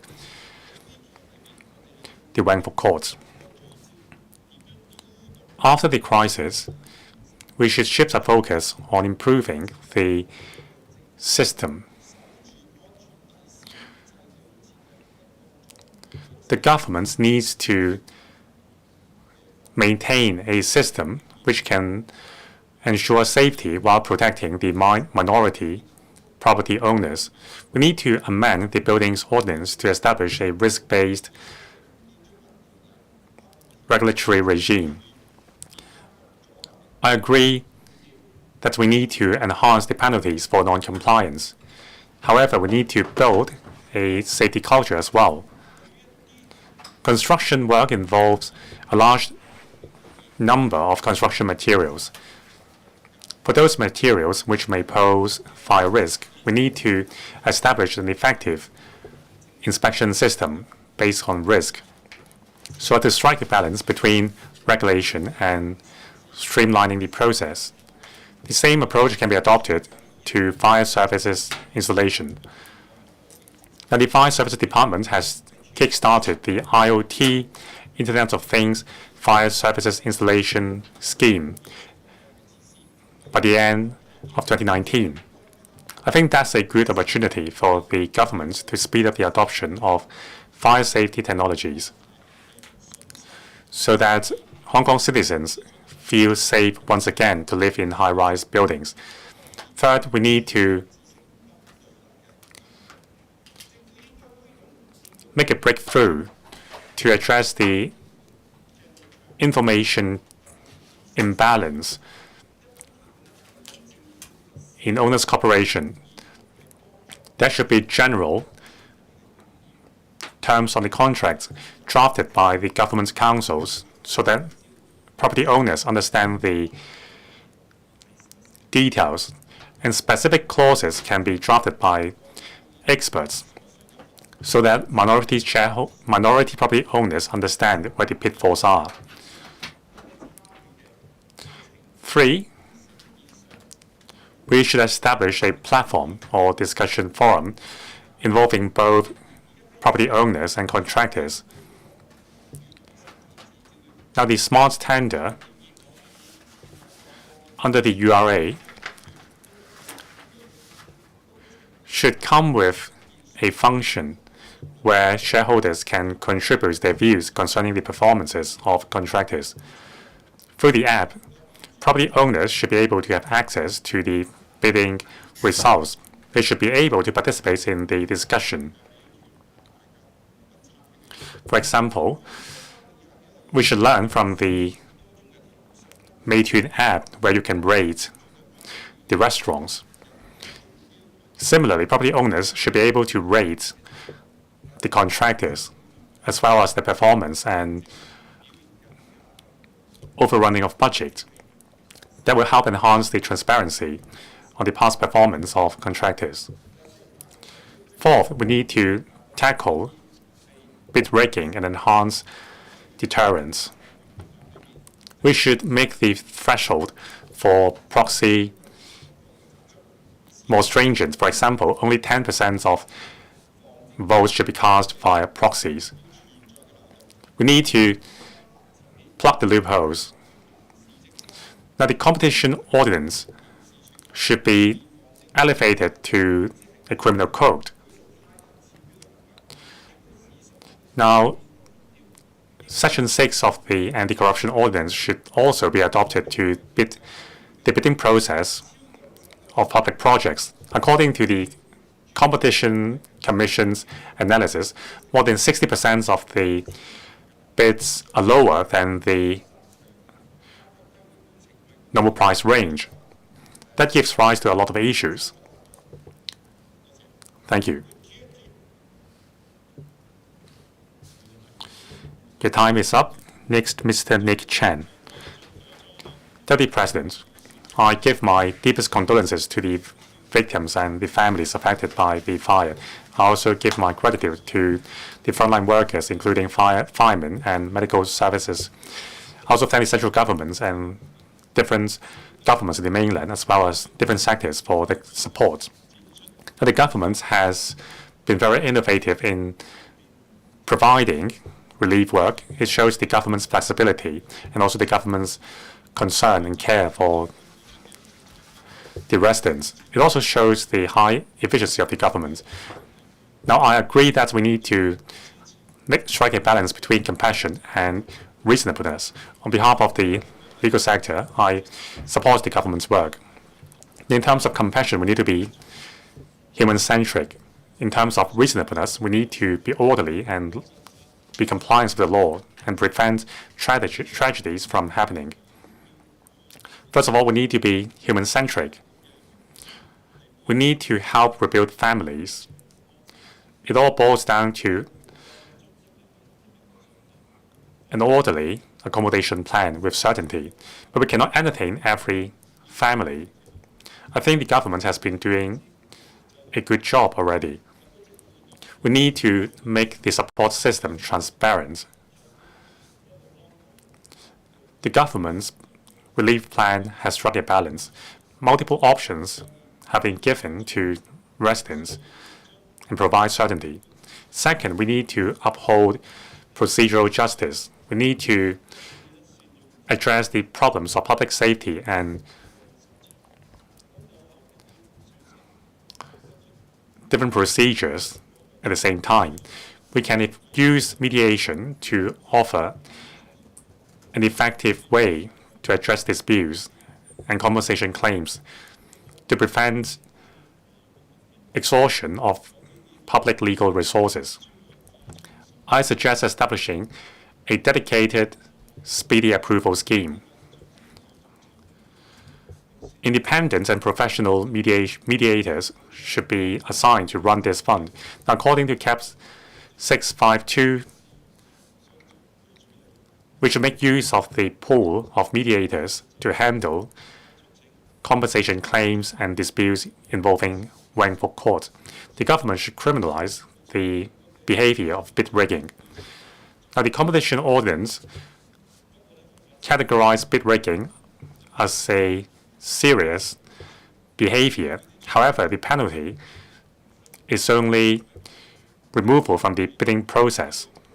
That is insufficient. In the UK, there is an imprisonment term for bid riggers.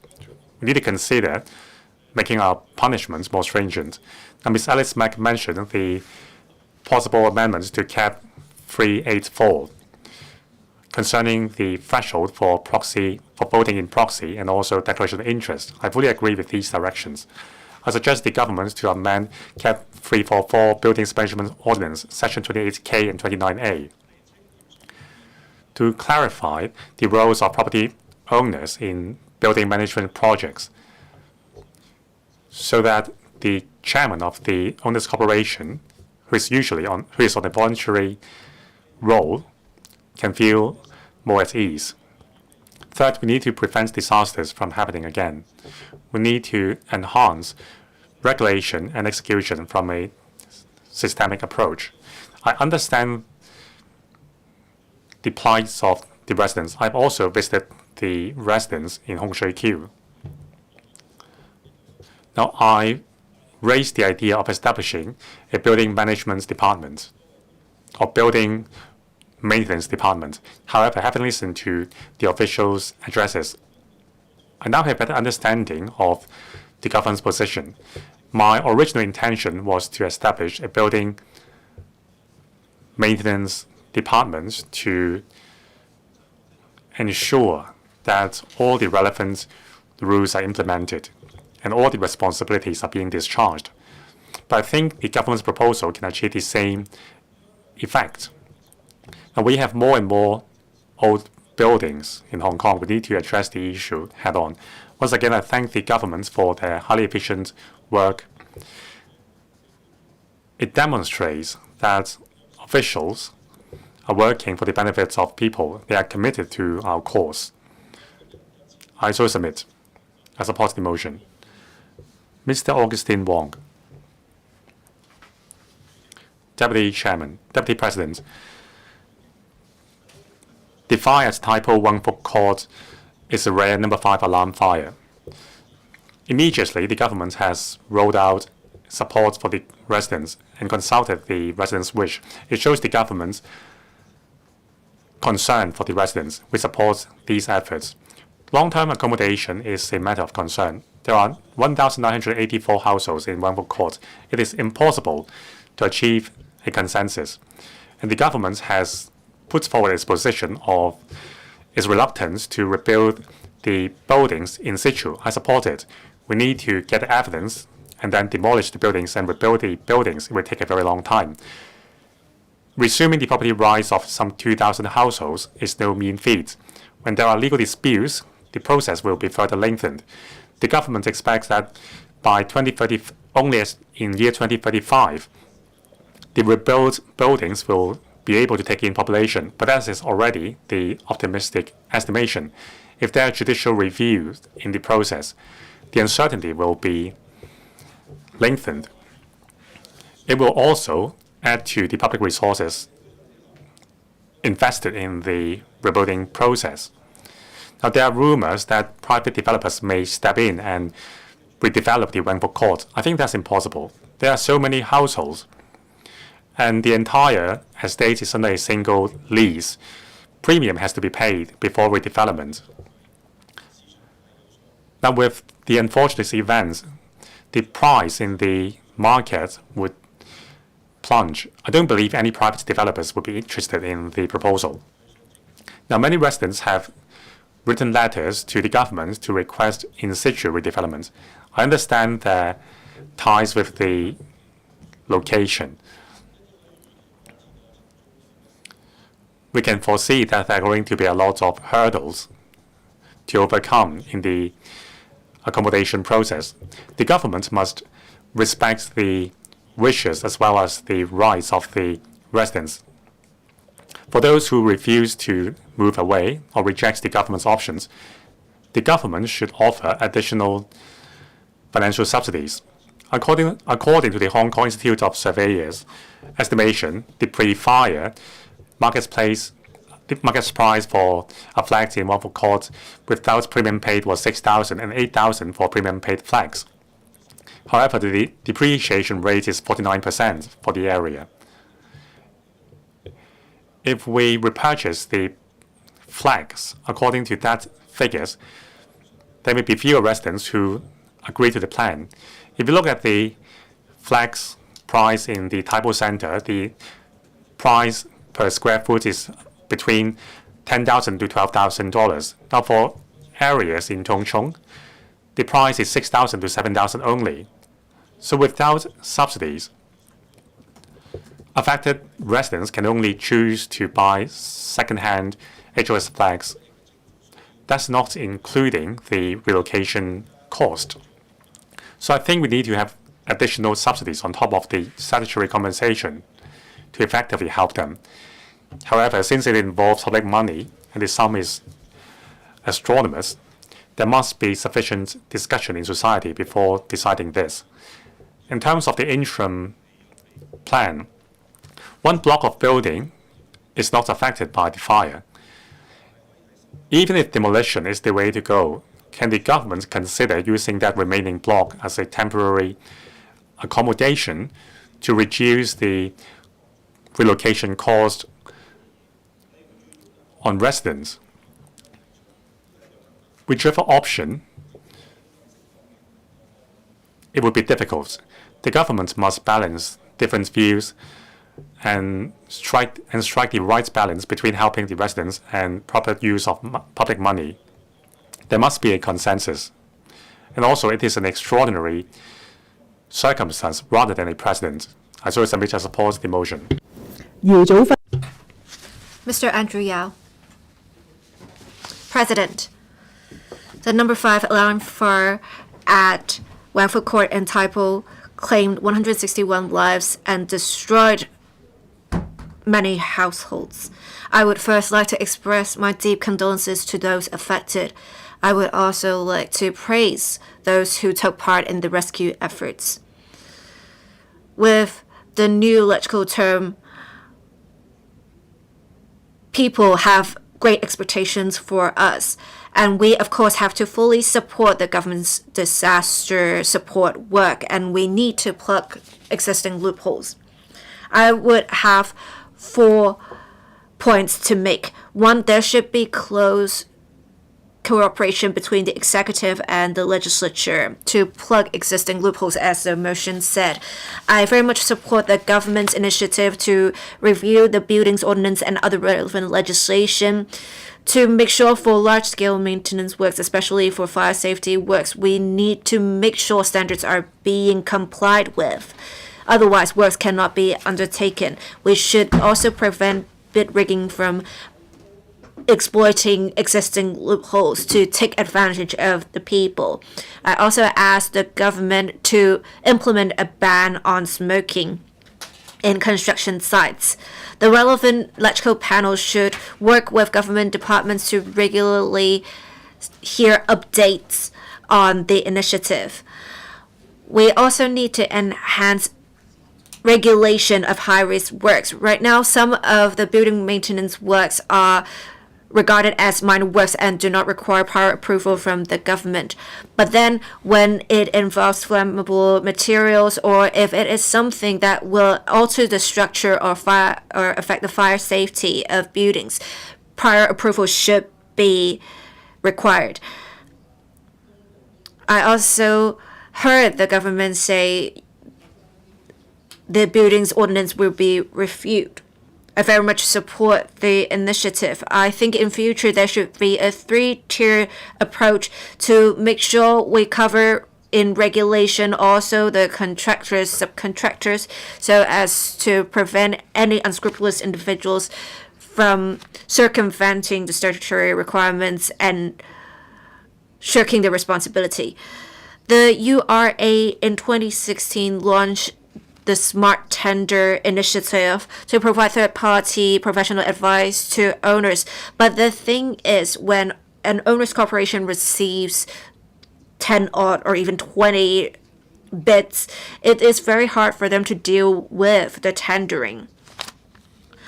So we need to have the government set up a platform that is open and transparent, so as to provide references to owners so that they know that they are not being ripped off and they can receive proper legal assistance.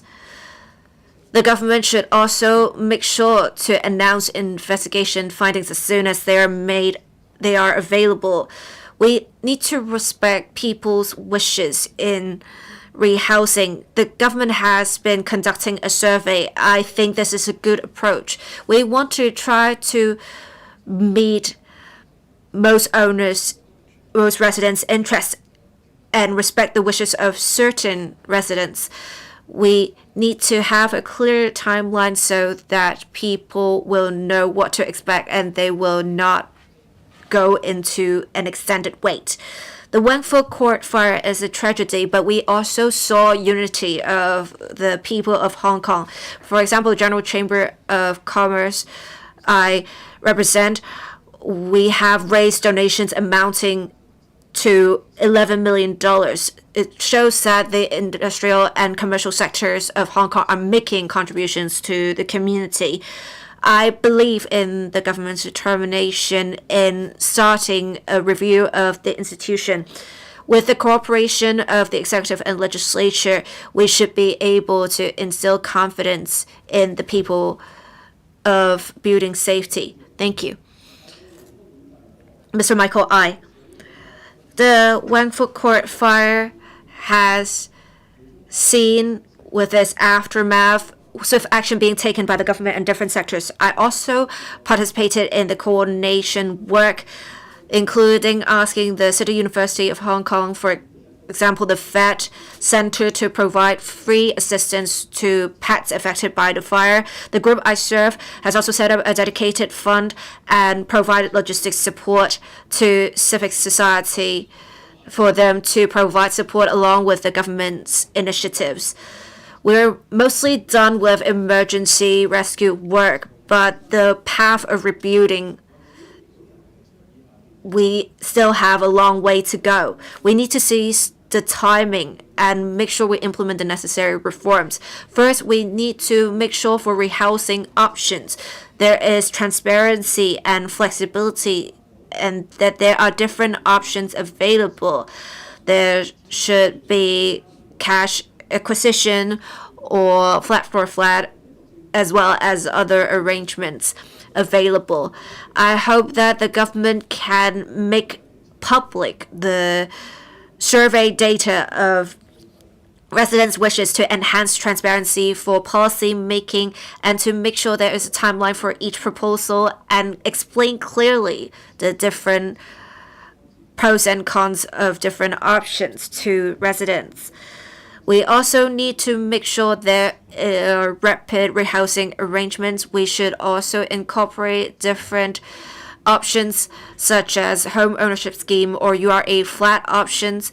I would be inclined to provide the Chong'a Road West and other new development project options to residents because these will take a shorter time to process. For the options that will take a longer time, the government has to review the arrangements for rent assistance after the end of the 2-year period. According to the Census and Statistics Department's 2021 figures, in the 4,600 residents of Wangfu Court, we have over 1,765-year-olds or above. We have 422 of them being 15 years old or below. We have 172 of them being 15 to 24. So we need to provide targeted support in relation to, with reference to the demographics of the estates. For the affected residents, especially the primary 6 and DSE students, we should have a 1:5 or 1:8 ratio to provide tutoring to them. We can also have those studying education, psychology, and social work do some sort of internship by providing support to affected residents. We can also arrange for volunteers to provide visits to elderly persons and accompany them to, say, medical appointments. We also should encourage enterprises to implement flexible working arrangements. We should also have clinical psychologists provide at least 2 years of emotional support for frontline rescue personnel. We need to make sure we incorporate emotional mental health support in our plan for rebuilding people's lives. We have many buildings in Hong Kong built in the 70s and 80s in the last century, so we will soon enter an era where there will be a prevalence of large-scale maintenance works in buildings. Right now, owners' corporations are mainly formed by the general public. They do not have the necessary professional knowledge or experience to make decisions about works projects, so they may be influenced or they may be unknowingly controlled. So we should have the supervision we have in private sector to make sure we have a system that has checks and balances, so make sure there is no overdomination of any particular party. That is also to plug existing loopholes and ensure building safety and protection of owners' interests. We need to make sure we reform our systems so that we can make Hong Kong more resilient and more safe. I so submit. President, Mr. Wu Yin-peng. Thank you, President. I speak in support of the government motion. We lost 161 lives to the Wangfu Court fire. Many residents lost their homes. It really pains us all in Hong Kong. The fire may be merciless, but there is always hope of the people. We have the Central People's Government, the HASAR government, different departments, different organizations, different sectors, care teams working together to support the affected residents and provide disaster support. And the first agenda item for the this LegCo term is to help the government support affected residents as well as improving existing systems and plugging loopholes. I very much think this is reasonable, and therefore I support the motion proposed by the Chief Secretary for Administration. I've heard what members say, and I would like to give some of my views as well. We have this being the first motion of this LegCo term because we want to, as soon as possible, provide due support to the affected residents to support them in the rebuilding of their lives. Money is important in this, but then time is also important. In the long term, we do want to provide different options to affected residents. Some are willing to wait for longer, but some want this dealt with as soon as possible. We do not right now have a solution agreed by all. So I think we should at least have some sort of draft and then finalize this draft if we can. I'm not an expert of land law, but I know something about the court procedures of Hong Kong. Hong Kong's laws are very complex, and especially with the ownership of Wangfu Court having multiple blocks. With the acquisition of ownership, it can get quite complicated. We also need to consider whether this will be used for common use, and we also need to tackle the valuation issue. Multiple owners are involved. If we can't obtain the consent of certain owners, can we even go with the existing compulsory sale procedures? I believe there can be many legal issues that may arise from this. It will therefore also incur some costs. After complex legal procedures, we may reach a solution, but as I said earlier, time is of the essence. We can't really wait until all ownership issues are resolved before we start rebuilding people's homes. I want to quote some government figures. 40% of the affected residents are 65 years old or above. And in this transitional period, not only will we be spending much public money, if we relocate people later, it is unfair to affected residents, especially the older residents. President, we need to cherish time and provide pragmatic solutions to affected residents. We need a shortest time consumed option right now. I think to strike a balance, the Tung Road West option is the right option. I so submit. Mr. Chen Xiuhong. Thank you, Madam President. The fire at Wangfu Court left the city in grief. People lost their families or homes. I support this motion about support and recovery for Wangfu Court. President Xi Jinping attached importance to the fire. The Hong Kong and Macau office also helped out. The community helped out. This showed community-level solidarity. The government in Hong Kong has also set up an independent committee to look into the causes so that we prevent such tragedies from occurring. We also have 3 task forces, each in charge of a different area. One on investigation and regulation, another on emergency support and fundraising, and the final one on emergency accommodation arrangements. The priority should be accommodation, emergency accommodation. We're now working through the social workers to talk to residents about their rehousing preferences. But social workers may not have the full picture of the government thinking in policies. They may not be able to explain everything about the rehousing options, such as building safety, etc., to the fire victims. Social workers work with limited information, and they may give rise to misunderstanding given that limitation. So we should do small groups. Let's have government officials explain the pros and cons of different options to the fire victims. That will work better, and that will help fire victims find the rehousing options that work best for them. Resettling costs public funds, and that means taxpayers pick up the tab. LegCo needs to be involved to monitor the process. I hope the government can make information publicly available on how the resources are spent.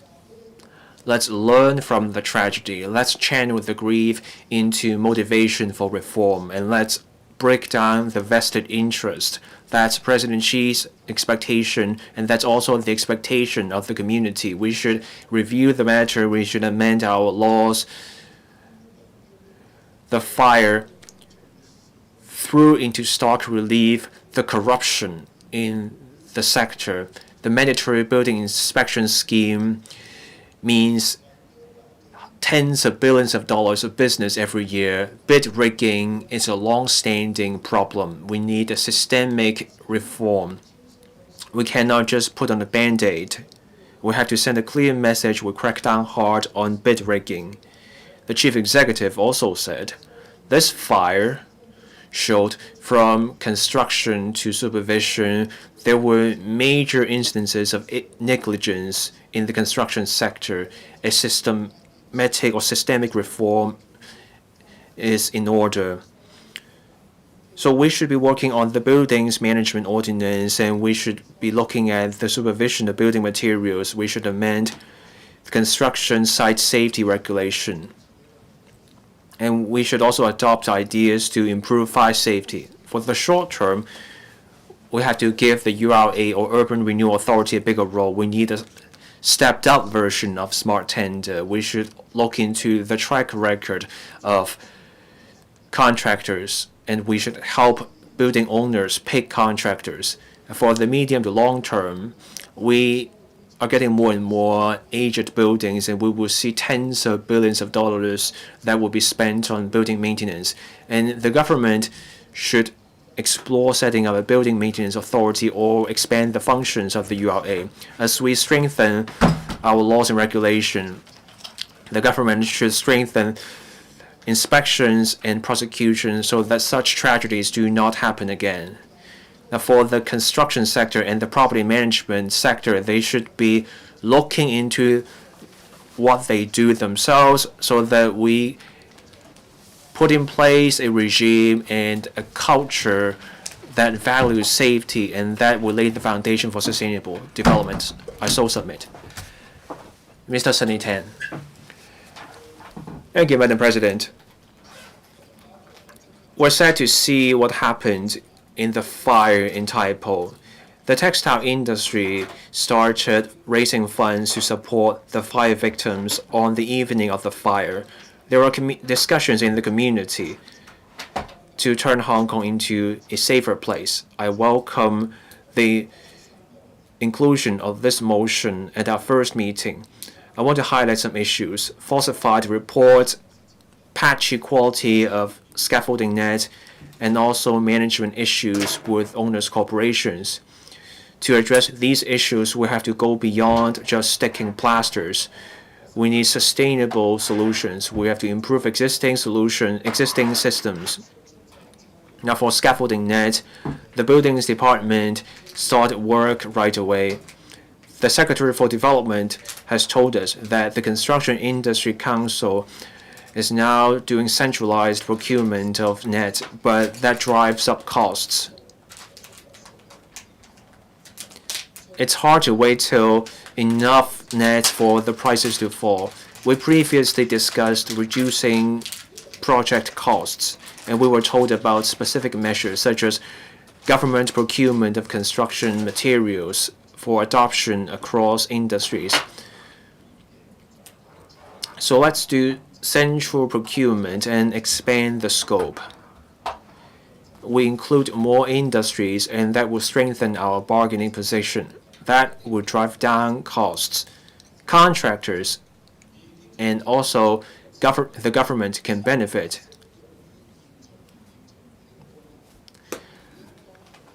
We can also work on construction standards.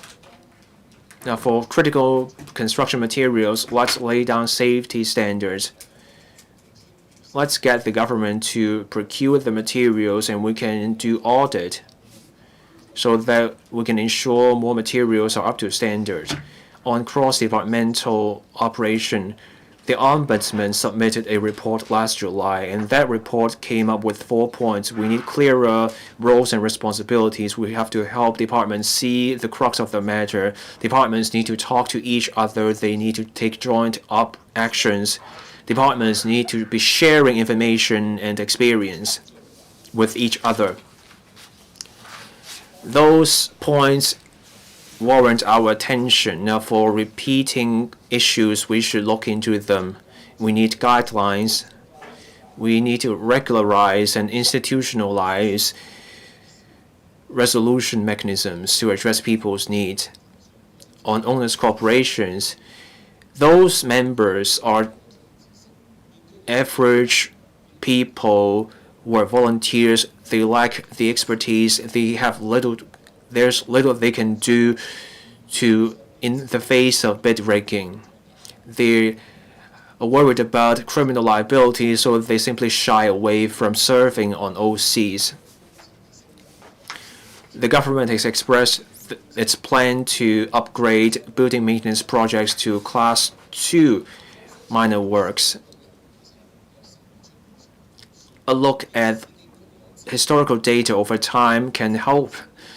We already have smart tender. Let's mandate the use of smart tender so that we can build up a database. An analysis of the database can identify suspicious tenders, and then we can establish the suspicious cases, and then we remove those contractors from the database. People can simply refer to the database, and then they can choose with peace of mind. As the Ombudsman's report said, we have to identify the crux of the matter. I hope our focused discussion today can drive systemic reform so that we give people greater peace of mind. I so submit. Professor Alex Fan. Thank you, President. I fully support the government's motion. I grew up in Taipo and I live in Taipo. This fire has hurt our people and also the ones living in Taipo. While it's been some time after the fire, the residents there have not gotten back peace. We're all concerned about how we can help them build their lives. I noticed that some members said the government has to be compassionate. Today, I'd like to focus on one area that the government needs to face squarely, that is the rehousing problem. Yesterday, together with 8 district council members from Taipo district as well as other members from Yaochunmong district, we discussed for a long time. And district council members are the ones in the front line. They talk to the local residents every day and they come across different cases. They said that residents face 3 levels of pressure. They lost their homes and they are facing a lot of uncertainties. A lot of local residents told DC members that they hope the government would offer them more options as early as possible. They've lost their homes and they have also lost their sense of security. Local residents would like to know when they can be rehoused and how they can resume to normal lives. The government did a lot to respond to the disaster, and we should give recognition to that. The FSD acted, and the LWB Education Bureau Housing Department, as well as the HAD, also offered their support, covering areas including temporary housing as well as short-term and medium to long-term accommodation plans. I think the questionnaire was a good start. Through the questionnaire survey, the government could collect feedback from the residents about medium to long-term housing arrangement. I agree that the government should consolidate the data collected by the end of January. Then they can start working on concrete proposals. From the feedback we got, local residents are concerned about the acquisition of property ownership from the government as well as redevelopment of the housing estates. It's not about comparing the different plans, it's about finding the plan that suits the residents most. Some are of the view that if they can get the cash back and they buy a new property, it would be more flexible. However, they are worried that the process would be very lengthy. On the other hand, some residents are of the view that if they can have the property for property plan, it could give them more security and protection, especially for elderly people who are not very familiar with the property market. They would not like to face pressure with renovation or finding another flat. These are all feasible options. The focus is that we have to make sure that they are feasible, we can achieve the goals quickly, and that we can offer options to people. I have the following suggestions. First, the government has to make sure that it offers flexible plans. It should consider the needs of families with different numbers of family members and needs. For larger households, the government can offer larger flats, and for elderly people and those with mobility issues, they could offer flats in locations that are well served by public transportation. Not every affected resident would like to stay in Tai Po, so they would like more options. For example, we could allow them to move to neighboring districts so that families with different needs can have the options. Thirdly, we have to be down to earth. We have to be mindful of the time. Affected residents can not forever stay in interim housing. We have to have a highly efficient mechanism and coordination arrangement to make sure that everything goes efficiently. One disaster is one too many. The Wangfuk Court fire is a tragedy. I hope that the government could take the opportunity to come up with a comprehensive rehousing plan so that we can learn from it in the future. I so submit. Thank you. Mr. Lam Wai Kong, President. The Wangfuk Court fire is one of the most serious fires in Hong Kong. It has claimed a lot of lives. It has resulted in a lot of property damage. To the firefighter who lost his life, to members of the public who were injured in the fire, I'd like to express my deepest sympathy. I'd also like to extend my gratitude to care teams as well as volunteers who went out to help. I recognize the efforts of the administration when it comes to accommodation arrangements, hotels, hostels, transitional housing, housing authority, temporary accommodation, as well as interim arrangements. A range of different initiatives have been put in place, including one social worker per household. At the same time, I acknowledge the efforts of the administration in investigation and law enforcement. The police and ICAC have made arrests. Different departments have worked together to carry out inspections and spot checks. All these show the determination of the administration. I agree with the motion, that is, we need to drive systematic reforms.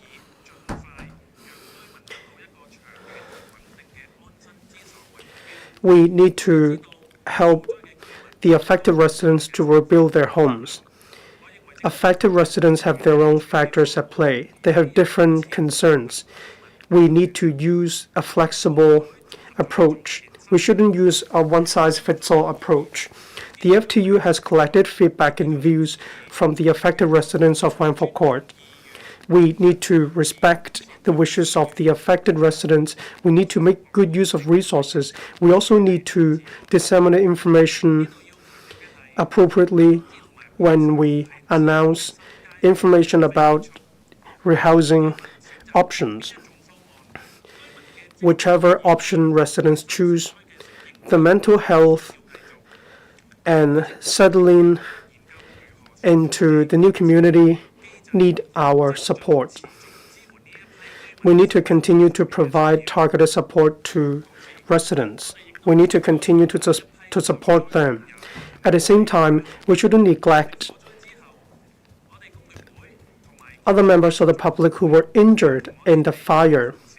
The FTU, as well as the trade union of the construction industry, visited the construction workers who perished in the fire. Some construction workers sacrificed their lives. They helped with evacuation, but then in the end they perished in the fire. The families of the perished construction workers suffered from different degrees of psychological trauma. The administration should provide continuous mental counseling, emotional support, and mental health services to ensure support is given to them. We should also make sure compensation is given to construction workers who perished in the fire. This fire is a significant challenge to the building management system and the overall safety of the building management system in Hong Kong. We need to conduct reviews to plug the regulatory loopholes. Meanwhile, alongside implementing reforms by the administration, the government should make sure that it will heed the views of construction workers when it comes to material safety and construction site safety. So policies will be more targeted, effective in the future when they're implemented.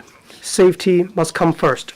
We need to build a more resilient society so that members of the public will have peace of mind as they live in the city. Thank you. I shall submit Mr. Chu Lap-Wai.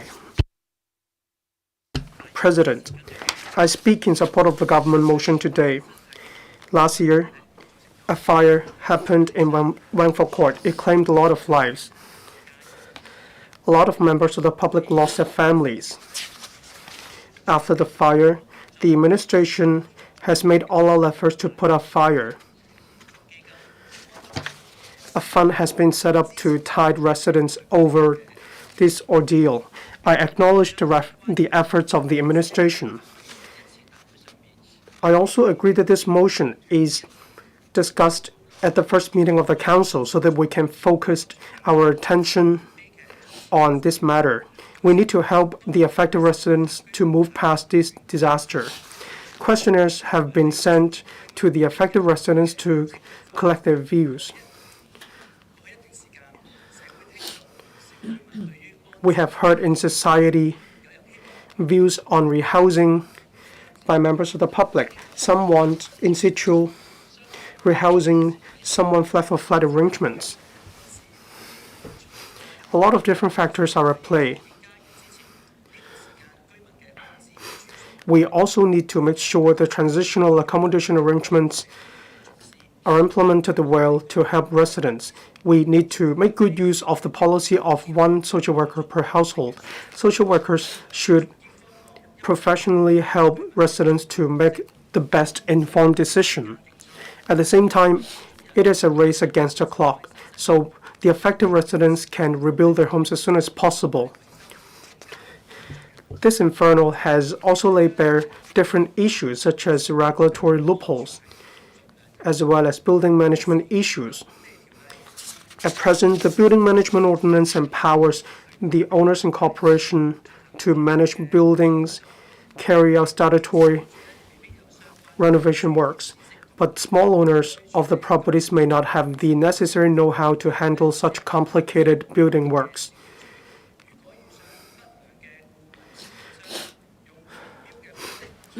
So whenever bid breaking happens, some residents may lose their homes. We shouldn't let these disasters happen once again. So in the future, we must carry out reforms. We need to take a holistic approach so residents will have peace of mind.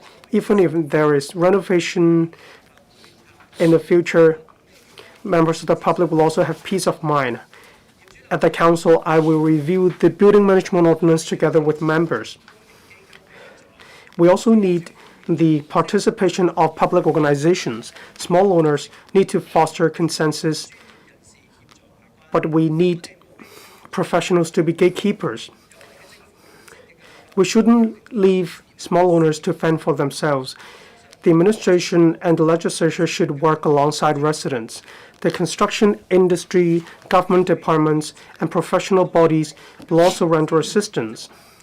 When we have laws, when we have regulation, when we have law enforcement, definitely this will go a long way towards enhancing the safety of buildings in Hong Kong. The Chief Secretary for Administration mentioned dismantling the barriers of vested interest. These are very correct. Some secure a consultancy contract at a low cost, but then the project costs surge afterwards. Small owners, in the end, were affected. We need to dismantle these barriers of vested interest. We must eradicate this situation. Apart from contractors and consultancies, we also need to carry out reviews of property management companies. Overall, I support the government motion. I also support the government in its efforts to help affected residents in post-disaster relief. I will support all work of the administration. I will also walk alongside residents to help them rebuild their own homes. I support the motion.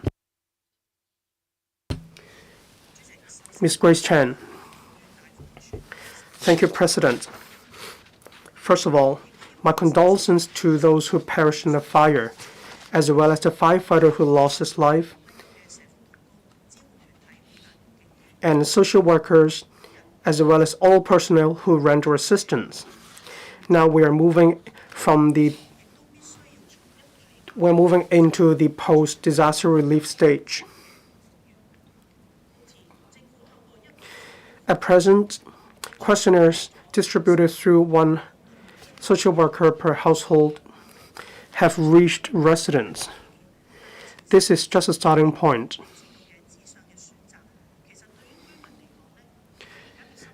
To the affected residents, they want the choices to be certain. They don't want uncertainties. For example, the earliest project, that is Chung Au Road West, wouldn't be commissioned until 2029.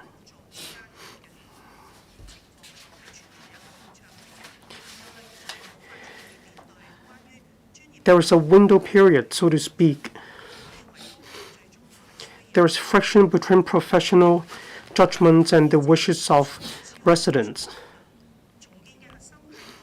The core of reconstruction lies at justice. So we should go beyond mathematics. We should go beyond any proposals. We need to make good use of the fund of $4.3 billion so that they will become rays of hope. They shouldn't be pure figures. Funds shouldn't just be used to fund buyout. We need to go beyond bricks and mortar. We need to provide assistance to the affected residents throughout the entire period. We need to make sure they have sufficient day-to-day support. For example, mental health services, case coordination platform, so that assistance could be provided in a targeted manner. I have the following suggestions to make. I hope that the administration will take them on board. First of all, we need to implement a transparent collaboration mechanism. As for the long-term rehousing options, we need to have representatives from residents, district councillors, professionals. We need to have a formal communication platform. All the technical assessments, financial implications, all these data should be made public. This should be the basis of communication. We need to show more concern for the sandwich class, for the owners who have not yet paid land premiums, or for senior tenants. We need to provide tailor-made policies to different categories of affected residents.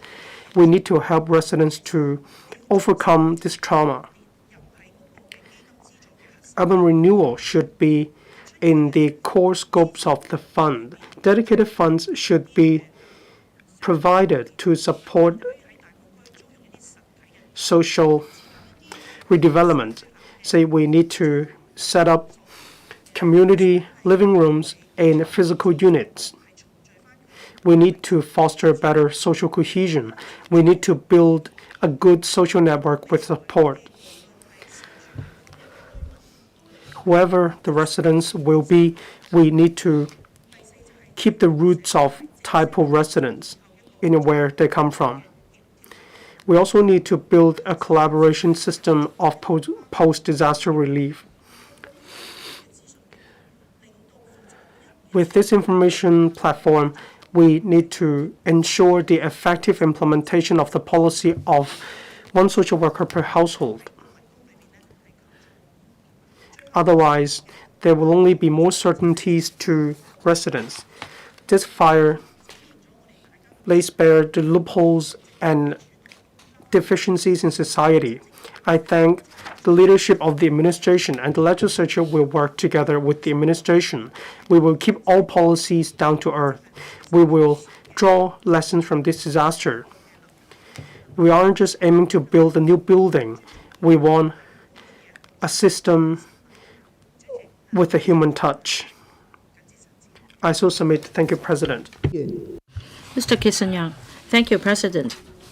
The Taipo Wangfuk Court fire has sparked public concern on building safety and its regulatory mechanism. The blaze has claimed lives. It has also caused huge property losses. It's also a test to the government's emergency response mechanism. The government set up the support fund for Wangfuk Court fire in Taipo, and the independent committee has also been set up to look into the cause of the fire as well as why the fire spread so rapidly. This is the first meeting of this term of Legislative Council, and the government has moved this motion on support and relief and rebuilding work after the fire at Wangfuk Court, so as to support residents in restoring normal lives. And I acknowledge the efforts made by government departments. After the fire happened, government departments as well as many members of the public, shop operators, provided help either in kind or otherwise. Charitable organizations also help provided counseling and various forms of services in the medium to long term.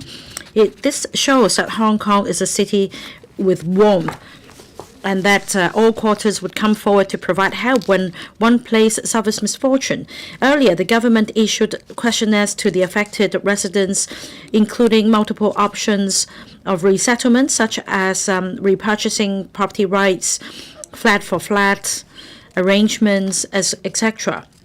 Now, President, I have been following up on the issue of urban renewal in Kowloon City, and I have over 20 years of experience. I understand that for redevelopment, it takes at least 8 years, if not 10 years. And it's really a test to the wisdom of the government, since residents will have to be resettled. They'd like to have a roof over their head as quickly as possible. We also have elderly residents that cannot wait much longer, and I believe that this sentiment is shared by the Wangfuk Court residents. Well, the government should be as pragmatic as possible. For example, the new project can follow the original design, and that residents should be allowed to choose flats of similar sizes to avoid unfairness. Now, the government also mentioned other resettlement options. For example, for housing society, they have resettlement units, and we can consider making use of these units to resettle residents. And in terms of redeveloping co-op buildings of civil servants, the URA also has a lot of experience. Perhaps you can look into that as well.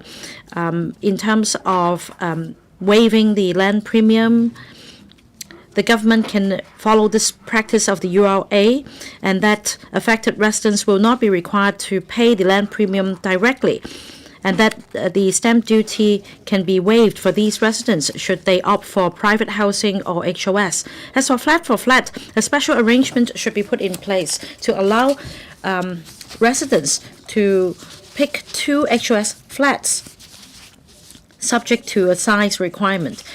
This will give more flexibility for residents to select the new HOS flats.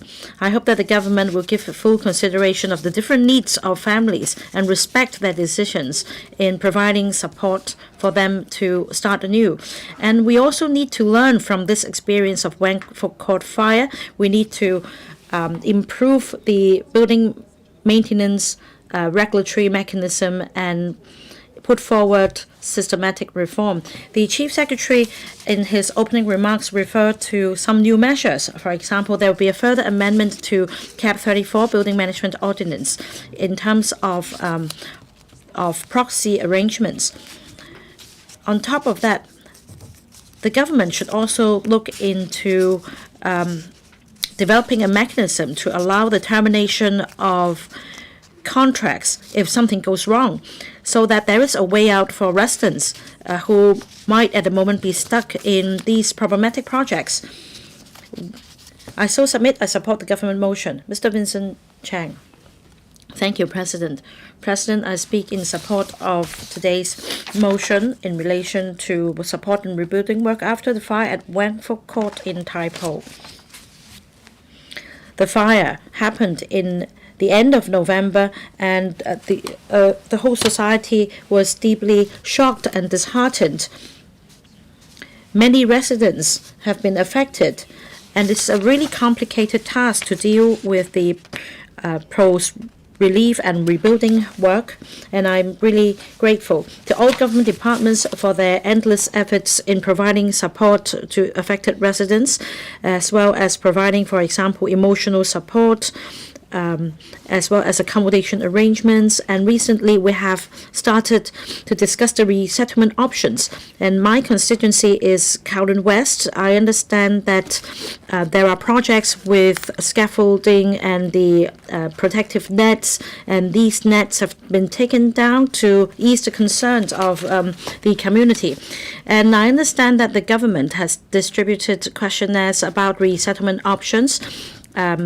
And it's a good idea to hear from the residents. And Mr. Wong, the Deputy FS, also talks about this resettlement option, and I hope that there will be more options for affected residents. For example, in terms of redeveloping Tai Hang Sai estate, well, we had a lot of ideas, but when it came to implementation, we found lots of obstacles.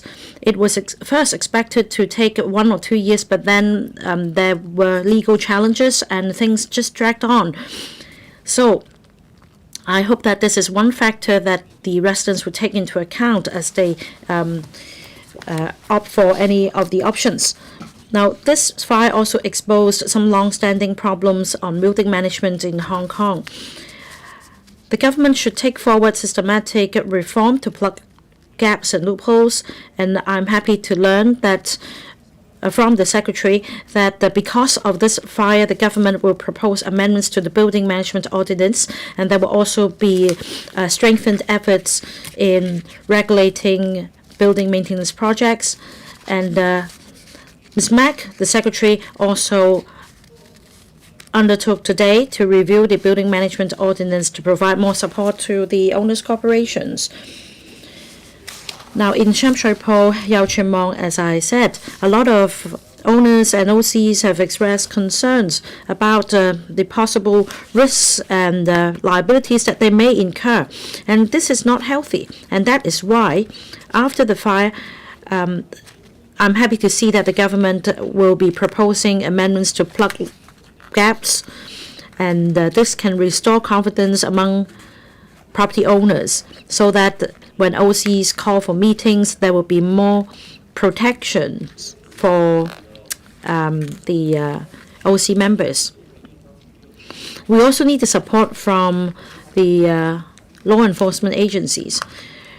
Now, as I mentioned, the ICAC arrested 32 persons in a major renovation project in Kwun Tong for corruption, and there were also syndicates involved.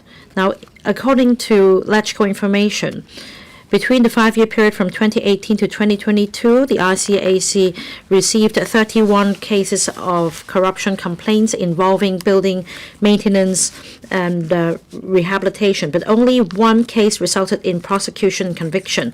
And according to the annual reports of ICAC between 2022 and 2024, in the private sector, on average, there had been daily complaints about corruption in the property management sector.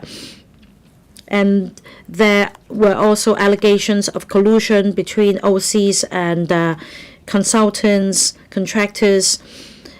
Joint operations were held before to combat bid breaking.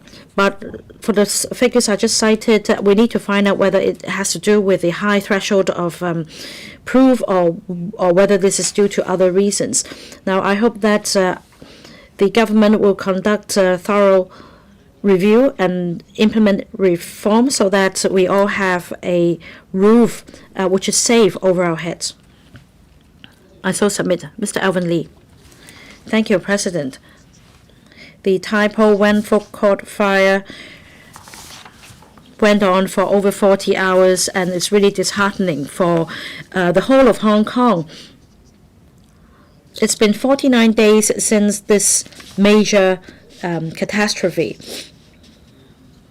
We have mixed feelings. We're all saddened. However, it's time for us to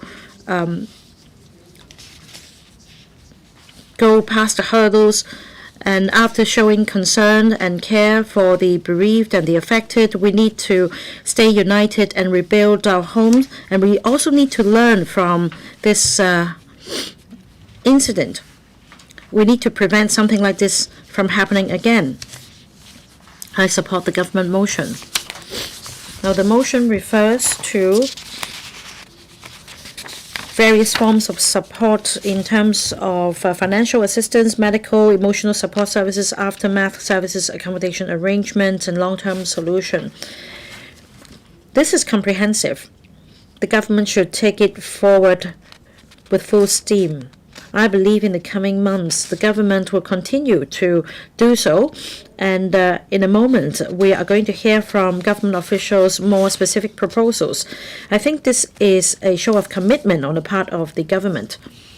In terms of post-relief and support work in the short, medium to long term, what is the most important is to show care for the people and address their concerns. We need to calm them, and we need to make sure that they will be resettled and they will have a roof over their head. And this is how the government should care for its people. Now, I have the following suggestions. First, the government should enhance the system of support for the people, and we should continue to take care of those affected by the fire. As mentioned by fellow members here, the Social Welfare Department has this one social worker per household scheme. And social workers play the bridging role. They provide comfort and support for the affected and help them heal. My suggestion is for the Social Welfare Department to continue with this scheme. We should continue to enhance the role of social workers. Social workers help communicate, they also help comfort and support the affected. They are the listeners, and they are also responsible for coordinating resources. It's apparent that this scheme is effective, so it should remain. More resources should be deployed to hire more social workers to help the residents. Now, the support fund should set aside a dedicated sum for this purpose. It should be a standing arrangement so as to reassure the affected. Now, as mentioned by other members, over 50% of the affected are aged 65 or above, or 15 or above, so there will be an urgent need for counseling services. The second suggestion is to provide a professional support platform to help residents, help address residents' needs. They face various problems such as compensation and resettlement. Residents will need professional help. The government should take the lead. Different professionals from the legal, engineering, and accountancy sectors should be involved so that residents understand their rights in terms of compensation. My third suggestion is to restore public confidence. Now, this is a major disaster, and the fire was extensively broadcast in the media, and this may draw some unease among the public. That I hope that the independent committee will discuss and publish a new mechanism.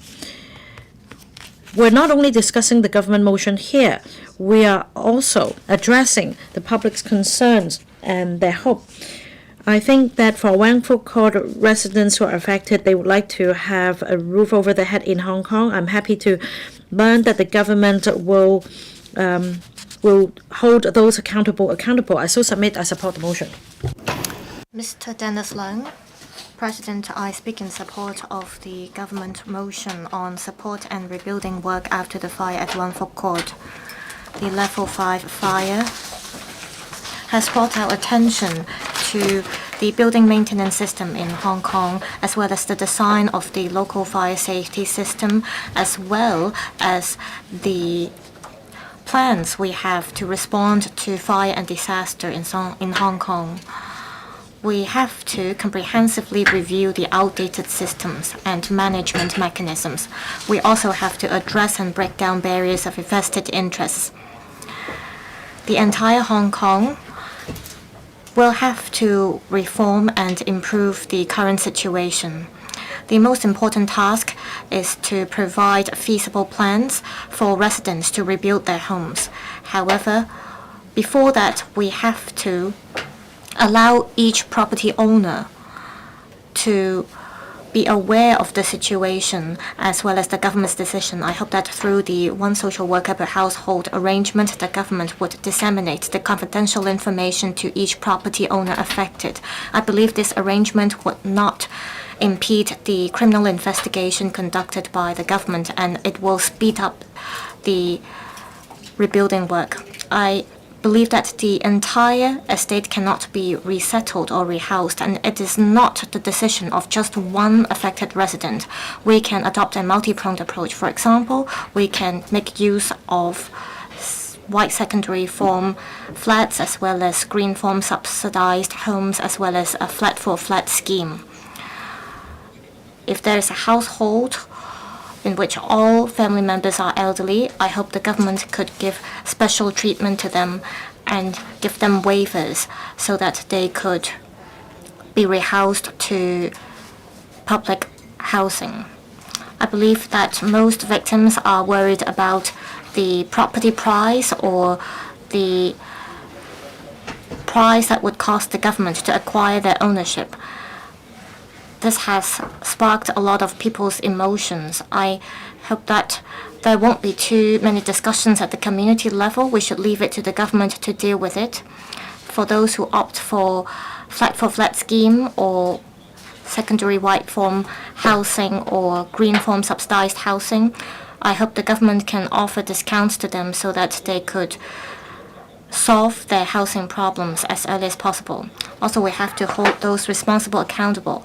I appreciate that the government law enforcement departments have been working tirelessly and making use of innovative technology.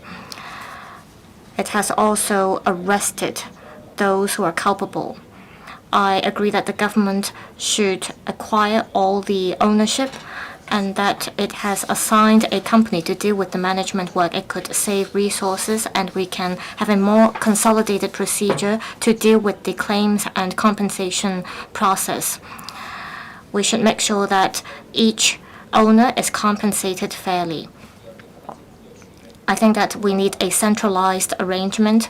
That is, we should have the government deal with the situation. This will help streamline the procedure. I hope the government will, apart from rolling out the one social worker per household arrangement, it would also roll out a one lawyer per household or one doctor per household scheme so that each property owner can have a better understanding of the situation and that they could make the best decision for themselves. I believe that this kind of arrangements would allow the affected to have a better understanding of the situation and make a good decision for themselves. Lastly, I would like to express my gratitude to everyone working for the government, including the frontline civil servants, the firefighters, police officers, as well as healthcare professionals. You are all contributing selflessly to Hong Kong. You're all heroes. We're proud of you. I hope that after the fire, we will all review ourselves. We would adopt preventive measures to ensure our safety so that everybody will be able to live in peace and happiness. I so submit. Thank you. Mr. Chen Pui-leung. Thank you, President. First, I have to declare that I work for the insurer that is involved in the Wang Fuk Kok fire.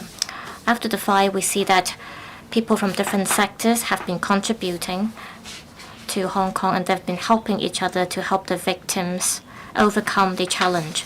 The insurance sector has quickly set up a dedicated team and set up hotline services to help the affected residents, and they have also taken the initiative to get hold of the insurance policy holders and streamlined relevant procedures for compensation to relieve the financial burden of the affected. During the 3 weeks after the fire, the insurance sector has successfully contacted a lot of beneficiaries of policyholders, and compensation given has exceeded $257 million, involving 1,038 cases. They are mostly healthcare policies or home policies, and it also involves 149 life insurance policies. This shows that the insurance sector has been helping the affected to overcome the hardship. Also, the insurance sector has donated money to help the affected. It shows that the insurance sector is taking up the corporate responsibility. After the fire, the government has rapidly arranged for the affected residents to move to short-term housing. It has also provided rent subsidies, but these are all transitional arrangements. Rebuilding their lives, I believe, are the common wish of the affected residents. This fire involves a lot of affected households. I support the idea that the government should take the lead to make arrangements for the resettling plan. I also support the one social worker per household scheme that has been collecting feedback from the affected residents through questionnaires. I hope that after considering the feedback, the government would come up with a short-term resettlement plan. The various government departments should enhance speed as well as efficiency in coming up with the proposal. Learning from the Grenfell fire in June 2017, well, after the fire, there was only demolition work in September 2025.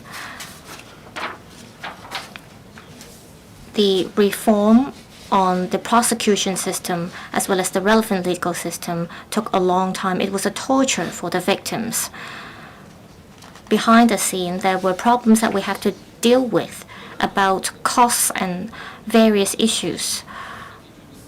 I suggested the government set up dedicated bodies and consider acquiring the ownership from all property owners of the Wong Fuk Court and deal with the complicated insurance compensation mechanism by streamlining the process. In terms of funds, there are currently $4.3 billion under the support fund. $1.2 billion have been spent on the assistance measures. It is believed that there are an outstanding of some $2 billion. Well, it will cost a lot for insurance compensation, and the government should therefore take the lead to be the coordinator. It should consider making low-risk and reliable investments for funds that do not have to be used now to help with the resettlement of affected residents. It's been a month since the fire.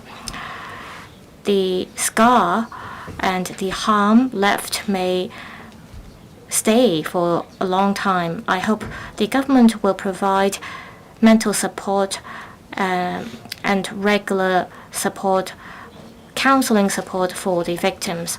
We have to transform our grief into power. We have to come up with a reform to prevent the same kind of tragedy from happening. We should help the affected rebuild their lives. I so submit. I support the government motion. Ms. Michelle Tang. President, I support the CS's motion on support and rebuilding work after the fire at Wong Fuk Court in Tai Po.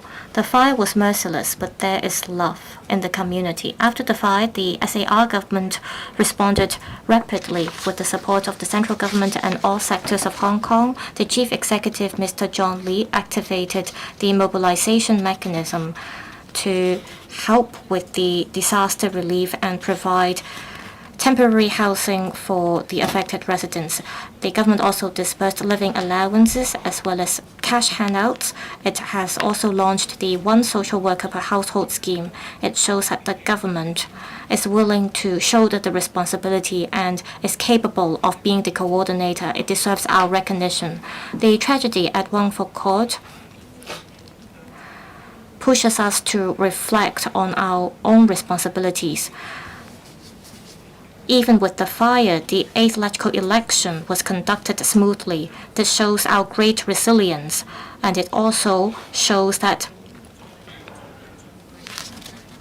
citizens really hope the government would help the affected residents rebuild their lives as early as possible. Regarding funding proposals and legislative amendments, we have to stay professional. We have to enhance the interaction between the executive and the legislature to make sure that each penny of the public money is used effectively and that we can effectively respond to citizens' aspirations. I know some people who are affected by the fire and they have been staying in their friends' homes. After they have lost their lives, they still hold hopes because they believe that the government and our society can help them. When I think of them, I feel that the government has to keep improving its support work. It should cover short, medium, and long-term support. It should also balance law, reason, and compassion and adopt a multi-pronged approach in terms of its resettlement plan. The government conducted a questionnaire survey. I hope that there can be a consultation after the questionnaire survey and that household visits should be conducted so that the government can respond to the residents' needs. This fire shows loopholes in building maintenance mechanism as well as tendering mechanism. Many people in the engineering sector are shocked. A small group of black sheep have hurt a lot of people. I hope the government can face this problem squarely and tackle bid rigging problems. I suggest that the Competition Commission and the ICAC be invited to take part in this so that from a professional perspective, they can combat bid rigging and break down barriers of vested interests. I understand that the SAR government has already been reviewing the building maintenance system. This includes enhancing the thresholds for contractors to take up projects and improving the voting system to make sure that there is a third-party monitoring of the maintenance projects.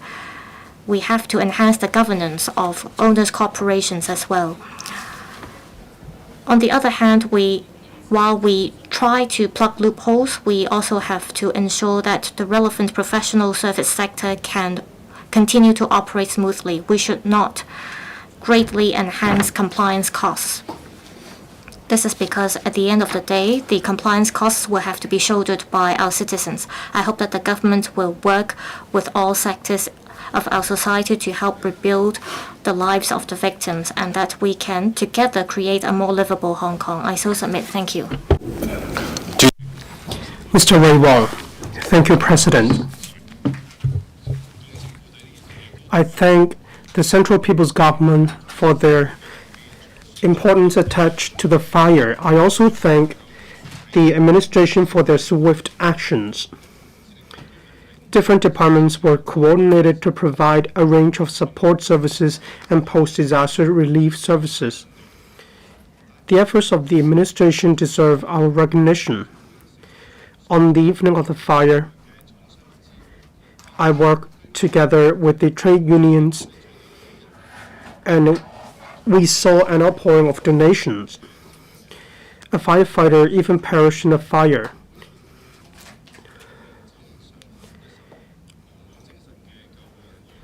I express my gratitude to firefighters as well as other personnel who render assistance on the site. I also extend my condolences to the bereaved families. Questionnaires were sent to the affected residents to collect their views. I agree with the proposals floated by the government. I represent the industrial sector. I champion the development of information technology. We need to show a human touch, and we also need to incorporate the mindset of the industrial sector in the policies. We need to go beyond bricks and mortar. We need to promote the modernization of city governance in Hong Kong. We need to take into account the feelings of the affected residents. We need to provide long-term rehousing arrangements for the affected residents. I believe we need to compress the timeline of different policies in order to shorten the agonizing wait of residents. It takes decades or years to see new housing proposals. We need to provide different targeted support, such as technology support to senior citizens. Members of the public should know better the updates of the works. We need to make sure flat-for-flat arrangements come with a human touch. Some owners are worried that there may be downsizing for flat-for-flat arrangements. We need to build a database of HOS flats, GSH, and so on.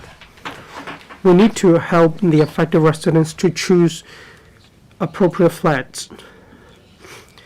We need to show our human touch and human care with technologies. This is exactly how we can enhance the well-being of the affected residents. On bid rigging, it is not enough just to heighten punishments. We need to move faster when it comes to law enforcement and evidence collection. We need to build a database regarding building maintenance and management. We need to fulfill privacy ordinance. We need to provide cross-reference between contractors and owners' corporation. In the event of any irregularities, there should be alerts. The government should also harness technologies to reduce the time taken to collect evidence.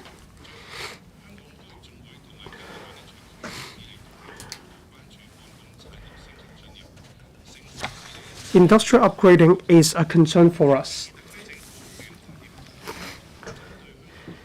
I suggest that the industry and universities should build a system of swift response focusing on the high-intensity building environments in Hong Kong. We also need to make good use of the Internet of Things system, such as sensors, water pressure, temperature system. We need to nip incidents in the bud. We also need to break departmental silos. We need to make good use of the mindset of Industry 4.0. We need to build a collaborative platform. We need to put people first so that our policies will stay down to earth. Thank you. I so submit. Professor Priscilla Leung. Thank you, President. I speak in support of the motion on disaster relief and rebuilding efforts for the Wangford Court fire. In the 90s, I lived in Wangford Court. It was actually my first flat ever. I personally know a lot of residents in Wangford Court. My heart sank when I saw the fire that raged on for 3 days. A lot of minority owners in Wangford Court got their first flat with a lot of difficulties. They worked very hard for it. 3 days after the fire, on the morning of the day, I provided 16 views of mine to the government and the Central People's Government. First, on insurance.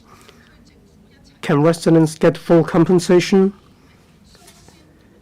I thank Taiping Insurance for making their stance clear. They will do their level best to offer compensation. However, to minority owners, they may be dealing with international insurance companies as well as a large team of lawyers. Can they secure full compensation? We know very well that some owners may not get full compensation. I hope that the government can step in. In addition to mediation, insurance companies should fulfill corporate responsibility. We shouldn't rub salt into the wound of residents. There are a total of 1,984 households, about 4 billion to 7 billion of mortgage payments. So a delay of half a year doesn't help a lot. Owners may lose their property titles as well. That's why I support Deputy Financial Secretary Mr. Michael Wong for the option of government acquisition of property titles. The pre-fire market price should be used to buy back the properties. The second option is flat-for-flat arrangements. At least residents will get a flat after they have chosen this arrangement. Some of them are middle class. They probably prefer other flats than interim rehousing. Actually, some residents don't want to live in the area. They don't want to be rehoused in Tai Po.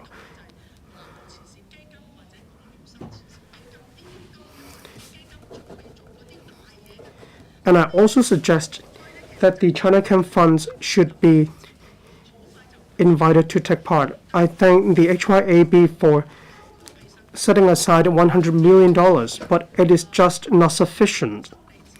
We need clinical psychologists and clinical therapists. Firefighters want this service, and for the Grenfell Tower fire in London, some suicidal cases happened 1 year after the fire. Social welfare workers are different from clinical psychologists. I suggest the disbursement of $20 million, or we may disburse $50 million if possible. We need a clinical psychologist for all households, for all age brackets. All of them need the help of clinical psychologists. I also thank the HIAB for applying to dissolve the Management Committee of Wanford Court at the Lands Tribunal. The chairman of the Owners Corporation was arrested. Regarding CAP 344, in 2013 and in 2016, I moved 2 motions.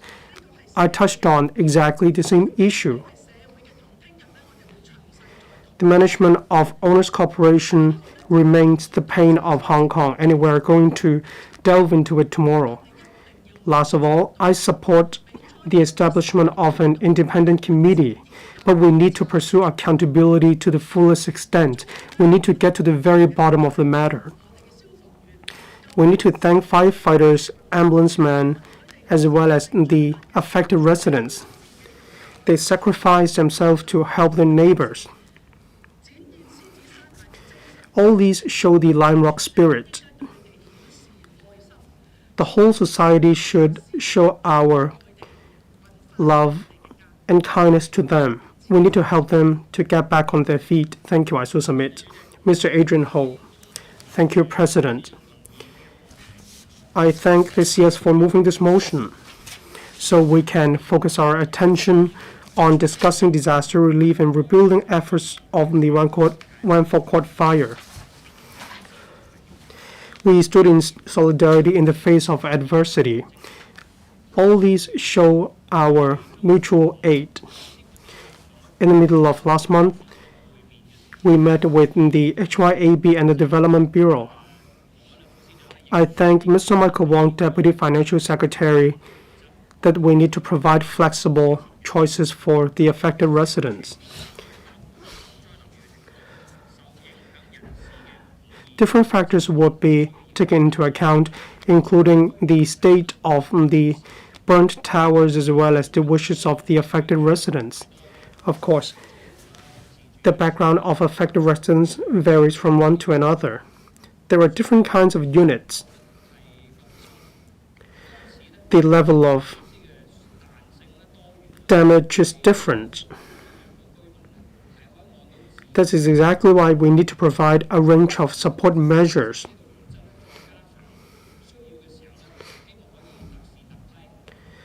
We need to implement extraordinary measures in this hard time.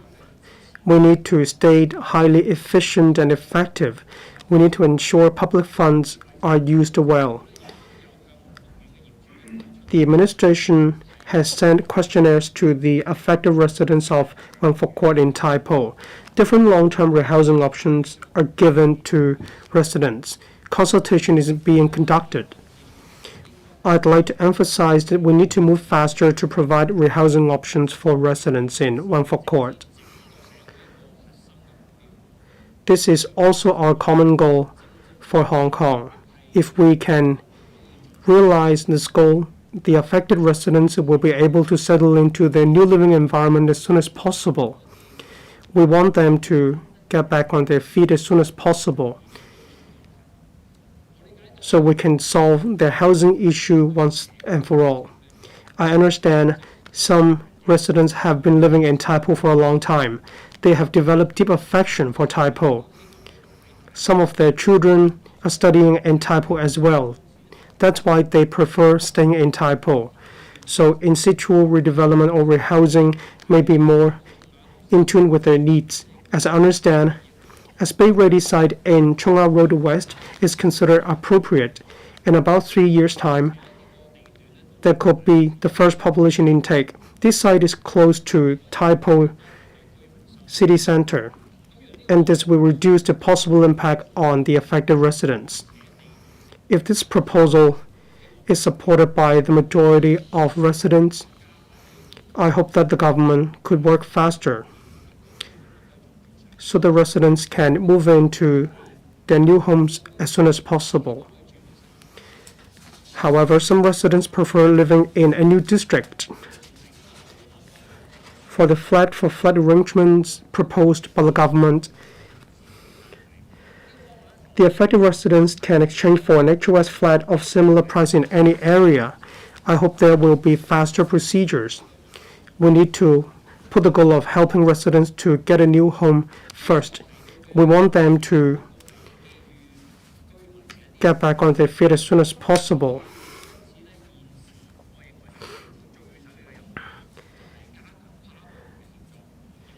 The government should enhance cross-departmental collaboration and assistance, and this should be made the #1 task of the administration.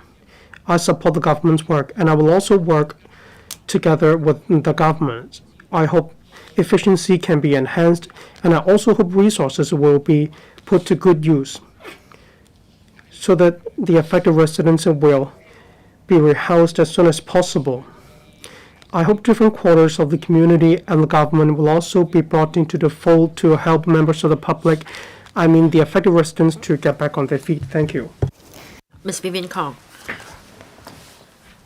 President, Wangfuk Court fire hurt everyone in Hong Kong. We're all saddened, and the affected residents have the right to receive support from the government. The government, meanwhile, took action immediately and provided the necessary support to Wangfuk Court residents. There have also been selfless donations from across different sectors. I'm also grateful to the tourism sector for responding to the government's call in allowing residents to stay in youth hostels and hotel rooms so as to address their accommodation needs. Some tour coaches also formed a fleet immediately to provide free shuttle transport for affected residents to and from their temporary shelter. Even airline companies and other travel agents made donations. Now, we must look into long-term proposals to help restore the lives of the affected. Many residents have lost their loved ones in the fire. They also suffered from property losses and emotional fatigue. They're in the plight. Now, I have 3 suggestions. First, the government should continue with the short to medium term work, that cash subsidies and other forms of allowances should be distributed in time to meet the basic needs of affected residents. The government and other relevant organizations should continue to provide support, and the relevant support policies should be adjusted flexibly to ensure that the affected residents' urgent needs are met. The next suggestion is about the long-term resettlement options. The government recently distributed questionnaires to residents, which includes multiple options. Now, there should be enhanced transparency in collecting views from residents. The third point is to provide more emotional support as well as other forms of support to meet the healthcare needs of residents. I am particularly concerned about the trauma suffered by affected residents. I think targeted assistance should be given to them because the post-traumatic disorder might not happen until months or even years later, as in the case of a disaster like this. The government can work with social organizations to provide counseling and other forms of treatment. More activities can be organized. The residents can be invited to take part in them so that they can get over the grief as quickly as possible. Now, the chief executive has ordered the establishment of an independent committee so that we can find out the cause of the fire and the truth of the matter in an impartial and fair manner.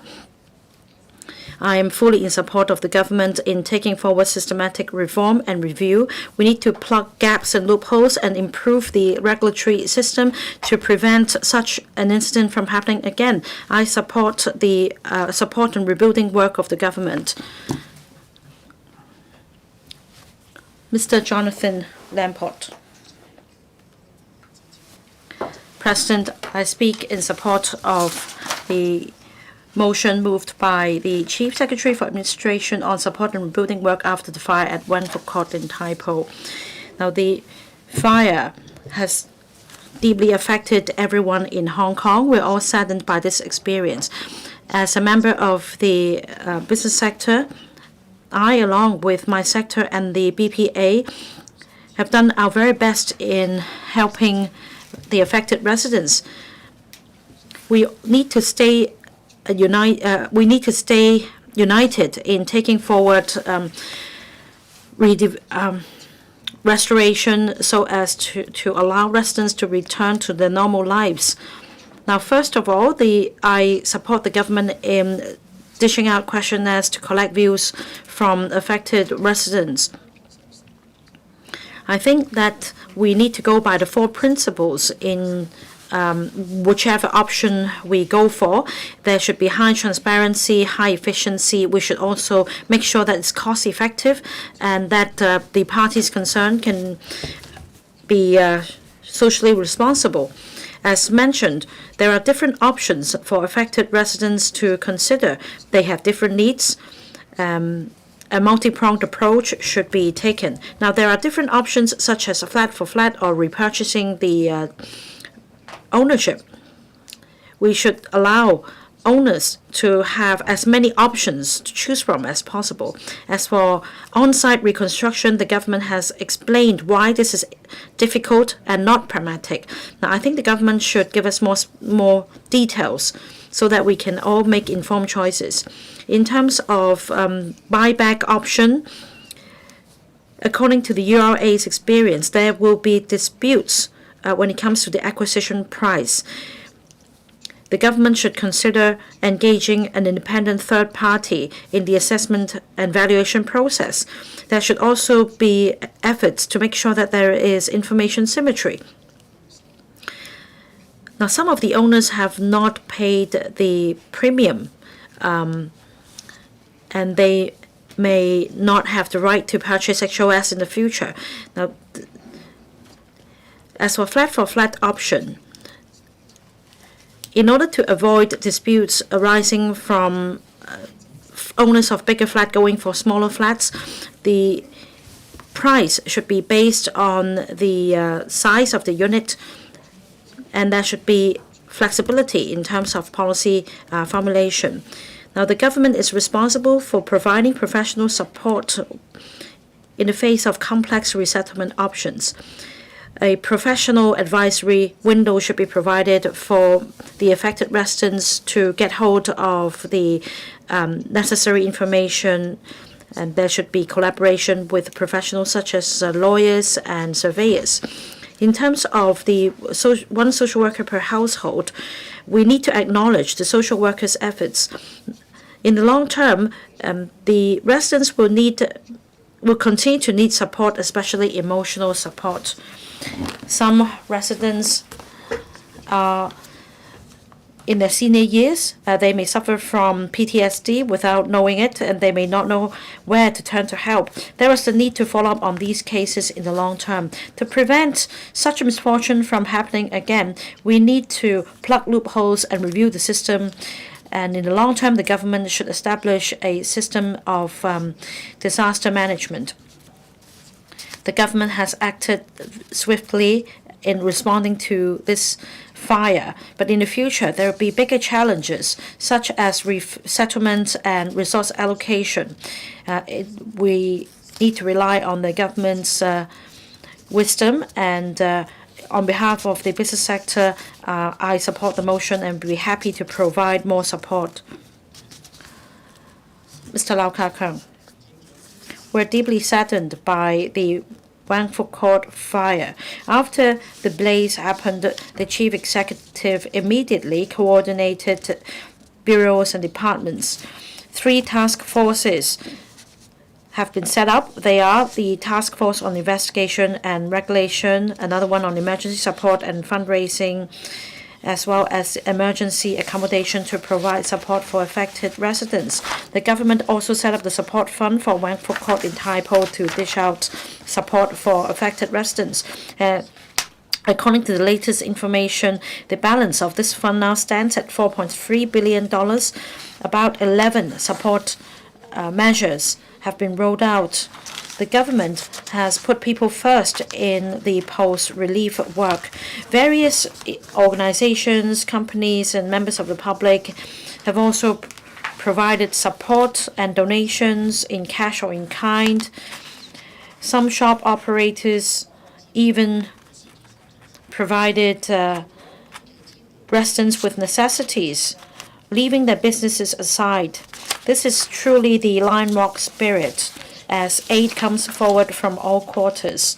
Now, the government should take forward a systematic reform to prevent the recurrence of such a tragedy.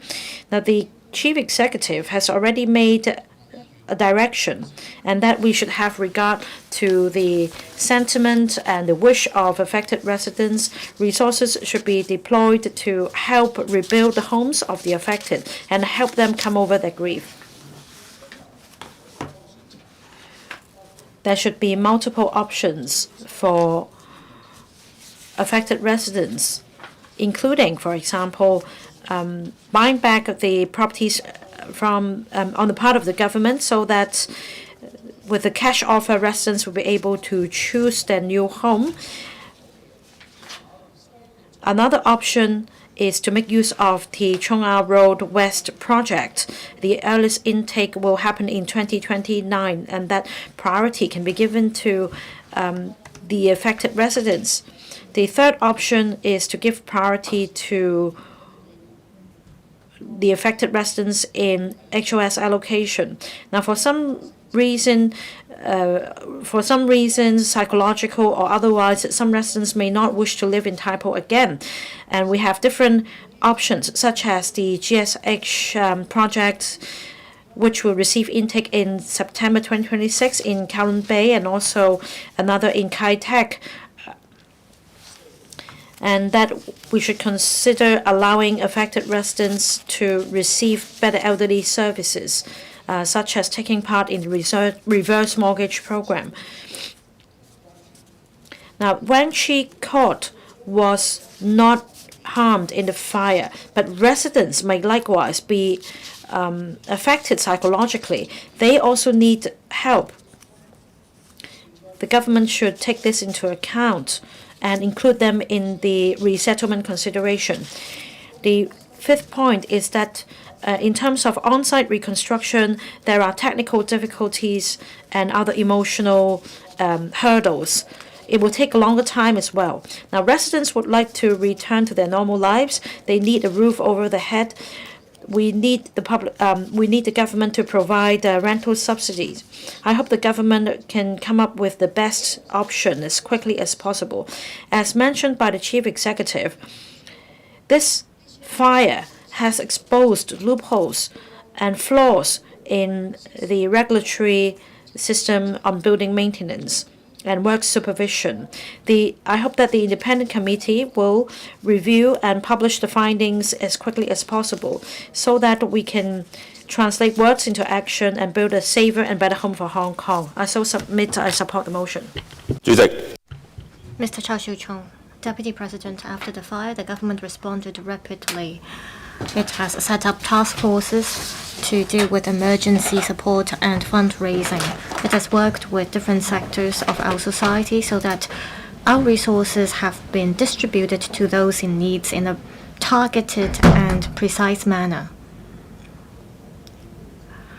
Victims got short-term support in terms of supplies as well as mental relief. In the medium term, the government disburses 2 years of rental subsidies to those affected. According to the government, after the subsidies have been disbursed or the 2-year period has expired, it may consider continuing to disburse subsidies to those affected. I am glad to see that the government has been acting flexibly to send warmth to the victims.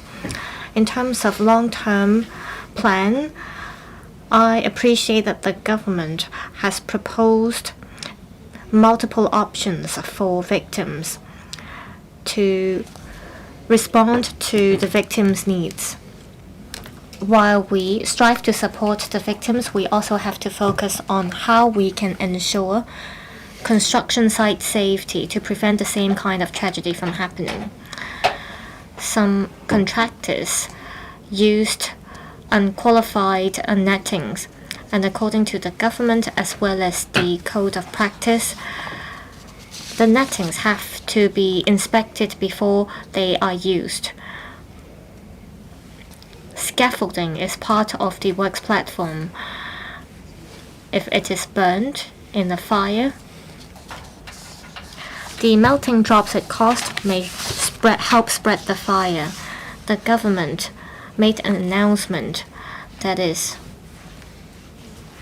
there needs to be fire resistance components in the toe board. I appreciate these moves. Courts, when dealing with cases involving construction site safety, it usually reviews whether the relevant industrial business legislations are complied with. According to the Development Bureau or the Housing Department, the relevant practice note will become statutory requirements. The LWB may follow suit and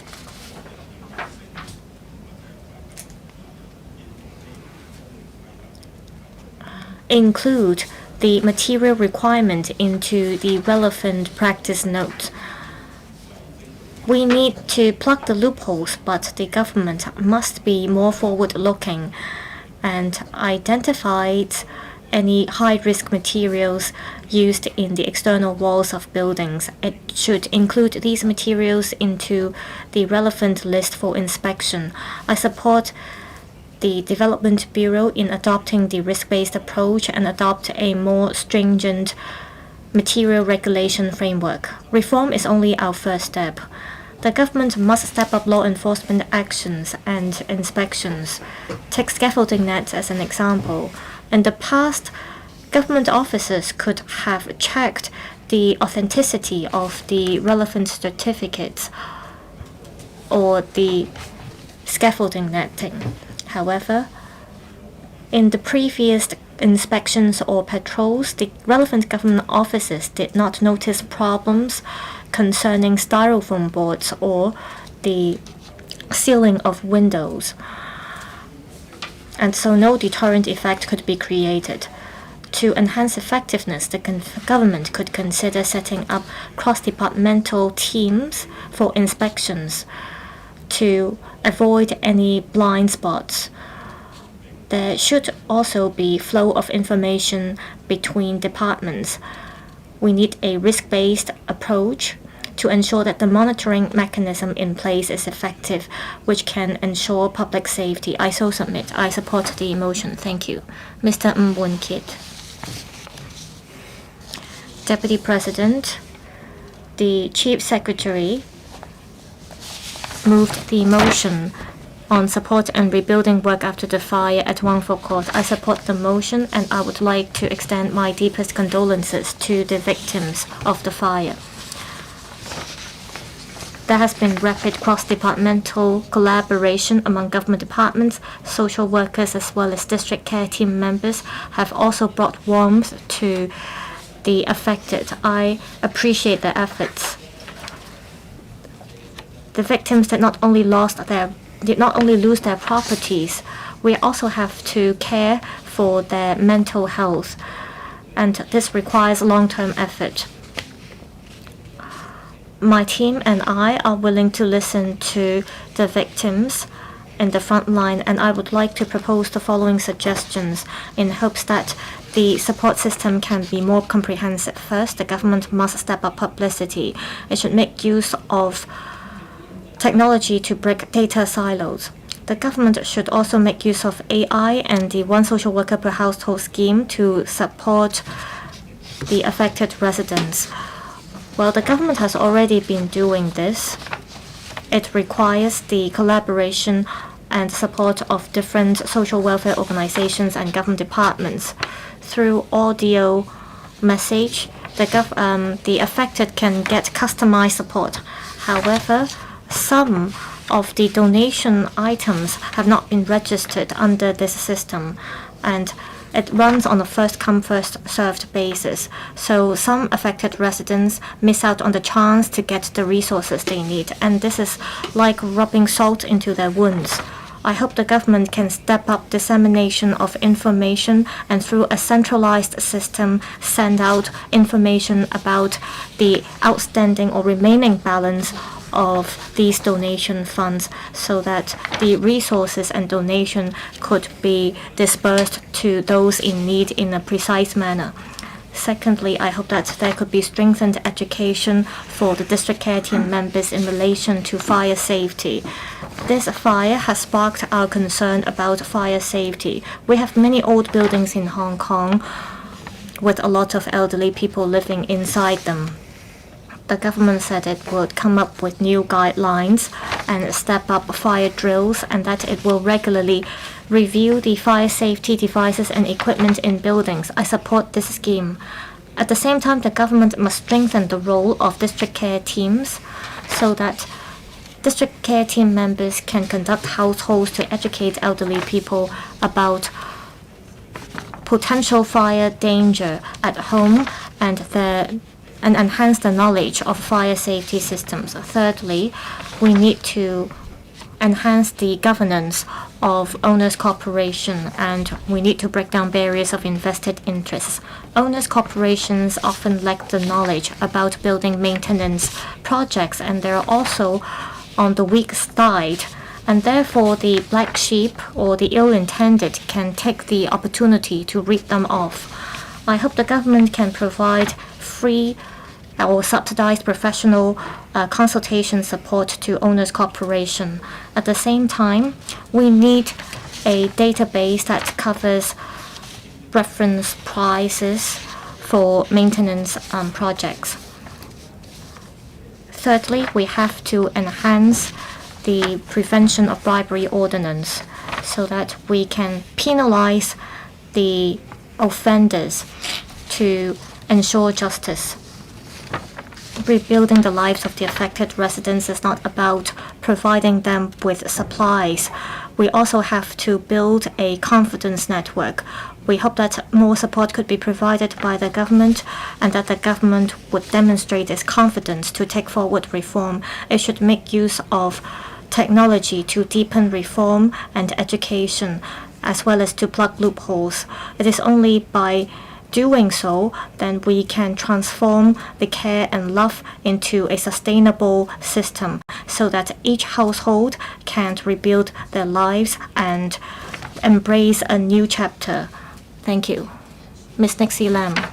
Thank you, Deputy President. I fully support the government motion. The merciless fire has claimed the properties and savings of the affected residents, and this is heartbreaking. I support the government in offering support in rebuilding the lives of the affected, and this covers comprehensive investigation as well as reform.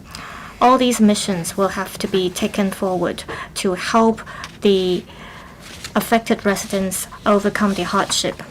I think the government has already proposed a number of long-term settlement plans, and by conducting questionnaire surveys, it can collect feedback from the residents, and at the same time, it is offering a reference price per square for the acquisition. I think that this is a responsible attitude, and this can respond to the victims' needs. I hope the government can offer a more diverse range of proposals. For example, the Chung Ah West site could be used for rehousing the affected residents. I hope the government can roll out flat-for-flat schemes for the victims. I hope the victims could be given options. This tragedy does not only lead to questions about rehousing, it has also unveiled loopholes in our building maintenance system. So we need to take forward reform as soon as possible. Property owners chip out money for building maintenance. However, this is a tragedy, and we have to remember this. I have talked to people from the building maintenance sector as well as the construction work sector. And they told me that there is a monitoring system in the mainland. We can make use of an independent monitor. We can assign an independent monitor for each project. Say a lift has to be repaired, and there can be an independent monitor for this repair project, so that we can prevent any small circle operations. And this kind of monitor or operators, or supervisors, they work independently and they switch to different roles every 3 months. And there are no vested interests in them.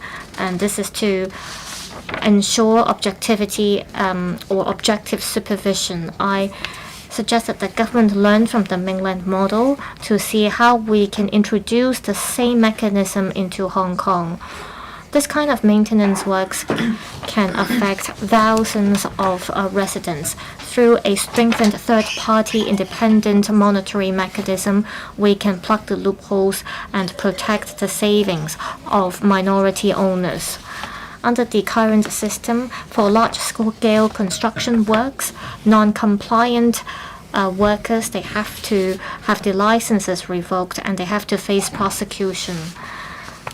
In the past, some middle-ranking managers were not willing to take up this kind of responsibilities.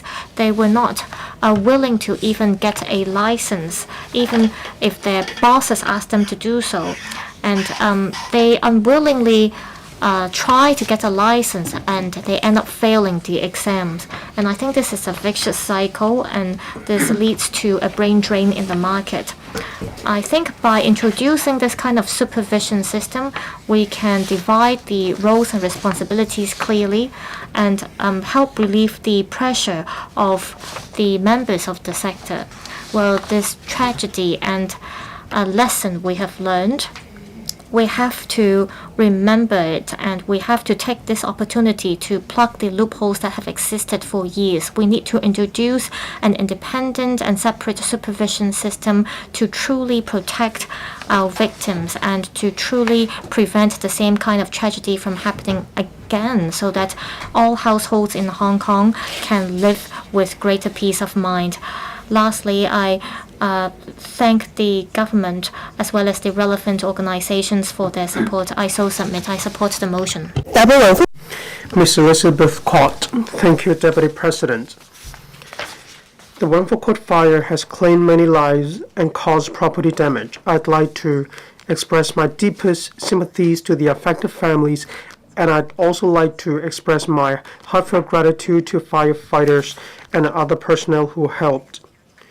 Fire is merciless, but our love knows no bounds. We have been standing in solidarity in this difficult time, but there are elements who intend to sabotage these efforts. They should be condemned.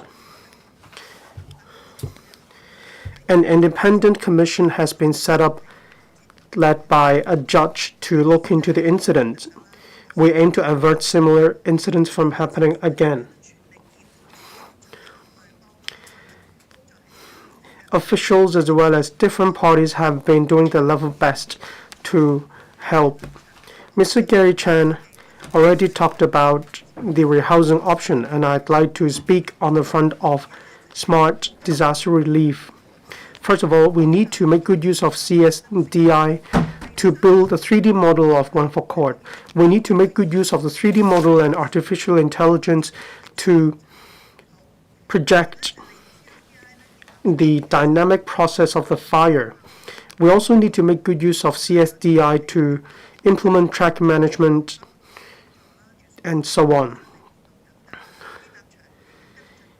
We need to have a long-term follow-up mechanism regarding support measures such as housing arrangements, mental support, and so on. We also need to set up a smart fire safety mechanism. Some fire alarms could not be sounded. Some means of escape, that is the doors have been kept open. I have identified all these issues.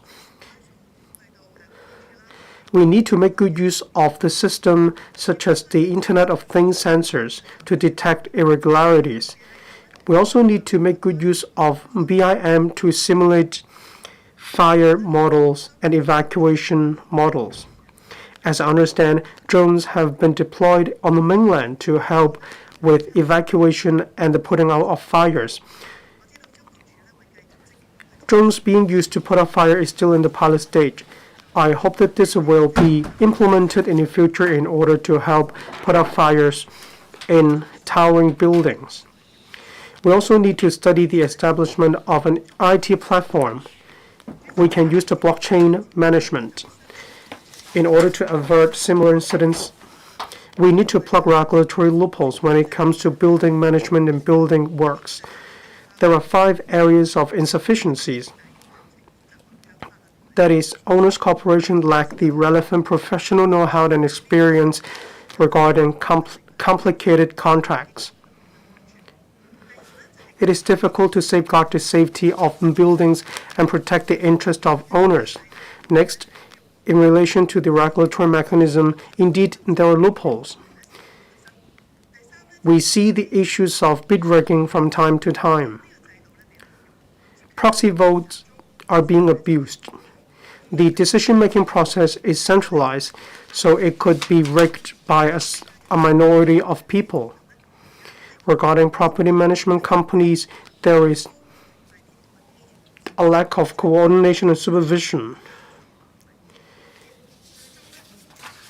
Projects being subcontracted also affect the quality of the works as well as the interest and rights of construction workers. The government takes a passive approach at present. The government is only brought into the fold whenever there is any incident.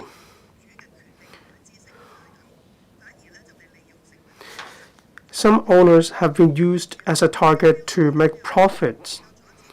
Regarding easy tender, there's a loophole as well. It leads to deterioration of quality. There is also uneven quality among different works. Fragmented reforms are insufficient. We need to support the government in its post-disaster relief and reforms. We need to implement systemic reforms. We need to dismantle the barriers of invested interest. We need to draw lessons from this disaster. We also need to learn from it in order to make improvements. I so submit. Mr. Jonathan Leung. Thank you, Deputy President. My deepest condolences to the perished in the fire. I also express my heartfelt gratitude to the firefighter who perished in the fire, as well as the bereaved families. My deepest sympathies to all of them. I express my gratitude to the Chief Secretary for moving this motion so that we in the Council can reflect on this incident. We need to look into how we can avert similar tragedies in the future. In 1953, there is the Shakib May Squatter Hut fire. Then the Wangford Court fire is the most serious recently. The inferno extended to 7 towers in a short time. This fire has claimed a lot of lives and caused extensive property damage. The government swiftly reacted to the fire. I and the Liberal Party support the government's initiative to rebuild the Wangford Court. Unity in times of adversity is the essence of the spirit of Hong Kong. Some restaurants provide free meals. Some members of the public also provided assistance. The government injected $300 million to set up a typo fund. With generous donations, a total of $4 billion of funds have been received. The government dispersed emergency relief funds and helped the affected residents to stay in youth hostels. Some of them were arranged to live in interim housing. In the initial stage, there was a lack of information, but the government afterwards has taken on board the views of the affected residents. The initiative of one social worker per household should be acknowledged by us. The affected residents lost their homes in just a night. There are a lot of different issues to be solved. That is, seniors need to continue to be given medications, bank accounts, property mortgage arrangements. The government has been doing its level best to work with different departments to tide the affected residents over this trauma. The Liberal Party suggests that the government should provide emergency assistance in a targeted manner. For those chronically ill, for families in need, one-off emergency relief should be provided to meet their exigencies.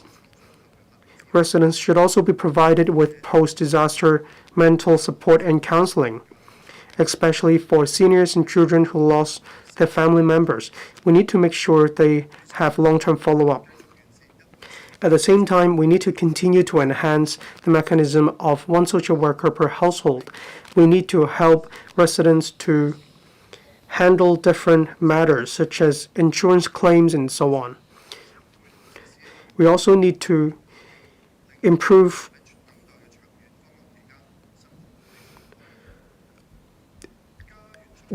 make sure different parts of the relief efforts will be implemented. I understand social workers are distributing questionnaires to the affected residents to tap their views.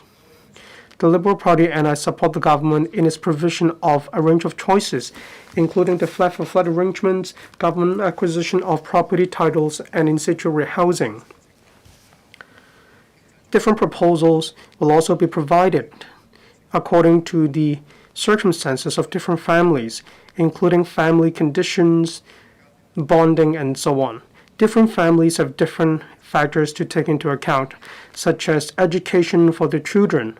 All these should not be delayed. So, indeed, in situ redevelopment is difficult. The Wangford Court fire is a wake-up call in relation to building management. We need to implement a total ban on smoking in construction sites. We need to implement it as soon as possible. The Liberal Party expects that the government to continue to walk alongside the residents affected in the Taipo fire so that they will get their lives back on track soon. Thank you. Ms. Jeannie Mann. Thank you, Deputy President. I speak in support of the motion. 161 people were killed in the fire. A lot of people lost their family members and their homes in just a night. This fire has exposed building management issues. It is a test for Hong Kong as well.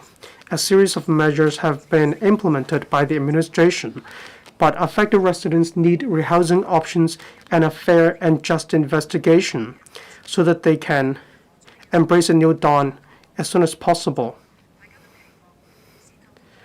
The issues involved are extensive.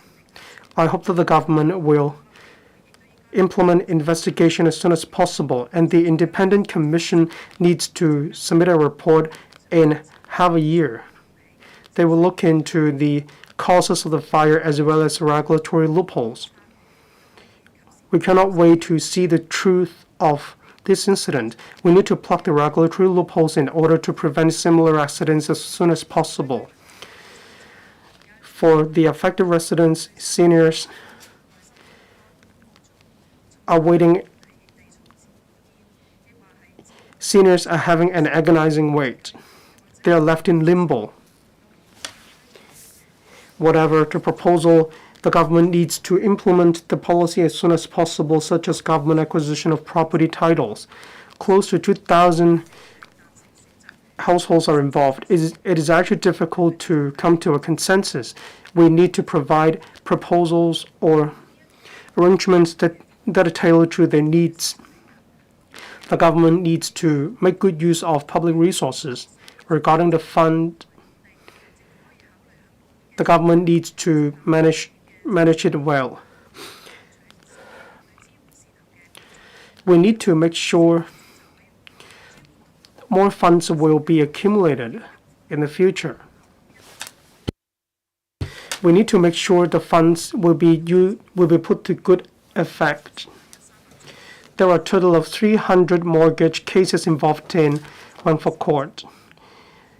The government has, the banks have already relaxed the mortgage repayment period. I suggest that banks should provide more arrangements in order to tide residents over. A task group on financial services should be set up to help residents to handle different financial matters as well as insurance claims. We need to reduce the financial costs, transaction costs, and time costs for the affected residents. School children are facing a lot of problems as well. I suggest universities and experienced teachers should help affected school children. For example, interview guidance and school tuition should be provided. Invisible scars will not fade in a short period of time. I suggest psychological support should be extended. Senior children should receive free of charge psychological counseling and therapy services. Social workers and volunteers should provide group activities to help the affected residents to move past this ordeal. I so submit. Mr. Hong Kam In. President, I speak in support of the motion. The Tai Po Wangfuk Court fire has claimed numerous lives. We're all saddened by this tragedy. The fire is merciless, but people's love counts. All sectors of Hong Kong has joined hands in providing support and mutual help. And I'd like to express my condolences to the family of the deceased, and also my sympathies go to those affected and those who are injured. The government has taken swift action after the disaster, and the chief executive, along with his deputies, introduced the post-disaster relief work to us, adopting a people-oriented attitude. The DAB, as well as myself, also took part in relief work after the disaster. We helped the affected residents to make sure that they had sufficient rest, and I am an office bearer of an NGO, and together with other organizations, we immediately activated an emergency response mechanism. We arranged for social workers to receive calls through a hotline to provide counseling and referral services. We also liaised with doctors in the provision of medicine, and we also helped arrange for child care for needy families. Different sectors have joined hands and shown compassion to the affected residents. They provided support to them. However, there's still a long way to go when it comes to rebuilding homes for them.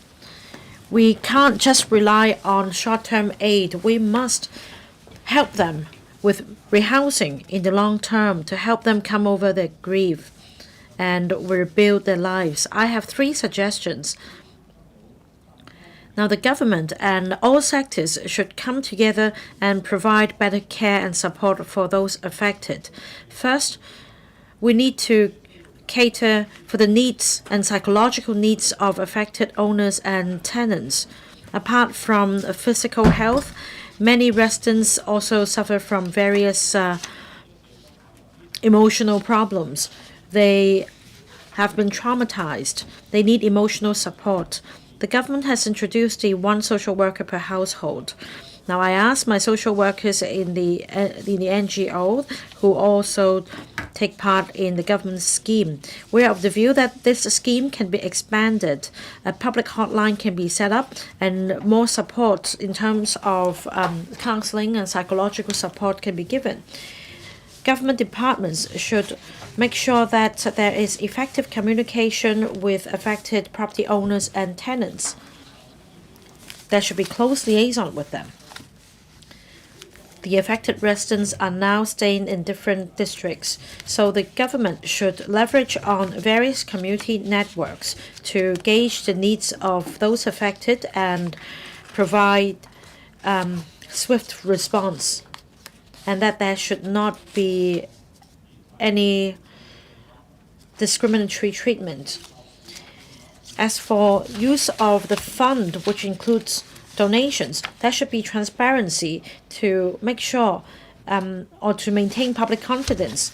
A transparent mechanism should be set up. The government and the relevant organizations should disclose details such as where the funds have gone and how the funds are used to ensure proper allocation of resources. There should also be an independent organization or committee to make sure that funds are used properly.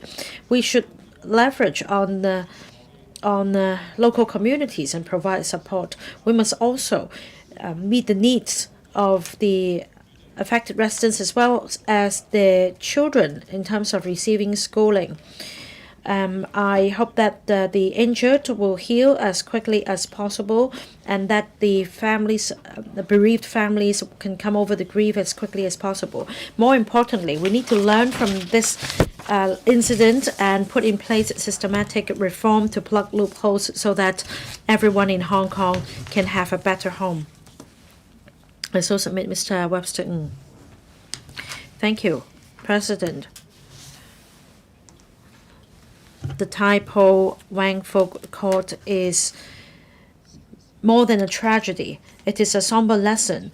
It also reveals the loopholes in our building management system. I support the Chief Secretary's motion.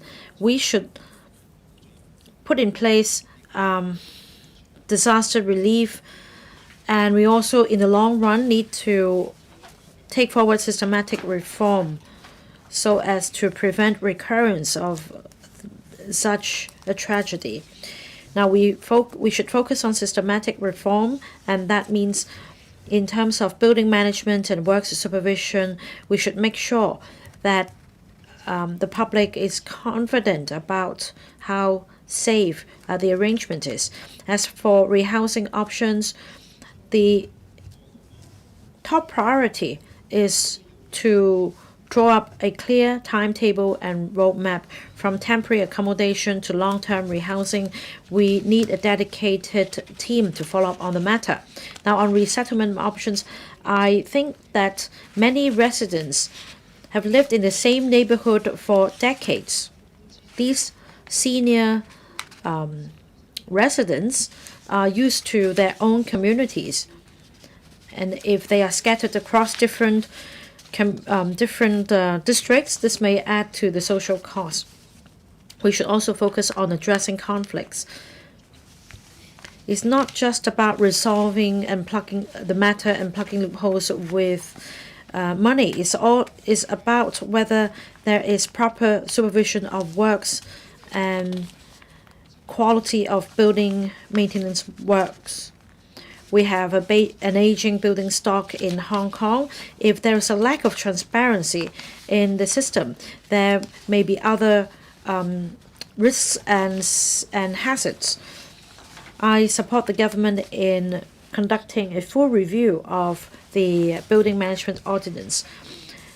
In particular, in terms of the threshold for calling for an annual general meeting of owners, and also other matters such as how owners can intervene, we should plug the loopholes at source. And we should also establish a mechanism that is financially transparent.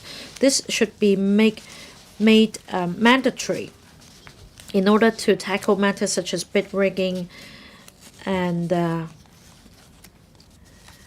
the government should amend the legislation, and that if the works contract exceeds a certain amount, or if the project involves some structural works, then the winning bidder must submit cost analysis report to an independently appointed accountant. It should set out the cost manual labor as well as the cost of materials involved, for owners and the professionals to see if the pricing is appropriate. The material list should also be submitted by the contractor so that there will be a collective monitoring effort from the owners. Many members of owner corporations are taking up this office pro bono. They do not have professional knowledge. Now, we should work with the professionals in setting up a platform. Some pro bono accountants should be invited to help check the relevant books. I support the Chief Secretary's motion, President. Now, the post-disaster relief and the reform will help set new standards on building safety in Hong Kong. It's also a good chance for us to keep Hong Kong safe and keep our country safe. So the government will continue to provide certainty in improving the system on building management so that we can all have a better and safer home. I so submit. Mr. Zhou Chan. Thank you, President. Fellow members, the Wang Fuk Court fire in Tai Po is a tragedy. It's very unfortunate. It's not a one-off incident, however. It has to do with a series of failures, starting from the building design, the works process, use of improper materials, to the rescue operation. And on top of these, the inclement weather also helped spread the fire that day. Fire spread from one block to another. It's not just a building fire. It is a major disaster. Had we put in place an effective and comprehensive regulatory and monitoring system, this disaster could have been avoided. The casualties could have been avoided. Now, the government will introduce a series of remedies. It shows the SAR government is willing to make this commitment and take forward a reform to build a better Hong Kong. At the same time, we also need to address the systematic flaws and plug loopholes. Residents were trapped in buildings when multiple buildings were engulfed by the blaze at the same time. It was a very complex rescue operation. Our firefighters did their best with the greatest courage. A firefighter even sacrificed his life. I have the highest respect for them. At the same time, I must point out that police officers likewise did their best in this rescue operation. Against such a danger, these police officers helped disperse the residents and also helped deal with the scene after the fire. The police also are involved in the investigation and body identification process. So I'm truly grateful. This fire has exposed numerous systematic problems. I fully support the government in taking forward the reform. Now, the Wang Fuk Court fire also exposed this major structural flaw involving the building management system, and that the owners' corporations are often manipulated by a small circle. We need to enhance the system. For example, the government's role and the statutory responsibilities in taking forward the building maintenance works and fire safety works to prevent such a fire from happening again. There should also be a mechanism set up on materials inspection and certification. The non-compliant contractors should receive appropriate punishments. Their licenses should be revoked as well. For aged buildings and housing estates, we should complete the fire safety plan as quickly as possible. As for firefighters and police officers, they work at the front line. They have adequate protective equipment in the face of the fire. But at the same time, we must also have regard to hundreds of residents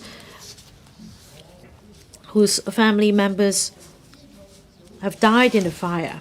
The government has established the independent committee to investigate into the cause of the fire. The government has also distributed questionnaire to consult residents about resettlement options. We should stay united and support the government and the independent committee's work.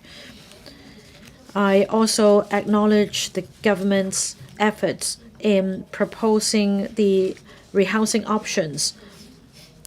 Now, with the concerted efforts of government departments, residents have been able to receive emotional, psychological support and other arrangements in the shortest period of time.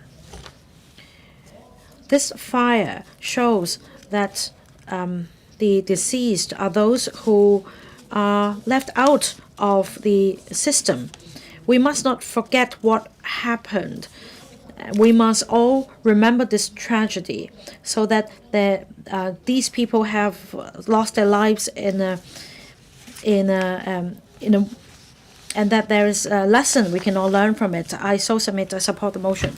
係支持。 Mr. Yu Ming. Deputy President, I support the government motion on support and rebuilding work after the fire at Wang Fuk Court.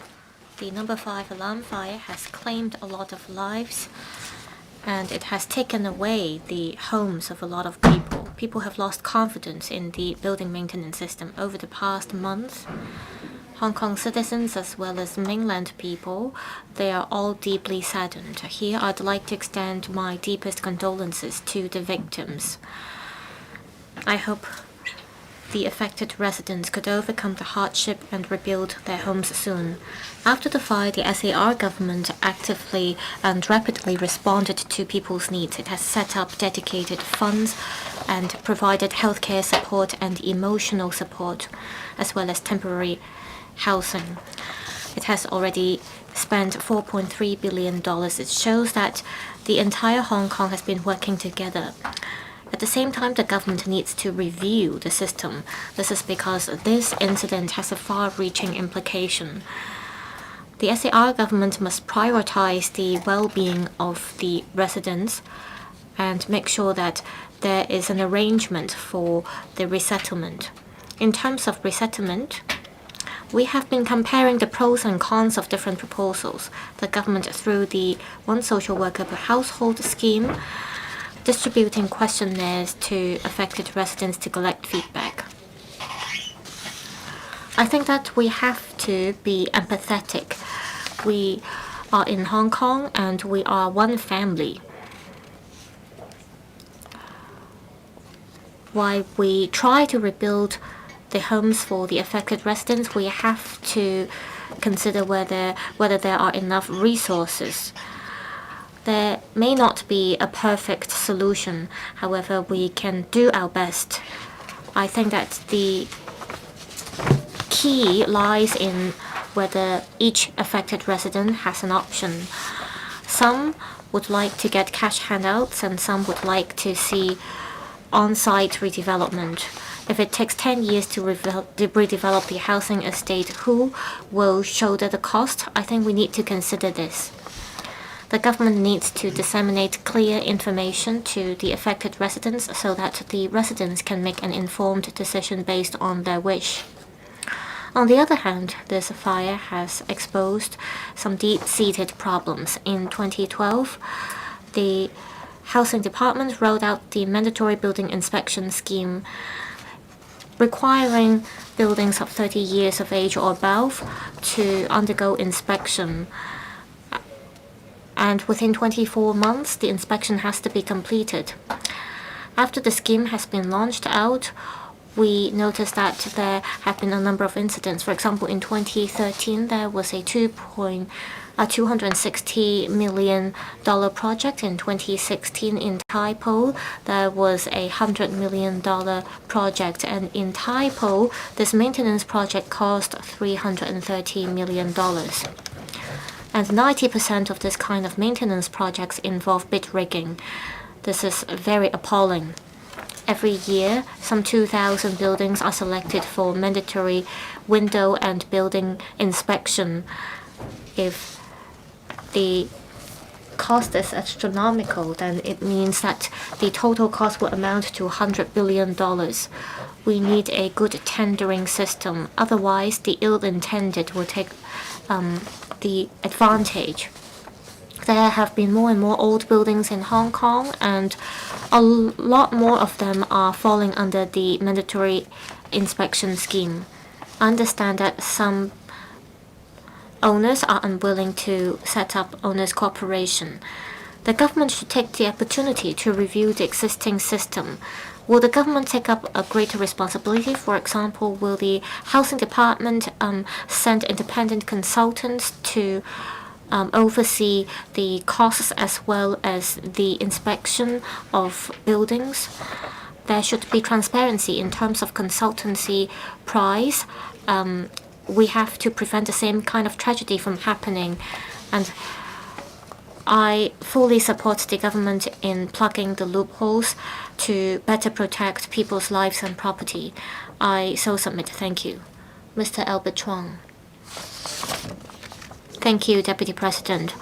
I speak in support of the motion on support and rebuilding work after the fire at Wangfuk Court. The fire has burned the homes of 1,984 households. The government took the lead to set up the support fund. It spent $300 million for the startup fund, and now it has raised a total fund of $4.3 billion. It shows that each Hong Konger would like to contribute to helping the affected residents. It shows the Lion Rock spirit. Currently, the government has already helped 4,400 affected residents. The government has arranged for them to move to youth hostels, transitional housing, as well as interim housing and hotels. This kind of accommodation arrangement deserves our recognition, but we still have to solve the long-term housing problem. I noticed that affected residents of different age groups, especially those who are older, have different views on the government's proposal. Some are willing to move to the urban area, and others are unwilling to continue to repay their mortgage. The government has to set up a long-term platform. It is like in the A&E departments of hospitals, there needs to be a triage system. We have to deal with the lower-hanging fruits first, so that there won't be more and more problems accumulating. To deal with the long-term rehousing problem, I think the key lies in setting clearly the priority. In 2017, the Grenfell Tower saw a fire, and the local government set up a Grenfell Tower home policy. I think we have to prioritize the accommodation needs of the affected residents. The government needs to assign these affected residents Tier 1 priority. For example, for those who are interested in moving into certain types of housing, the government should give them priority. I think if the affected residents are willing to move to public housing flats, can we give them priority? For those who like GFS flats, can we give them priority to take part in lot drawing? I think the government should prioritize the well-being of the government and adopt a multi-pronged approach. In the short run, we have to set up a triage system so that we can rehouse the residents. According to records, we currently have 8 estates under development. In the future 5 years, 8,000 flats will be sold in new territories and the urban areas for rehousing those in need. I understand that this is a non-mean tested scheme, and for the affected residents, if they need, can we rehouse them in these housing estates? Now I'd like to turn to youth problems. I noticed earlier on social media that there was a young person who said he lost his parents in the fire and he could not find his home anymore. I think we have to care about the mental health of the affected. We should not forget them. I think the government should refer to the hotline service support as well as the carer support scheme. We should set up a dedicated hotline which offers 24/7 support for young people. We can make use of social media platforms that young people are used to using. We should even invite young youth organizations to provide outreach services. We should ensure that young people stay connected to the community so that they can get out of the hardship as early as possible. Thank you.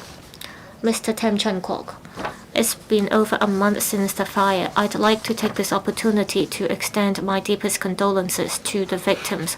I would also like to express my gratitude to the departments that have offered support.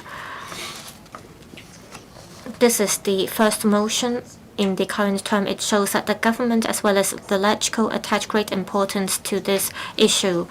A lot of members of the public work voluntarily and offer supplies to the victims. I, together with the relevant organizations, including Tonghua Group Hospitals, offer supplies and resources to the affected residents, and we followed up on their cases. I came across different affected residents and I got to learn about their challenges and backgrounds. I understand that they have different concerns after the fire. Some of them opt for transitional housing and others are staying in their friends' homes. And most of them would like to have a home as soon as possible. Many affected residents are elderly. They cannot wait any longer. As mentioned by the government officials, the government has raised a fund of $4.3 billion. It has already spent $1.2 billion. If it takes longer to rehouse the affected residents, the expenditure will keep increasing. Also, the affected residents would keep facing uncertainties, and it will be hard for them to rebuild their normal lives. Therefore, the government must reasonably plan how to use the funds and come up with a long-term proposal. There needs to be a short-term, medium-term, and long-term rehousing plan so that we can make good use of the public funds. After the government has announced the plans, the affected residents have been discussing the proposals. They have expressed their views, and at the community level, there have been numerous discussions on the government's proposals. I'm happy to see that Deputy FS Mr. Michael Wong and Housing Secretary Winnie Ho has proposed a number of solutions. For example, they discussed the option of redeveloping the housing estate on the site or acquiring the ownership or from the property owners. Also, we can, based on the affected residents' needs, roll out a solution that's suitable for them. I'm happy that the affected residents are given options. The government stresses that the questionnaire survey will definitely not affect the residents' choice. Different residents have their own considerations. I hope the government will come up with a consolidated plan. For those who opt for the flat for flat scheme, I hope they can pick their own flat in the same district. And for those who'd like to sell their property to the government, they can get the cash handout. I hope that within the same quarter, the government will be able to roll out the final plan so that the affected residents can have an idea of the timeline. The government has announced a number of measures, and I agree to the general direction. What matters is that the measures could be implemented effectively and in a targeted manner. The fellow firefighters in Hong Kong are our heroes. Mr. Chris Tang just now said we have to ensure good monitoring system and that there needs to be a coordination and collaborative mechanism in the Greater Bay Area. On one hand, we need to deepen training for the professionals and we need exchanges. among the GBA cities. On the other hand, we need to ensure coordination in times of emergency. We have to care at the same time for the well-being of the affected residents, social workers, as well as all personnel who worked on the aftermath services. They may suffer from trauma. I hope that there could be a rehabilitation scheme which covers the rebuilding of the community network, which can show care to the mental health of our citizens. To heal the wound, we need a systematic reform. We need to rebuild people's confidence. To ensure that people can live in peace, we need reforms. I'm sure there will be more discussions in the LegCo on this. I support the motion. Thank you. 主席，本人發言支持。 Ms. Kwok Foo-yong. Thank you, Deputy President. I speak in support of the motion. It's been over 1 month since the Taipo fire. I express my condolences to the affected families. I express my deepest sympathies for those affected. I hope the affected residents will move past this trauma as soon as possible. The government and different sectors of the community have set up the support fund, providing transitional housing, hotels, hostels, temporary housing, medical service waivers, free of charge follow-up services, 1 social worker per household, and so on. All these are immediate support. This is worth our acknowledgement. But then we have moved into the stage of post-disaster relief. We need to, in a more targeted manner, respond to the needs of the affected residents. First of all, in relation to long-term rehousing options, as I understand, the government has distributed questionnaires to residents. Feedback has been collected, including the government acquisition of property titles, flat-for-flat arrangements, and so on. Whichever proposal will be adopted, we must put the needs and wishes of the affected residents first. We need to level with them the timetable as well as all the details. They shouldn't be left in limbo. Rehousing proposals involve complicated property title ownership issues. We need to make sure there will be continuous mental support and social worker follow-up for the affected residents so that in the process of waiting, they won't be under subdued mental stress. According to the Health Bureau, from the fire to the 6th of January 2026, the hotline has received a total of 700 calls in relation to the fire. On WhatsApp, a total of 50 messages or chats have been received. This shows providing psychological support matters. We need to use a case-based basis to follow up on the affected families in the long run. We also need to use information platform and cross-departmental assistance to make sure support will be ongoing and continuous. We also need to avert similar tragedies in the future. The CE has announced that an independent committee will be set up to look into the fire and the reason for the spread.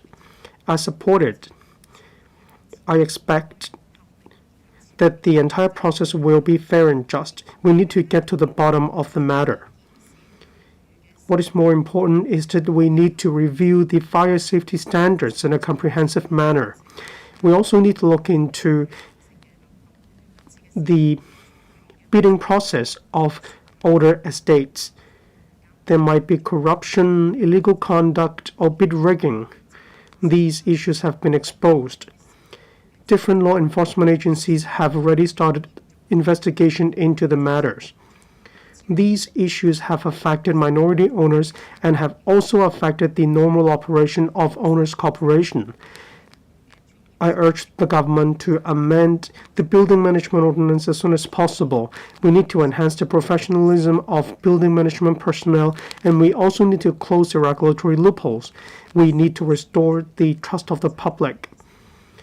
In Shekip May, because of a power outage, there was a fire owing to pilage of stock. These have sounded the alarms. We need to, in a proactive manner, promote fire prevention and self-help knowledge, such as electricity safety, how to manage the miscellaneous items in your home, and so on. The Wangful Court fire is collective grief to all people in Hong Kong. It is a wake-up call for society and the government as well. We need to draw lessons from this disaster. We need to put the well-being of the affected residents first. We need them to feel that society hasn't forgotten the grief. Instead, we walk alongside these residents. I support the motion. Thank you. Mr. Lee Kuan Yew. Thank you, Deputy President. The tragedy in Tai Po has touched the hearts of Hong Kong people. A support fund was set up soon after the fire. Criminal investigations have been started, and an independent committee has been set up as well. I acknowledge the efforts of the administration. I support this motion. I acknowledge the range of rehousing options floated by the government. It makes sure that residents will be given a range of choices, including the provision of HOS flats in Chung Au Road, so that the affected residents can move into this new site in 2029.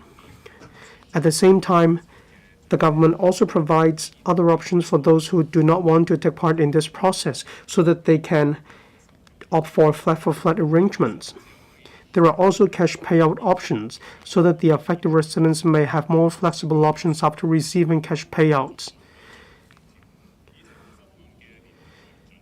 I suggest that we can fine-tune the proposal for residents to get another flat in the same district. This will reduce uncertainties for them. After the fire, I went to visit the affected residents with volunteers. Our hearts sank when we saw these affected residents. There will only be more uncertainties about property ownership or property title ownership as time draws on. I suggest that we need to make good use of the one social worker per household mechanism, and we also need to let the affected residents better understand the details of the policies so that they will get their lives back on track as soon as possible. As a tech and fintech expert, I support the government in its efforts to set up an information platform. We need to break information silos as well as departmental silos. We need to set up a uniform standard, AI, Internet of Things, so that information can be shared in real time. This way we can better anticipate and avert disasters, so that we can better use our resources in a targeted manner. Then we can prevent incidents and disasters in the future. The CE talked about making better use of technologies to improve fire safety. I suggest that the government set up AI immersive rescue training platform. We can draw reference from the mainland China. We need to provide more targeted training for frontline firefighters. Immersive training is proven to increase the performance of firefighters by 40%. This will reduce decision-making time, and this will also back the decisions of firefighters with science. As the FTU understands, a total of 5 construction workers have died in this fire. I hope that the government will work with the CIC, the Housing Bureau, Development Bureau, and the LWB to make better use of the 4S system, Internet of Things monitoring, so that we can reduce construction site accidents at source. We need to handle long-term housing well. We need to conduct reforms. This is exactly how we can be accountable to the affected residents. I hope there will be better use of AI in the future, and there will also be better dissemination of information so that members of the public and the affected residents will be given a range of choices with a human touch. Thank you. Mr. Cheng Pui-kong. Thank you. Thank you, President. I speak in support of the motion. Commend, empathize, and reason. First of all, I need to applaud the government in its post-disaster relief. Its swift actions is worth our acknowledgement. In the wake of the fire, the government has been seeking land to rehouse the affected residents. The government has also launched the initiative of one social worker per household, as well as a support fund, the setup of an independent committee. All these have shown that the government has put people first. This shows the government's capability in responding to disaster. And I'd like to express my sympathy and condolences to the affected families and the victims. I'd like to express my condolences to the bereaved families. Some people have lost their homes. People in Hong Kong, in mainland China, all quarters of the community, DAB, including me, have been doing our best to provide support to the affected residents. The DAB has been meeting with a lot of different government officials to express the wishes of the affected residents.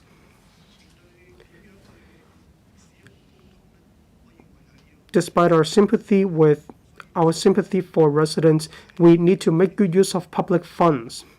We still need to rationally use these public funds. The government needs to make more cautious use of the generous donations. Public funds come from the public. We need to make judicious use of these public funds. We need to make sure the pressing needs of the affected residents are met first. Then we need to balance different views in the community. In society, there are grassroots citizens that require public funds, that require the support of the government and of the public. Say for Kowloon East, this is a grassroots-based community. The Kwun Tong district is the poorest district across Hong Kong. They need our concern. They need our support. All quarters of the community should chip in to help. That's why the public funds should be used in the most needed. We need to show our concern for the affected residents, but we also need to be responsible for taxpayers. Fire is merciless, but our love knows no bounds. I recognize the work of the administration in post-disaster relief. We need to put the wishes of the affected residents first. We need to make sure public funds are used well. We also need to strike a balance between different voices in the community. I hope the affected residents in Wangford Court will get back on their feet as soon as possible. I support the motion of the government. I so submit. Mr. Luther Lam. President, first of all, I'd like to express my condolences to families of those who have died in the fire, and I also like to extend my sympathies to the affected residents as well as pay my highest tribute to those who have taken part in the rescue operation. Now, I support the Chief Secretary's motion on support and relief work, rebuilding work after the fire at Wangford Court in Tai Po. I hope the government can provide details specifically on long-term rehousing options, as well as how the $4.3 billion of fund will be used. Now, some residents would like to return to their homes, and there are divergent views on whether on-site rebuilding should be supported. Now, I want to say, President, that in 2017, Grenfell Tower was engulfed by the blaze. In London, the fire caused 72 deaths. And 8 years after the fire, the UK government decided to take down the building. It took 3 years to finish. Many survivors were not rehoused in time. Some of them even suffered from this trauma for a long time, requiring mental treatment. The government should come up with a comprehensive arrangement proposal. There should be multiple options allowed, such as public housing and also flat-for-flat arrangements in the same area. The government can also buy back property titles from affected residents. Multiple options should be provided to affected residents. I understand the government has put in place the one social worker per household scheme, and through this scheme, the government is collecting views from the affected residents. I hope the government will follow up on other matters such as insurance and compensation, and that the residents should be informed in time how much of compensation they will get and when they will get them. I understand that the insurance company has sent the staff to the scene for the purpose of collecting evidence. This is really a trauma affecting many. Apart from economic assistance, long-term emotional support and counseling should be provided to the affected. Now, the Health Bureau and other organizations from the social welfare and education sector are providing the necessary services. But after all, it will be a long-term impact in the minds of many, and that is why the government should sustain its efforts in supporting the affected. More importantly, the government should review the matter and prevent recurrence of such a fire. Now, after the mourning period, I went to different districts. I saw many buildings with exterior renovation works. The government immediately asked for the mesh to be taken down. And days ago, the government also promised that the contractors will be able to put up the new protective nets, which just arrived, which are up to standard. However, we also need to review the legislation to plug loopholes. The investigation should be completed as quickly as possible so as to take those accountable to task. And we must not forget that this fire has claimed 161 lives. There is a need for us to conduct a comprehensive review to plug the legal loopholes. It's a great price that we have paid for. We must do our best to prevent such a tragedy from happening again. We need to restore confidence in society and reassure members of the public. And we are all responsible for that. I support the motion. Ms. Elaine Chick. President, I support this motion on support and rebuilding work after the fire at Wangfuk Court in Tai Po. It's been more than a month since the Wangfuk Court fire happened. We should finalize the rehousing proposal for the affected residents in order to reassure them and help them get back on their track. So I support the Chief Secretary's motion today so that we have a chance to discuss the resettlement options, and that we can all plug the loopholes as exposed in the fire. I support the one social worker per household scheme. I also thank the social workers for their ongoing efforts. They have been providing professional support to the affected residents. At this stage, they're helping the government collect views from residents on multiple rehousing options. There are pros and cons then there are divergent views. But what is important is to allow the residents to have a choice.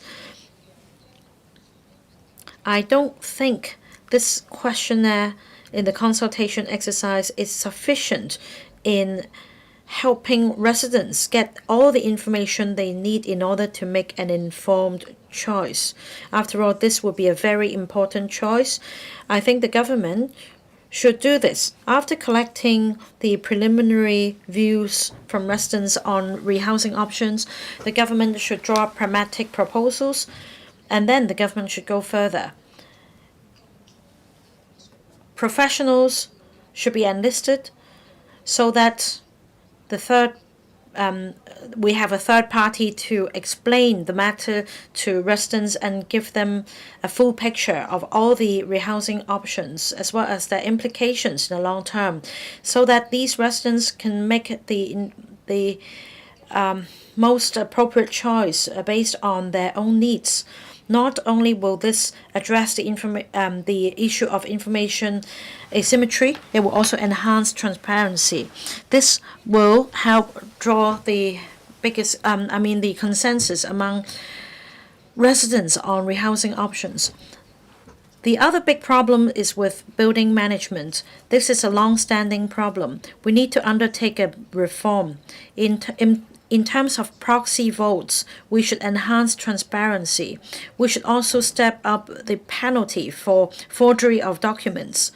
We can also make reference to the experience in Australia and Singapore and restrict the number of proxy votes held by an individual to prevent abuse, so that no one will dominate the voting process and that the legitimate rights of property owners can be safeguarded. At the moment, for resolutions relating to building renovation, at least there should be a 5% support in the voting process. Now, the government can make reference to the practice in NSW in Australia, and that each person must not hold more than a certain number of proxy votes. Now, in fact, in Australia, for a property with over 20 units, each owner can only have 5% of the total number of votes. In Singapore, higher threshold is imposed, and that's 2%. This can help prevent abuse of the proxy vote system. Now, in President, in the next 4 years, I will fully support what's set out in the motion. We need to identify systematic flaws and loopholes and undertake reforms. We should make sure that every owner is engaged in the decision-making process. Only by doing so will we be able to build a level playing field that is fair and transparent. And only by doing so will we be able to improve and enhance the building management and maintenance mechanism. I so submit Mr. Chan Pok Chi. The Wang Fuk Court fire engulfed the homes of many. It's also a very sad tragedy for everyone in Hong Kong. Along with all sectors of the community, I'm deeply disheartened. Hong Kong people want a roof over their head. They want a safe and stable home. They want reliability. They want security. Now, in light of this tragedy, we must act swiftly for the affected residents. We must not only provide a safe harbor in the short term, we need to tackle the problem at source and address flaws and loopholes. We should take forward systematic reform. I fully support the government in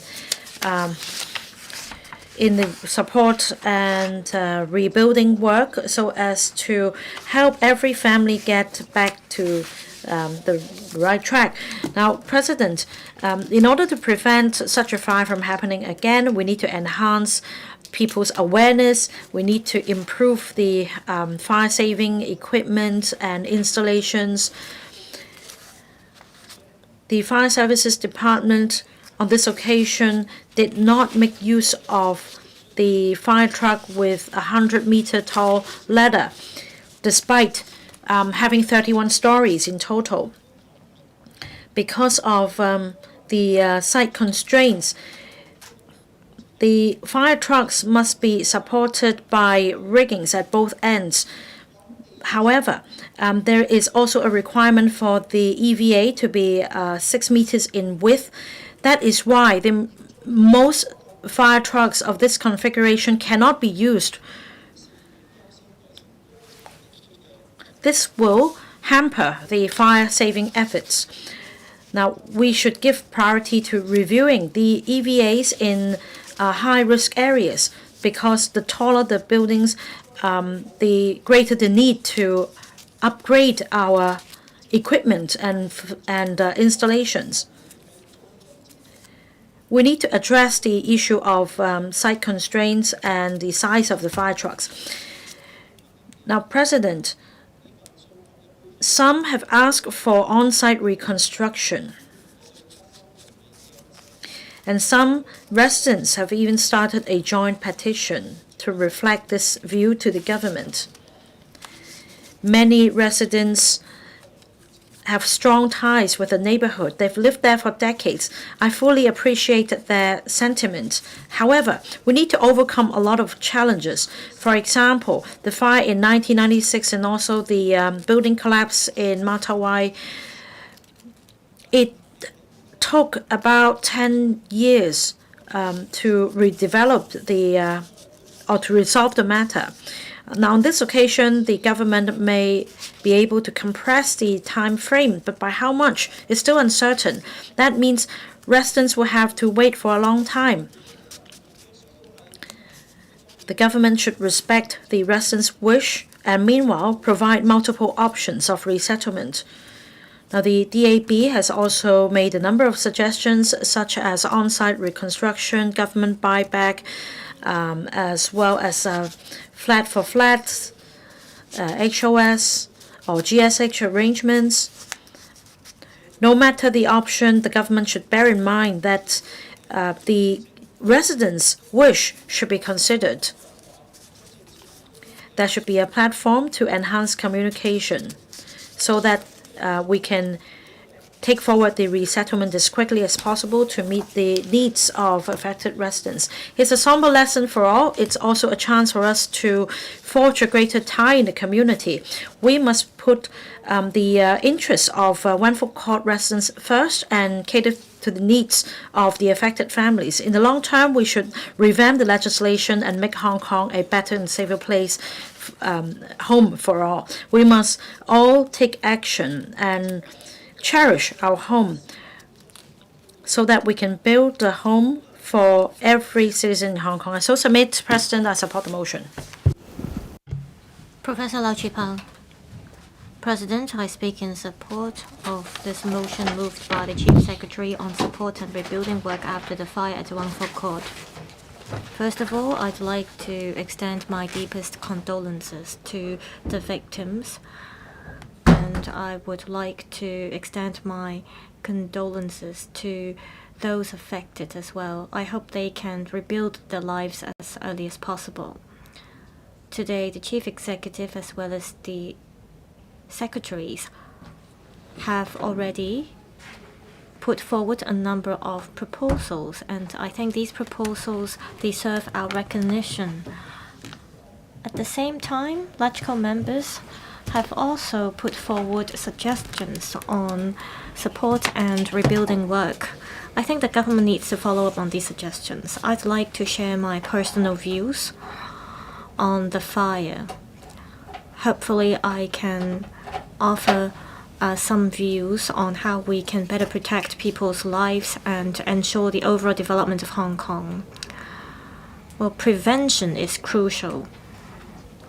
That means before any fire happens, we have to make sure that there are preventive measures.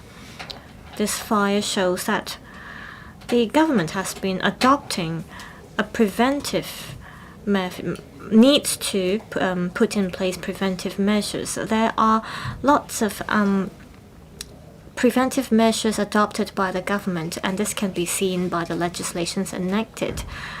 And the purpose is to ensure that people can live with peace of mind and with safety. this fire spread quickly. And this fire is not a disaster, but it is an incident caused by humans. Today's discussions revolve around what we can do with offering support and helping to rebuild people's lives. Of course, there are concerns about whether there are problems with the existing legislations. We have to review the existing legislations. We have to address the problem at source to prevent the same tragedies from happening again. The problems include bid rigging, bribery, and failure of fire safety systems. And all these problems can be brought under control by existing legislations and regulations. And the government has put in place relevant measures as well. These regulations and laws have been discussed over and over again in this chamber. Today, in the same chamber, a law that was previously supported by LegCo members is today questioned by us, and the government promised to amend these legislation they put forward once. I think this is something that we all have to think about. The crux of the matter is that these legislations were enacted at a point of time, and these legislations were suitable for our society back then. But times have changed. So maybe that's why problems have arisen. And these legislations can no longer address the issues that have emerged nowadays. And this deserves our further studies. While the government enacts legislations, it should serve as an executor. It is not just a law enforcement agency. So, does that mean there will not be bribery or failures of fire safety systems? Well, the chief executive asked the newly elected LegCo members not to be commentators only, but to be builders. I agree. I hope the SAR government could work hand in hand with LegCo members. I hope that we can all work together to serve the people. I so submit. Thank you. Ms. Julia Lau. President, I'd like to extend my condolences again to those who are affected by the fire, including the firefighter who passed away in the fire, as well as the frontline personnel who worked selflessly. I would also like to thank those who have offered their support. In terms of the aftermath support, I'd like to take this opportunity to express my gratitude to the government in providing highly efficient support and rehousing arrangement. The government adopted a people-oriented approach, and this deserves our recognition. However, the government said it will take 9 to 10 years to redevelop the entire housing estate, and I have a reservation about this. I think there are many examples we can raise to show that it shouldn't take this long. On-site redevelopment requires consolidated ownership.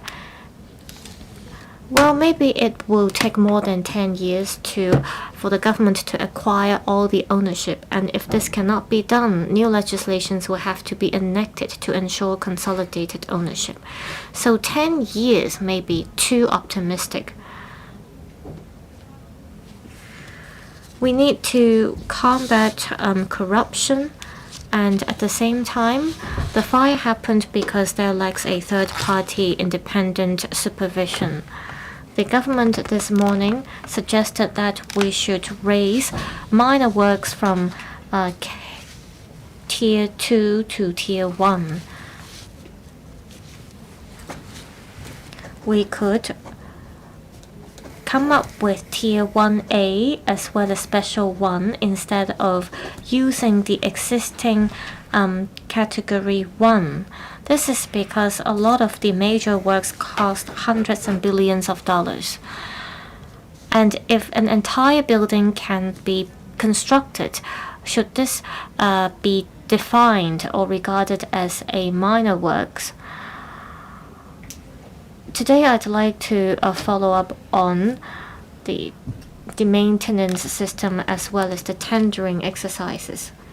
Well, there hasn't been very in-depth discussions about scaffolding net. A lot of citizens have expressed their concerns about the existing maintenance works. I consider that the government should pay attention to the maintenance works that are ongoing. I have the following suggestions. First, we should have risk assessments. We should have third-party professionals to vet the contractors' proposals. Second, we need surprise operations. For the construction industry, surprise operations are effective. That means you should not notify the contractors before you mount an operation. It's best for the government to deploy its own officers to conduct the surprise operations. We have many buildings that are 30 years old, and there are about 24,000 of them.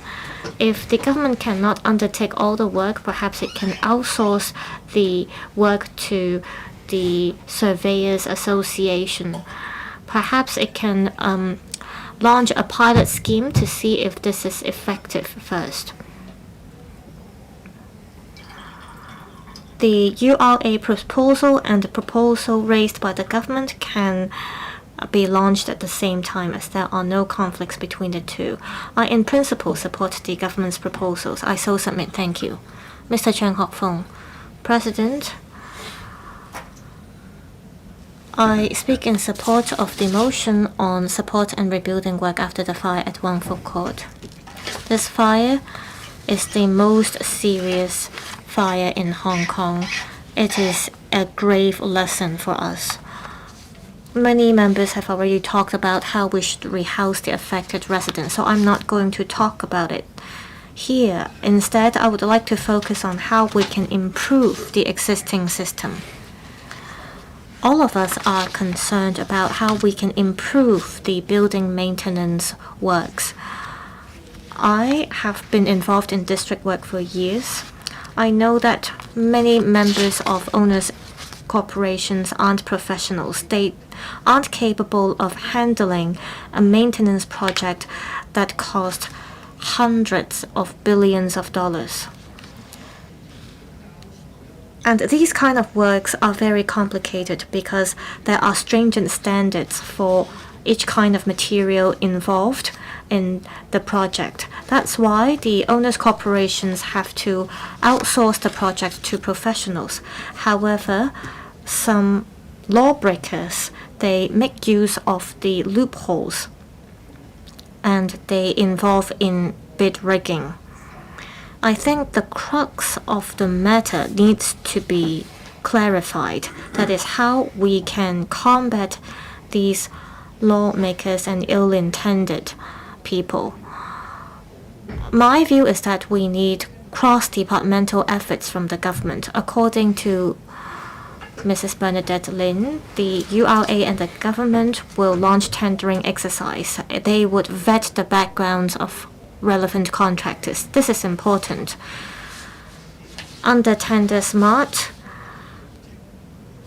the backgrounds of the relevant companies were vetted, and the financial position of the relevant companies were vetted. However, it is more important for us to find out whether the relevant companies were involved in any crimes before. So I think this kind of vetting system is crucial, and this would have to involve the Security Bureau, the ICAC, and so on. So I support this kind of reform. Of course, we have to amend Cap 344 as well. Many people, by giving authorization, dominates the voting process in the owners' corporation. We would like the HYAB to improve the relevant legislations. Our view is that we want different regulatory departments to regulate the owners' corporations. For larger households, you have to be more stringent because the maintenance works may be more costly.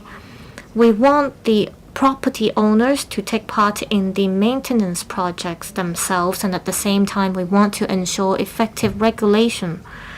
I also see that there is room for improvement for the fire services ordinance.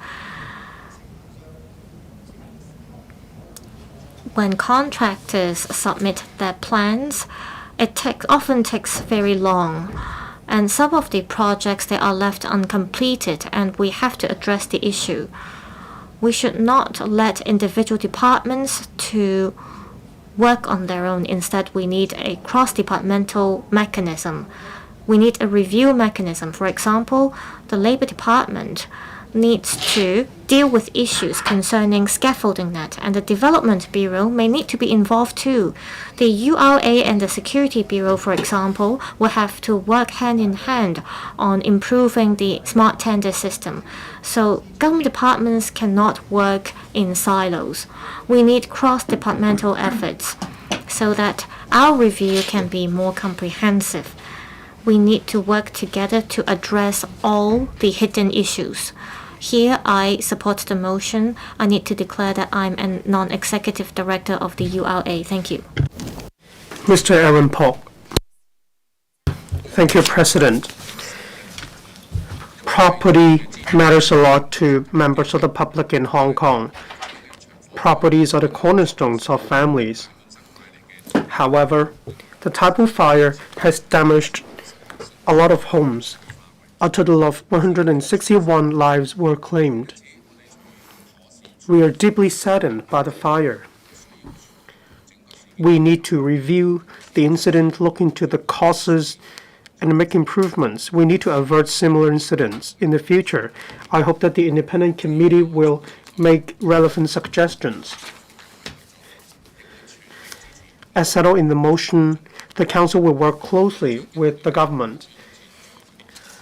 The BPA is concerned about support for the affected residents as well as the long-term rehousing options. 1, we can rehabilitate the burnt towers. 2, in situ redevelopment. And 3, off-site redevelopment.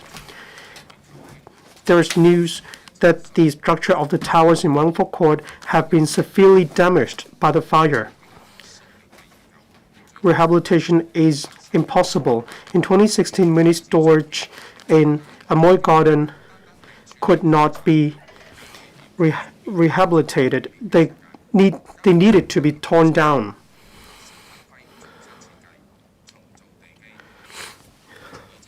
I agree with the government's estimate that it may take at least 9 years before we can complete in situ redevelopment. It takes too long a time. It is not an ideal option.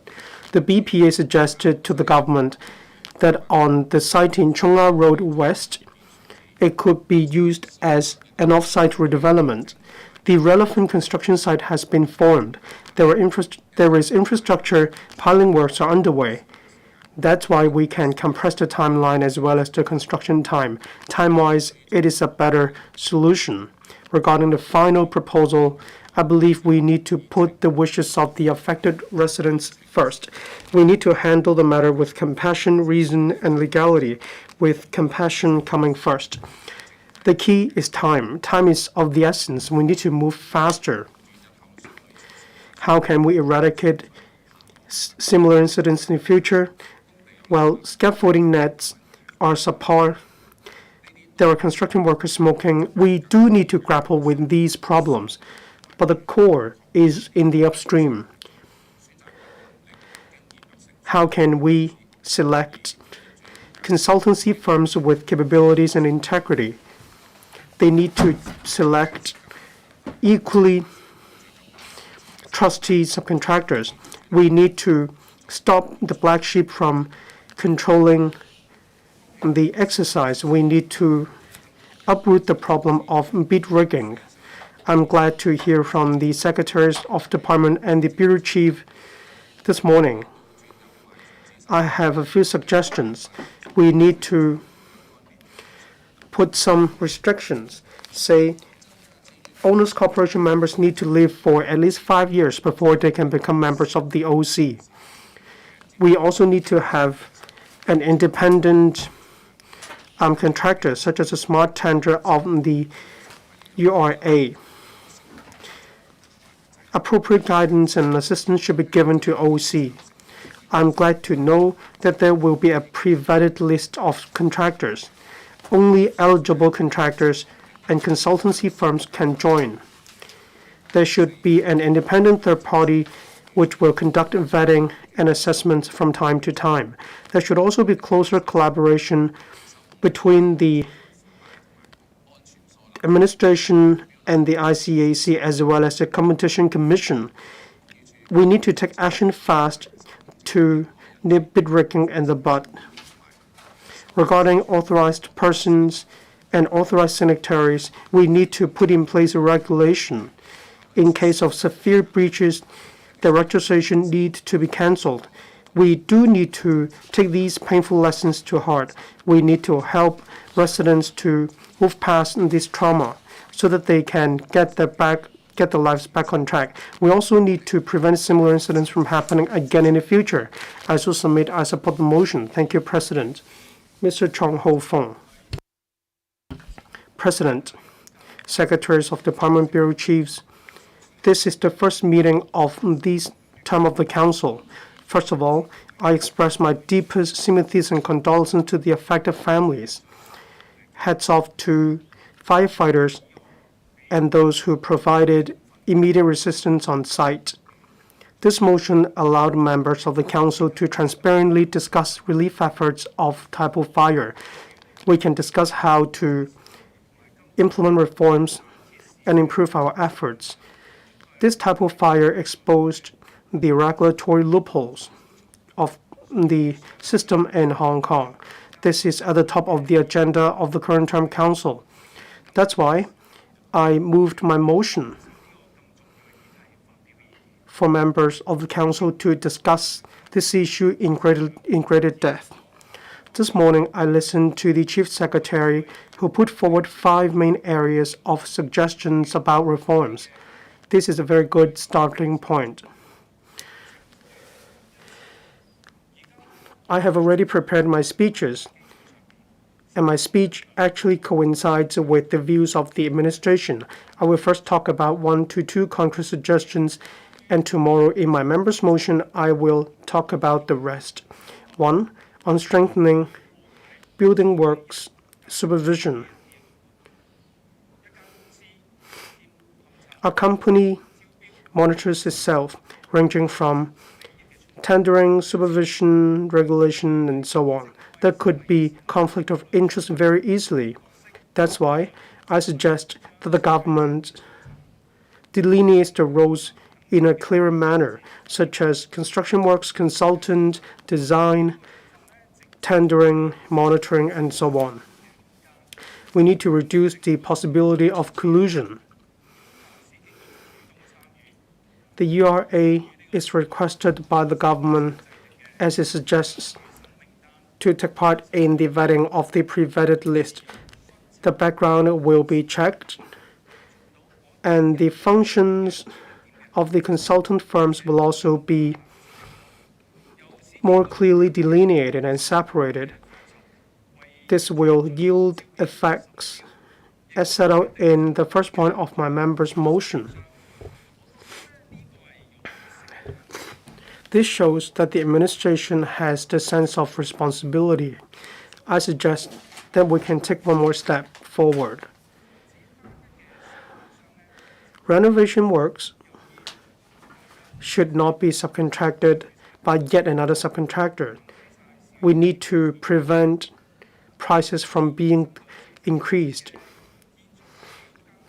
Regarding the regulation of construction materials, I have clear proposals. I learned from the industry that the current scaffolding nets are flammable. It is difficult to gauge the fire resistance with the naked eye. fiber materials and glass are better at fire resistance. I recommend the introduction of these materials on the list.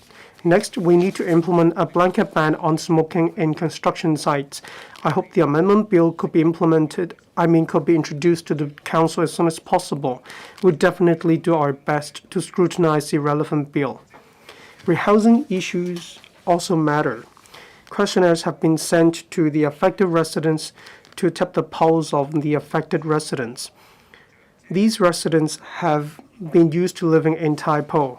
Seniors are worried about settling into another district. Children are studying in Tai Po, so their parents prefer in-situ redevelopment. At the same time, some residents do want off-site redevelopment because they do not want to see this place of heartbreak. Affected residents have different wishes. Therefore, the options to be provided to affected residents need to be more than one. In the questionnaire, in situ redevelopment was one of the options. In my opinion, this is respecting residents. I hope the administration will be more transparent and down to earth after collecting the questionnaires. I hope that the administration will communicate with affected residents. You need to use science and professional analyses to analyze the pros and cons of different options. Thank you. I so submit. Dr. Ben Chen. Thank you, President. I speak in support of the motion moved by the CS, that is disaster relief and rebuilding efforts for the Wangfo Court fire. The fire has caused property damage and claimed a lot of lives. Our society is shrouded in grief in the wake of the fire. The CE mobilized the entire civil service to kickstart investigation, and a total of 3 task groups have been set up. These task forces are led by different secretaries of department and their deputies. There are clear delineation of duties. This shows the effectiveness of the work of the administration. This is exactly how the post-disaster relief could be efficient. A joint task force has been set up by the police and the ICAC to investigate the causes of the fire, the reason for the spread, and irregularities. A dedicated task force and a rapid response team have been set up by the Fire Services Department to improve the building safety in Hong Kong. There are also operations which inspect the safety of scaffolding nets. I acknowledge the work of the administration.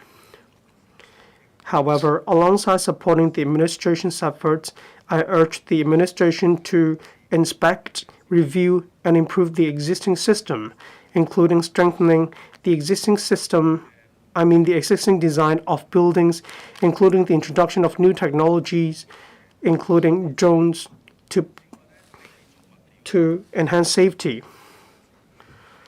In addition, when it comes to fire safety installations and scaffolding net materials, we need to have a clear blueprint.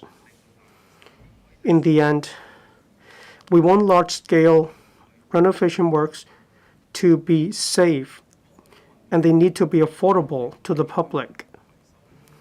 After all, going back to renovations per se, they are unavoidable. When a building gets older, renovations will be required.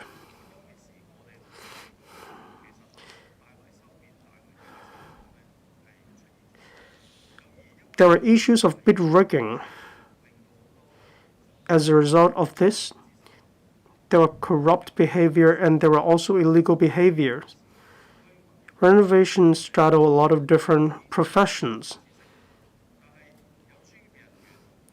A lot of professional know-how is involved. Residents will not know them all. When professionals gain the trust of residents, then they may have opportunities to cash in on them, and this will lead to problems. Some people may exploit the loopholes to rig the process, and in the process of tendering, the issue of bid rigging may transpire. That is exactly why it is important to control the process and to monitor it. The Development Bureau suggested that the procedure should be better managed. From stage 1, who should be selected to help members of the public to choose which contractor? This is the first step. Of course, we do want to look into this mechanism in the future. We need to work harder to prevent collusion. Above all, in the review process, we need to reduce rumors and panic. And that's why the administration should make announcements from time to time by enhancing transparency. Then members of the public will see the resolve of the administration in reform. Overall, I support the motion moved by the administration. I also acknowledge the efforts of the administration when it comes to long-term rehousing. I hope we can channel our sorrow into a force for change. We need to make Hong Kong a better safe to live in. Thank you. Dr. Hui Li. President, I speak in support of the government motion. We need to act quickly.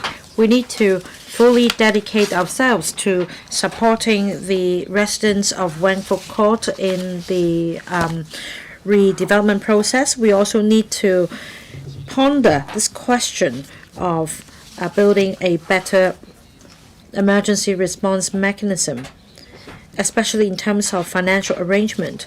My first suggestion is for the government to set up a dedicated redevelopment fund on the basis of the current support fund. Now, this will ensure that there are sufficient funds to kickstart the redevelopment process. The funds can come from different sources. Apart from government's injection, we can also allow donations. The government will coordinate the arrangements. We can also invite the business sector to fulfill the CSRs. We can have, for example, a matching arrangement. Each dollar donated by the company will be matched by $1 from the government or from the fund. The second suggestion is to take forward another mechanism to target high-risk buildings. That means the government should work with the insurance sector to lessen the burden on aging building owners. We can encourage owners to take out such an insurance, and that the government can provide subsidy to home insurance policy holders. The third suggestion is to set up a risk fund. It should come from the government's budget. This long-term fund can help the government cope with natural disasters and catastrophes. This claims and affected families can get adequate support in a timely manner. The fourth suggestion is for the government to look into the option of issuing bonds for the purpose of community rebuilding. This is an innovative approach for social enterprises to take part in the process. Likewise, we can encourage companies to make donations on a matching basis so as to amplify the benefits. Apart from the above, it is also important to provide psychological support and counseling in the long term. We should sustain the efforts, and on this front, we can consider establishing some community support centers to provide counseling services to families.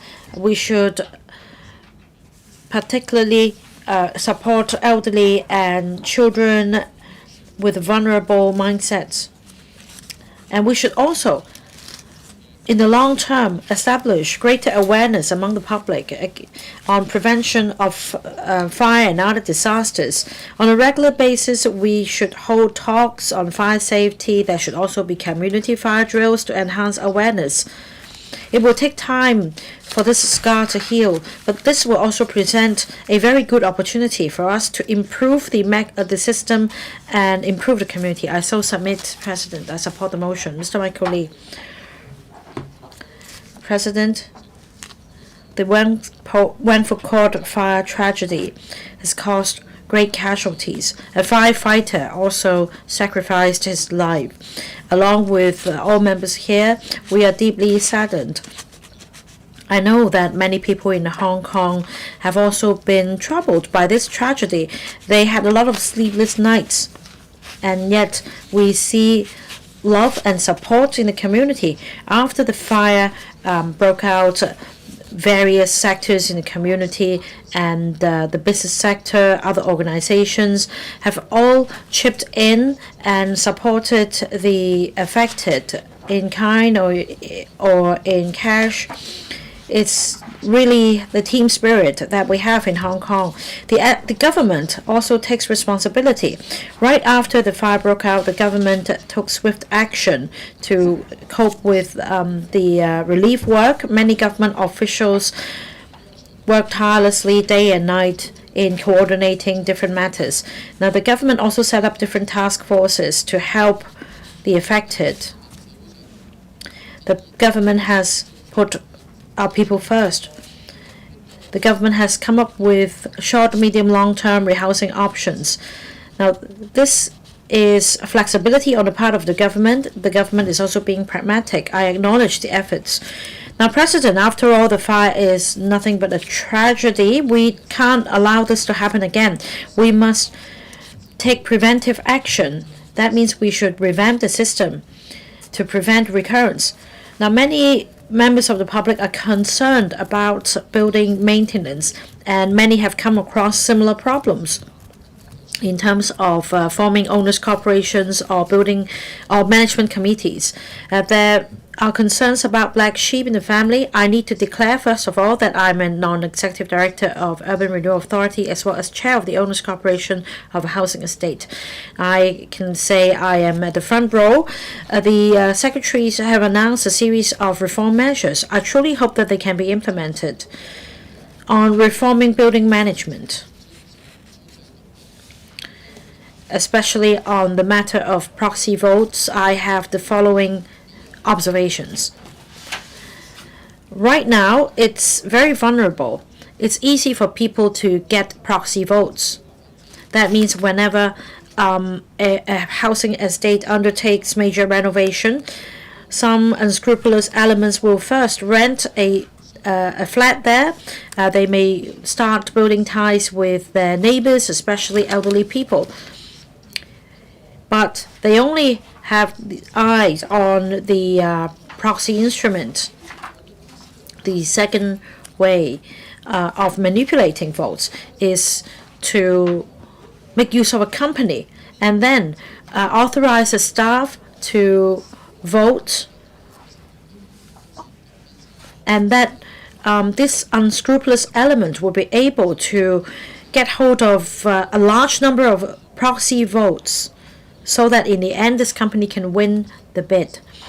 Now, this is a system that is prone to corruption. Ms. Alice Mack had years of experience in community work. She knows full well what is going on, and that is the pain point. I hope that when it comes to the company authorizing the employees to vote, there must be proof that the person is truly an employee of the company, such as MPF contribution. We also need to put in place other measures to prevent abuse. We can encourage more people to take part in the management of their properties. Now, on smart tender of the URA, I am in support of the enhancement, especially when it comes to the pre-qualified list. The URA can become more proactive. Apart from inviting the contractors to sign a declaration or undertaking before joining the list, the URA will now actively vet the background and a track record of the contractors, as well as gauging the feedback from owners. But I do hope that more contractors may be included in the list for owners to choose from. tomorrow I'm going to share more on my observations. Your time is up next, Mr. Peter Shiu. Thank you, President. For the Wang Fuk Court fire, I think that Hong Kong residents and fellow members here share the same sentiment. We are all disheartened, but we now keep a united front. We share the same goal. We want to help the affected residents. I'd like to thank the Central People's Government, the Chief Executive, and all the public officers for their tireless efforts. I'd also like to thank frontline colleagues for working day and night. As I understand, sometimes they had meetings at 2 or 3 in the morning. And I represent the retail and wholesale sector. As I understand, there have been calls for items to be donated to help the affected. I thank the government for their assistance. Now we need to address the flaws and loopholes, and I'm happy to see that the government has established the independent committee. I'm sure that Mr. Justice David Locke will investigate the matter and make announcements in due course. Now for the short term, this morning we heard the remarks from the public officers like Mr. Warner-Chak. He talks about various short-term measures, and I'm sure that at this moment we're able to meet the short-term needs of residents. It's now for us to focus on medium to long-term proposals. Tomorrow, we are going to discuss another motion on building renovation. So I will save the speech for tomorrow. And now I'd like to focus on long-term redevelopment options for residents. Last Friday, member of my sector donated 100 sofas to residents. And I just went along and listened to the views of 2 households about the resettlement options, namely cash offer or flat for flat. And according to the residents I talked to, the on-site reconstruction option would simply take too long. What is in front of them is where they should stay.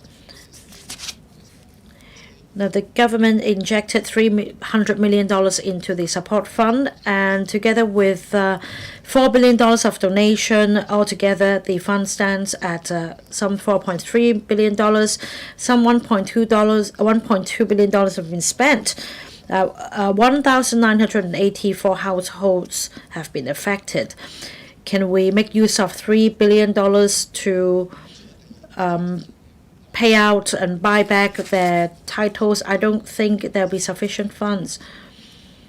Now it's sold to a developer. How should we do the valuation?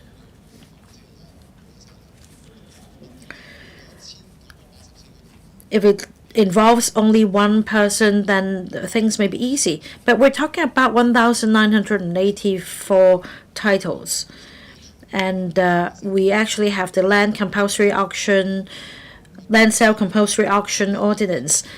The threshold is 90% support. And if it's in situ redevelopment, it's prone to judicial challenge. And it may take years for the matter to be resolved in the courtroom. And just now, Mr. Wang Homing from the property sector also explained the situation. What if there is no buyer from the property development sector?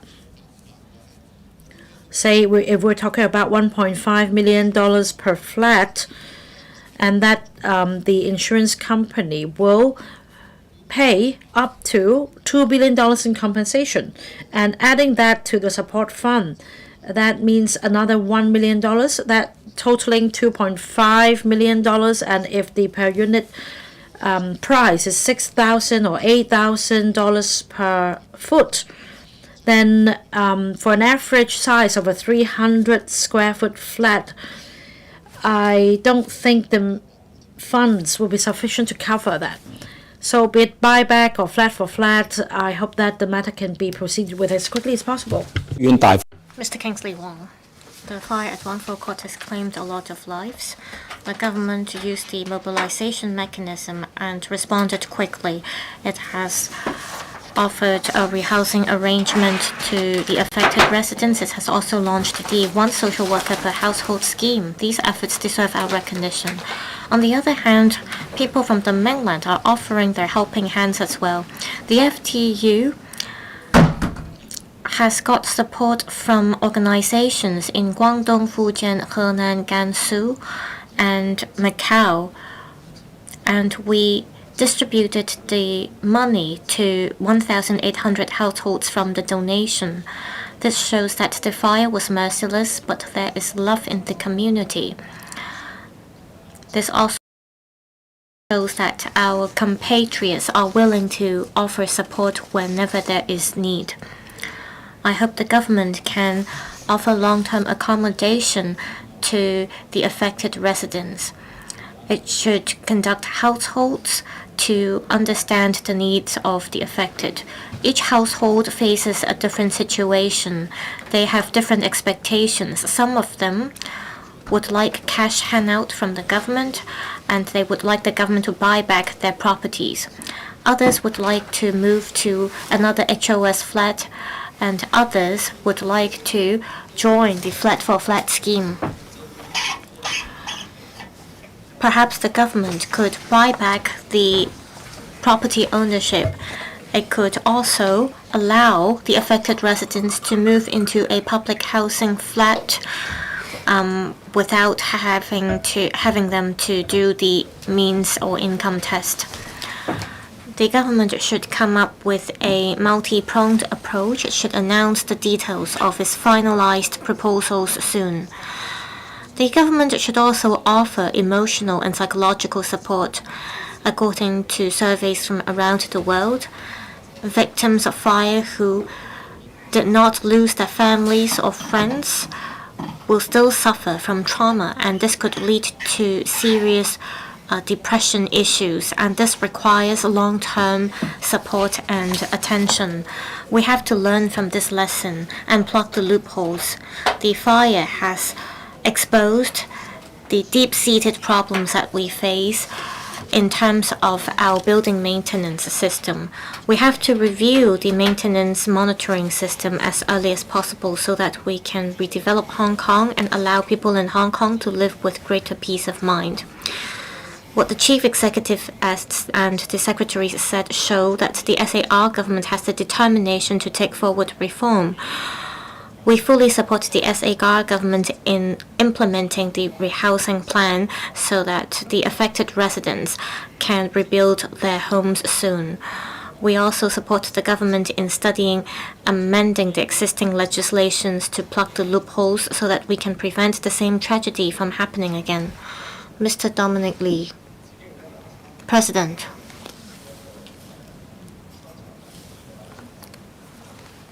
I joined this discussion today with a heavy heart.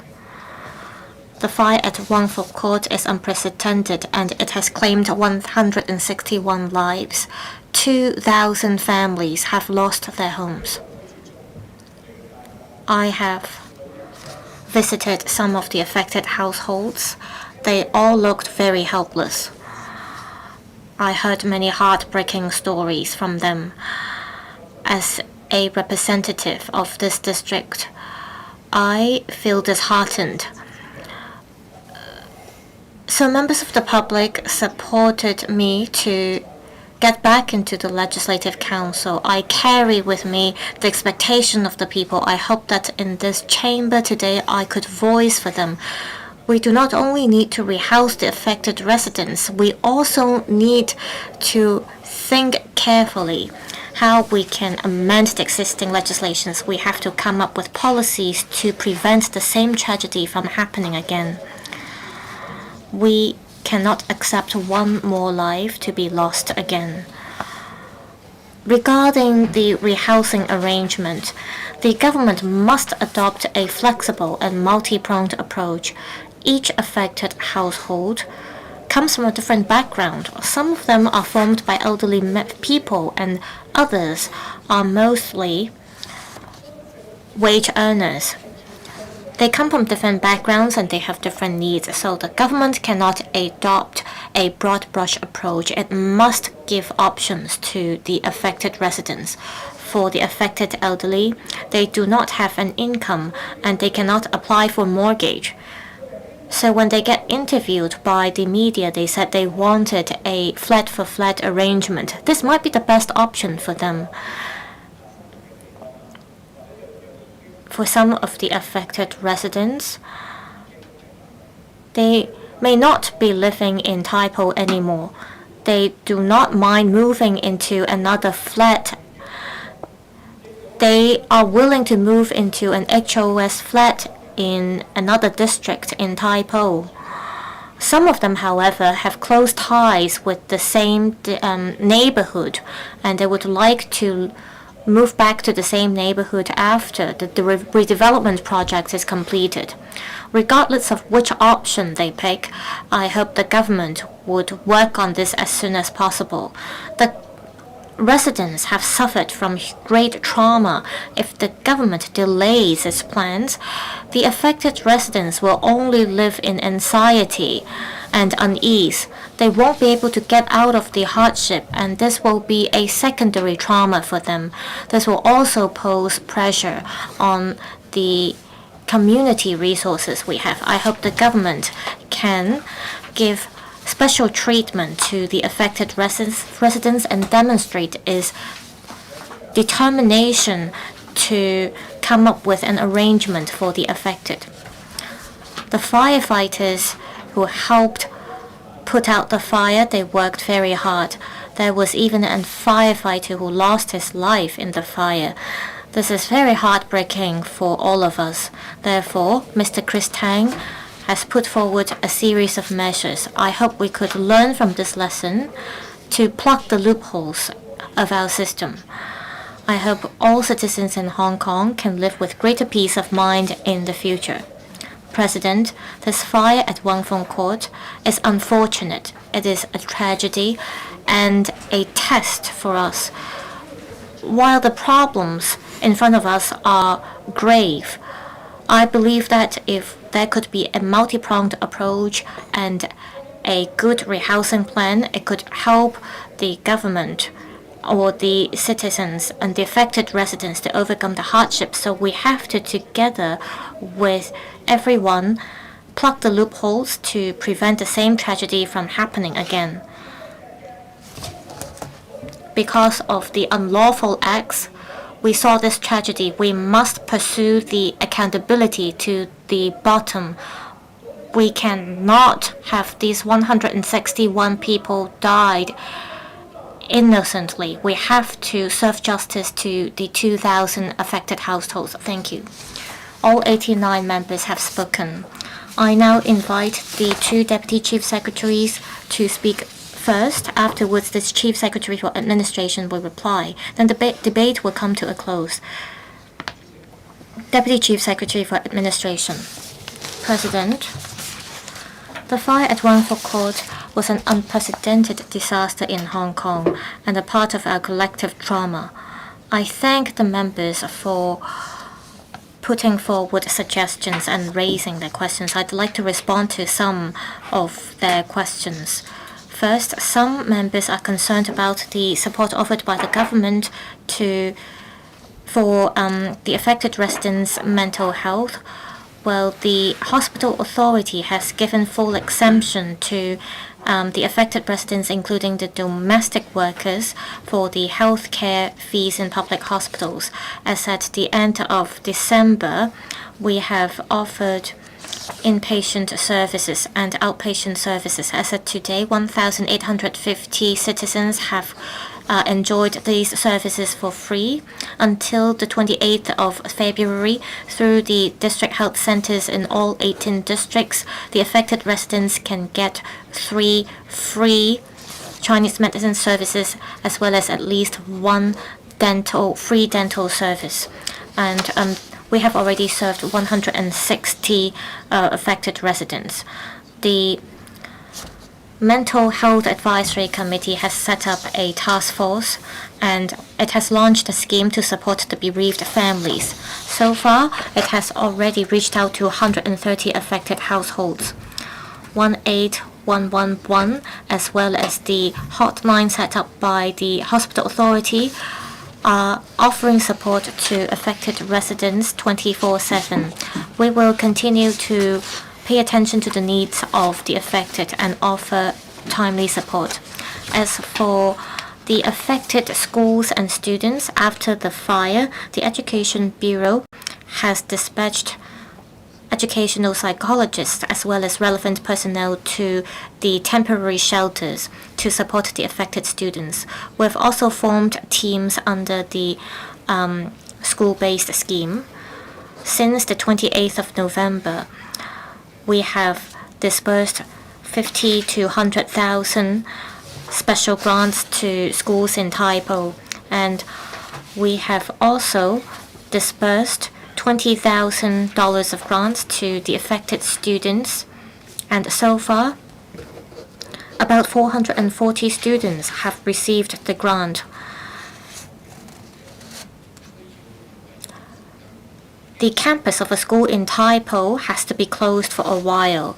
After discussion, the campus of another school in Taipo will be shared by the other school in the year 2026-27, so that students in both schools can have lessons in a stable environment. We will continue to keep in touch with the Education Bureau to make sure that the affected students can get long-term support. Some members are concerned when the affected residents can return to their premises at Wanford Court to retrieve some of the belongings. We believe that it will take about 2 to 3 years to finish evidence collection and demolition. We'll also have to conduct safety assessments and deal with the challenges we face, because we have to tackle the hazardous conditions at the site. Once we have finalized the specific arrangements, we will announce the details. President, I'd like to take this opportunity to thank the kind-hearted individuals and organizations. A number of organizations have made donations to offer support to the affected residents. They have heeded the calls under the One Social Worker per Household scheme. They have offered one-stop services to the affected so that residents won't have to run around themselves to complete the application. Over 1,900 district care team members have also offered their support. Other NGOs have also dispatched personnel to the scene to help the affected residents as well as the bereaved families. They offer crucial support and a tremendous amount of positive energy, giving residents tangible and spiritual support as residents try to rebuild and return to normalcy. The government will continue to give its full dedication. We will continue to walk hand in hand with the affected residents to help them recover from the trauma and return to normal lives as soon as possible. I so submit. I hope members will support the motion. Deputy Financial Secretary, President, once again, I mourn the loss of lives in Wanford Court fire. I express my deepest condolences to the bereaved families in Taipo. I thank members for their speeches and valuable input. We have drawn great reference from your input, and I'd like to respond to members on a few areas. First of all, I thank members for agreeing with a range of choices so that the affected residents will have choices. We shouldn't implement a one-size-fits-all approach. Looking ahead, we will float targeted, flexible, plausible, and viable options in order to meet long-term rehousing needs of the affected residents.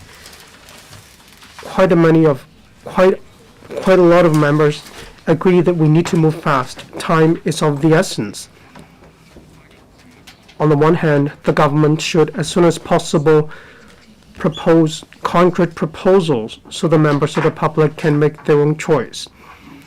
The affected residents will be able to get back on their feet. On the other hand, regarding the implementation of long-term rehousing options, we need to move fast. Residents may not be able to get a new house right now, but we do want to compress the transitional time. We need to tread cautiously as the process involves legal and property title ownership matters.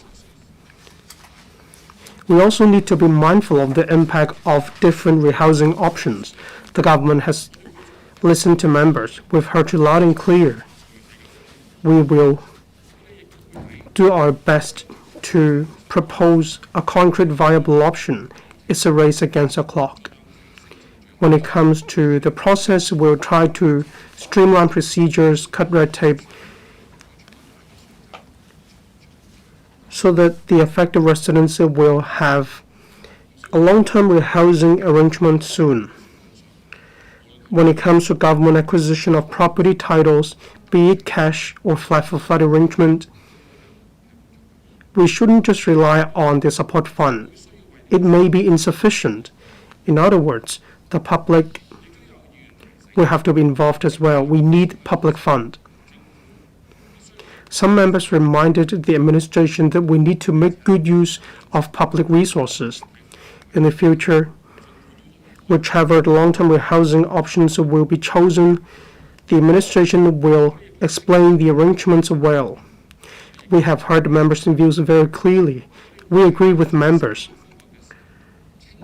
When we implement the policy and when we float the proposals, we will make clear our justifications and we will also be transparent.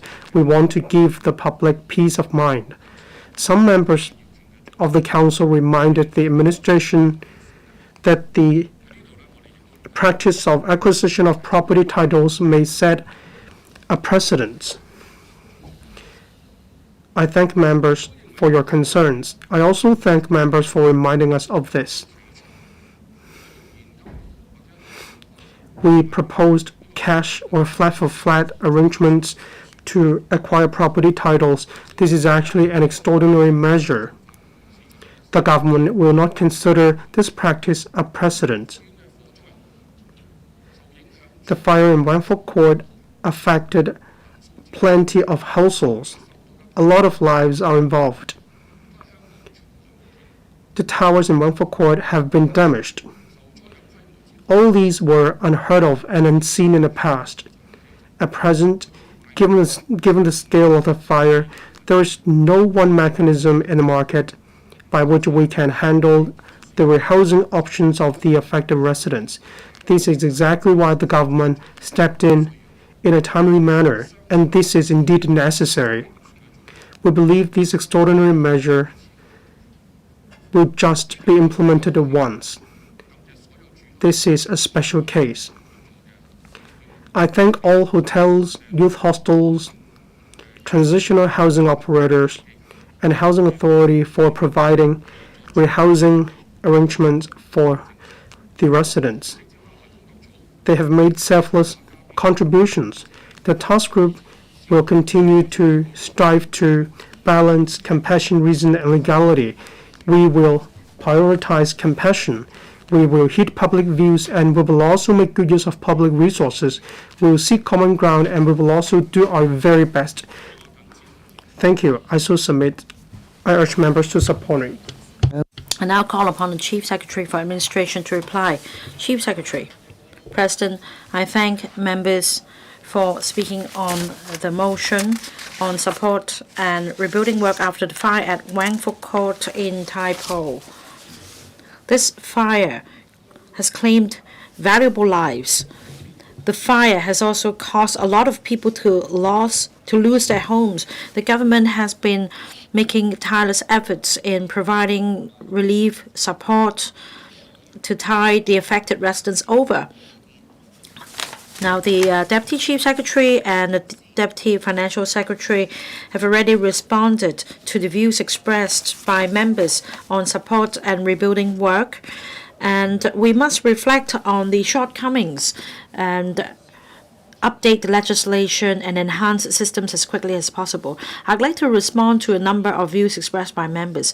First, on fire safety, the government will propose a number of measures to comprehensively enhance fire safety. Now, some members mentioned updating the equipment and making use of technology to help with fire rescue operations. The Fire Services Department has always been leveraging on innovation technology to enhance the rescue capacity and the monitoring capacity. Now, in fact, in this fire, the Fire Services Department borrowed the thermal imaging device from Guangdong Province, as well as drones to analyze the fire and also assist in the firefighting work. As for protective equipment for firefighters, we are conducting a comprehensive review so that the most up-to-date technology can be applied to enhance efficiency. The Fire Services Department will also closely monitor the latest trend and maintain close liaison with the authorities in the mainland, so that if the technologies are mature and if the equipment is safe to use, we will introduce the state-of-the-art equipment and devices to enhance our capabilities. The Fire Services Department will also make use of big data and AI smart analytics. Data will be collected in the building inspection programs to identify relevant risks and identify systemic hazards. A number of members mentioned stepping up regulation over the safety standard of building materials. While drawing up standards, the government will continue to review the situation and keep up with the times so as to step up regulation and strengthen enforcement to plug loopholes. At the moment, these safety standards are presented by way of administrative codes, technical circulars, the relevant provisions in the laws only refer to inadequate or non-compliant materials. We think that these terms are too vague. They are not good enough. And that is why we propose introducing amendment provisions in the relevant ordinance to make sure that non-compliant materials, and that means materials that are not safe, will be subject to prosecution if they are used, and that there will be a clear legal backing to raise the penalties. Some members also spoke on leveraging the competition ordinance to tackle bid rigging. In fact, the Competition Commission has always been closely monitoring the situation regarding bid rigging for building renovation projects, and there have been joint operations with, say, the ICAC and the police in tackling matters such as corruption and fraud. The Competition Commission will continue to review the competition ordinance and the regime, and will consider the experience in other jurisdictions. Now, of course, I mentioned enhancing the smart tender scheme under the URA, as well as enhancing the URA's functions. These can help tackle bid rigging. Now, President, once again, I thank members for speaking on the motion on support and rebuilding work after the Wangford Court fire, and I thank them for their invaluable views. We'll continue to take forward reform, and we'll consult the community and the Legislative Council to make sure that these proposed measures can be put in place as quickly as possible. I urge members to support the motion. I now put the question to you, and that is the Chief Secretary's motion be passed. The voting begins. Members will please press the present button. Will those in favor please raise their hands? Those against, please raise their hands. I think the question is agreed by a majority of the members present. I declare the motion passed. The meeting is now suspended until 9 a.m. tomorrow.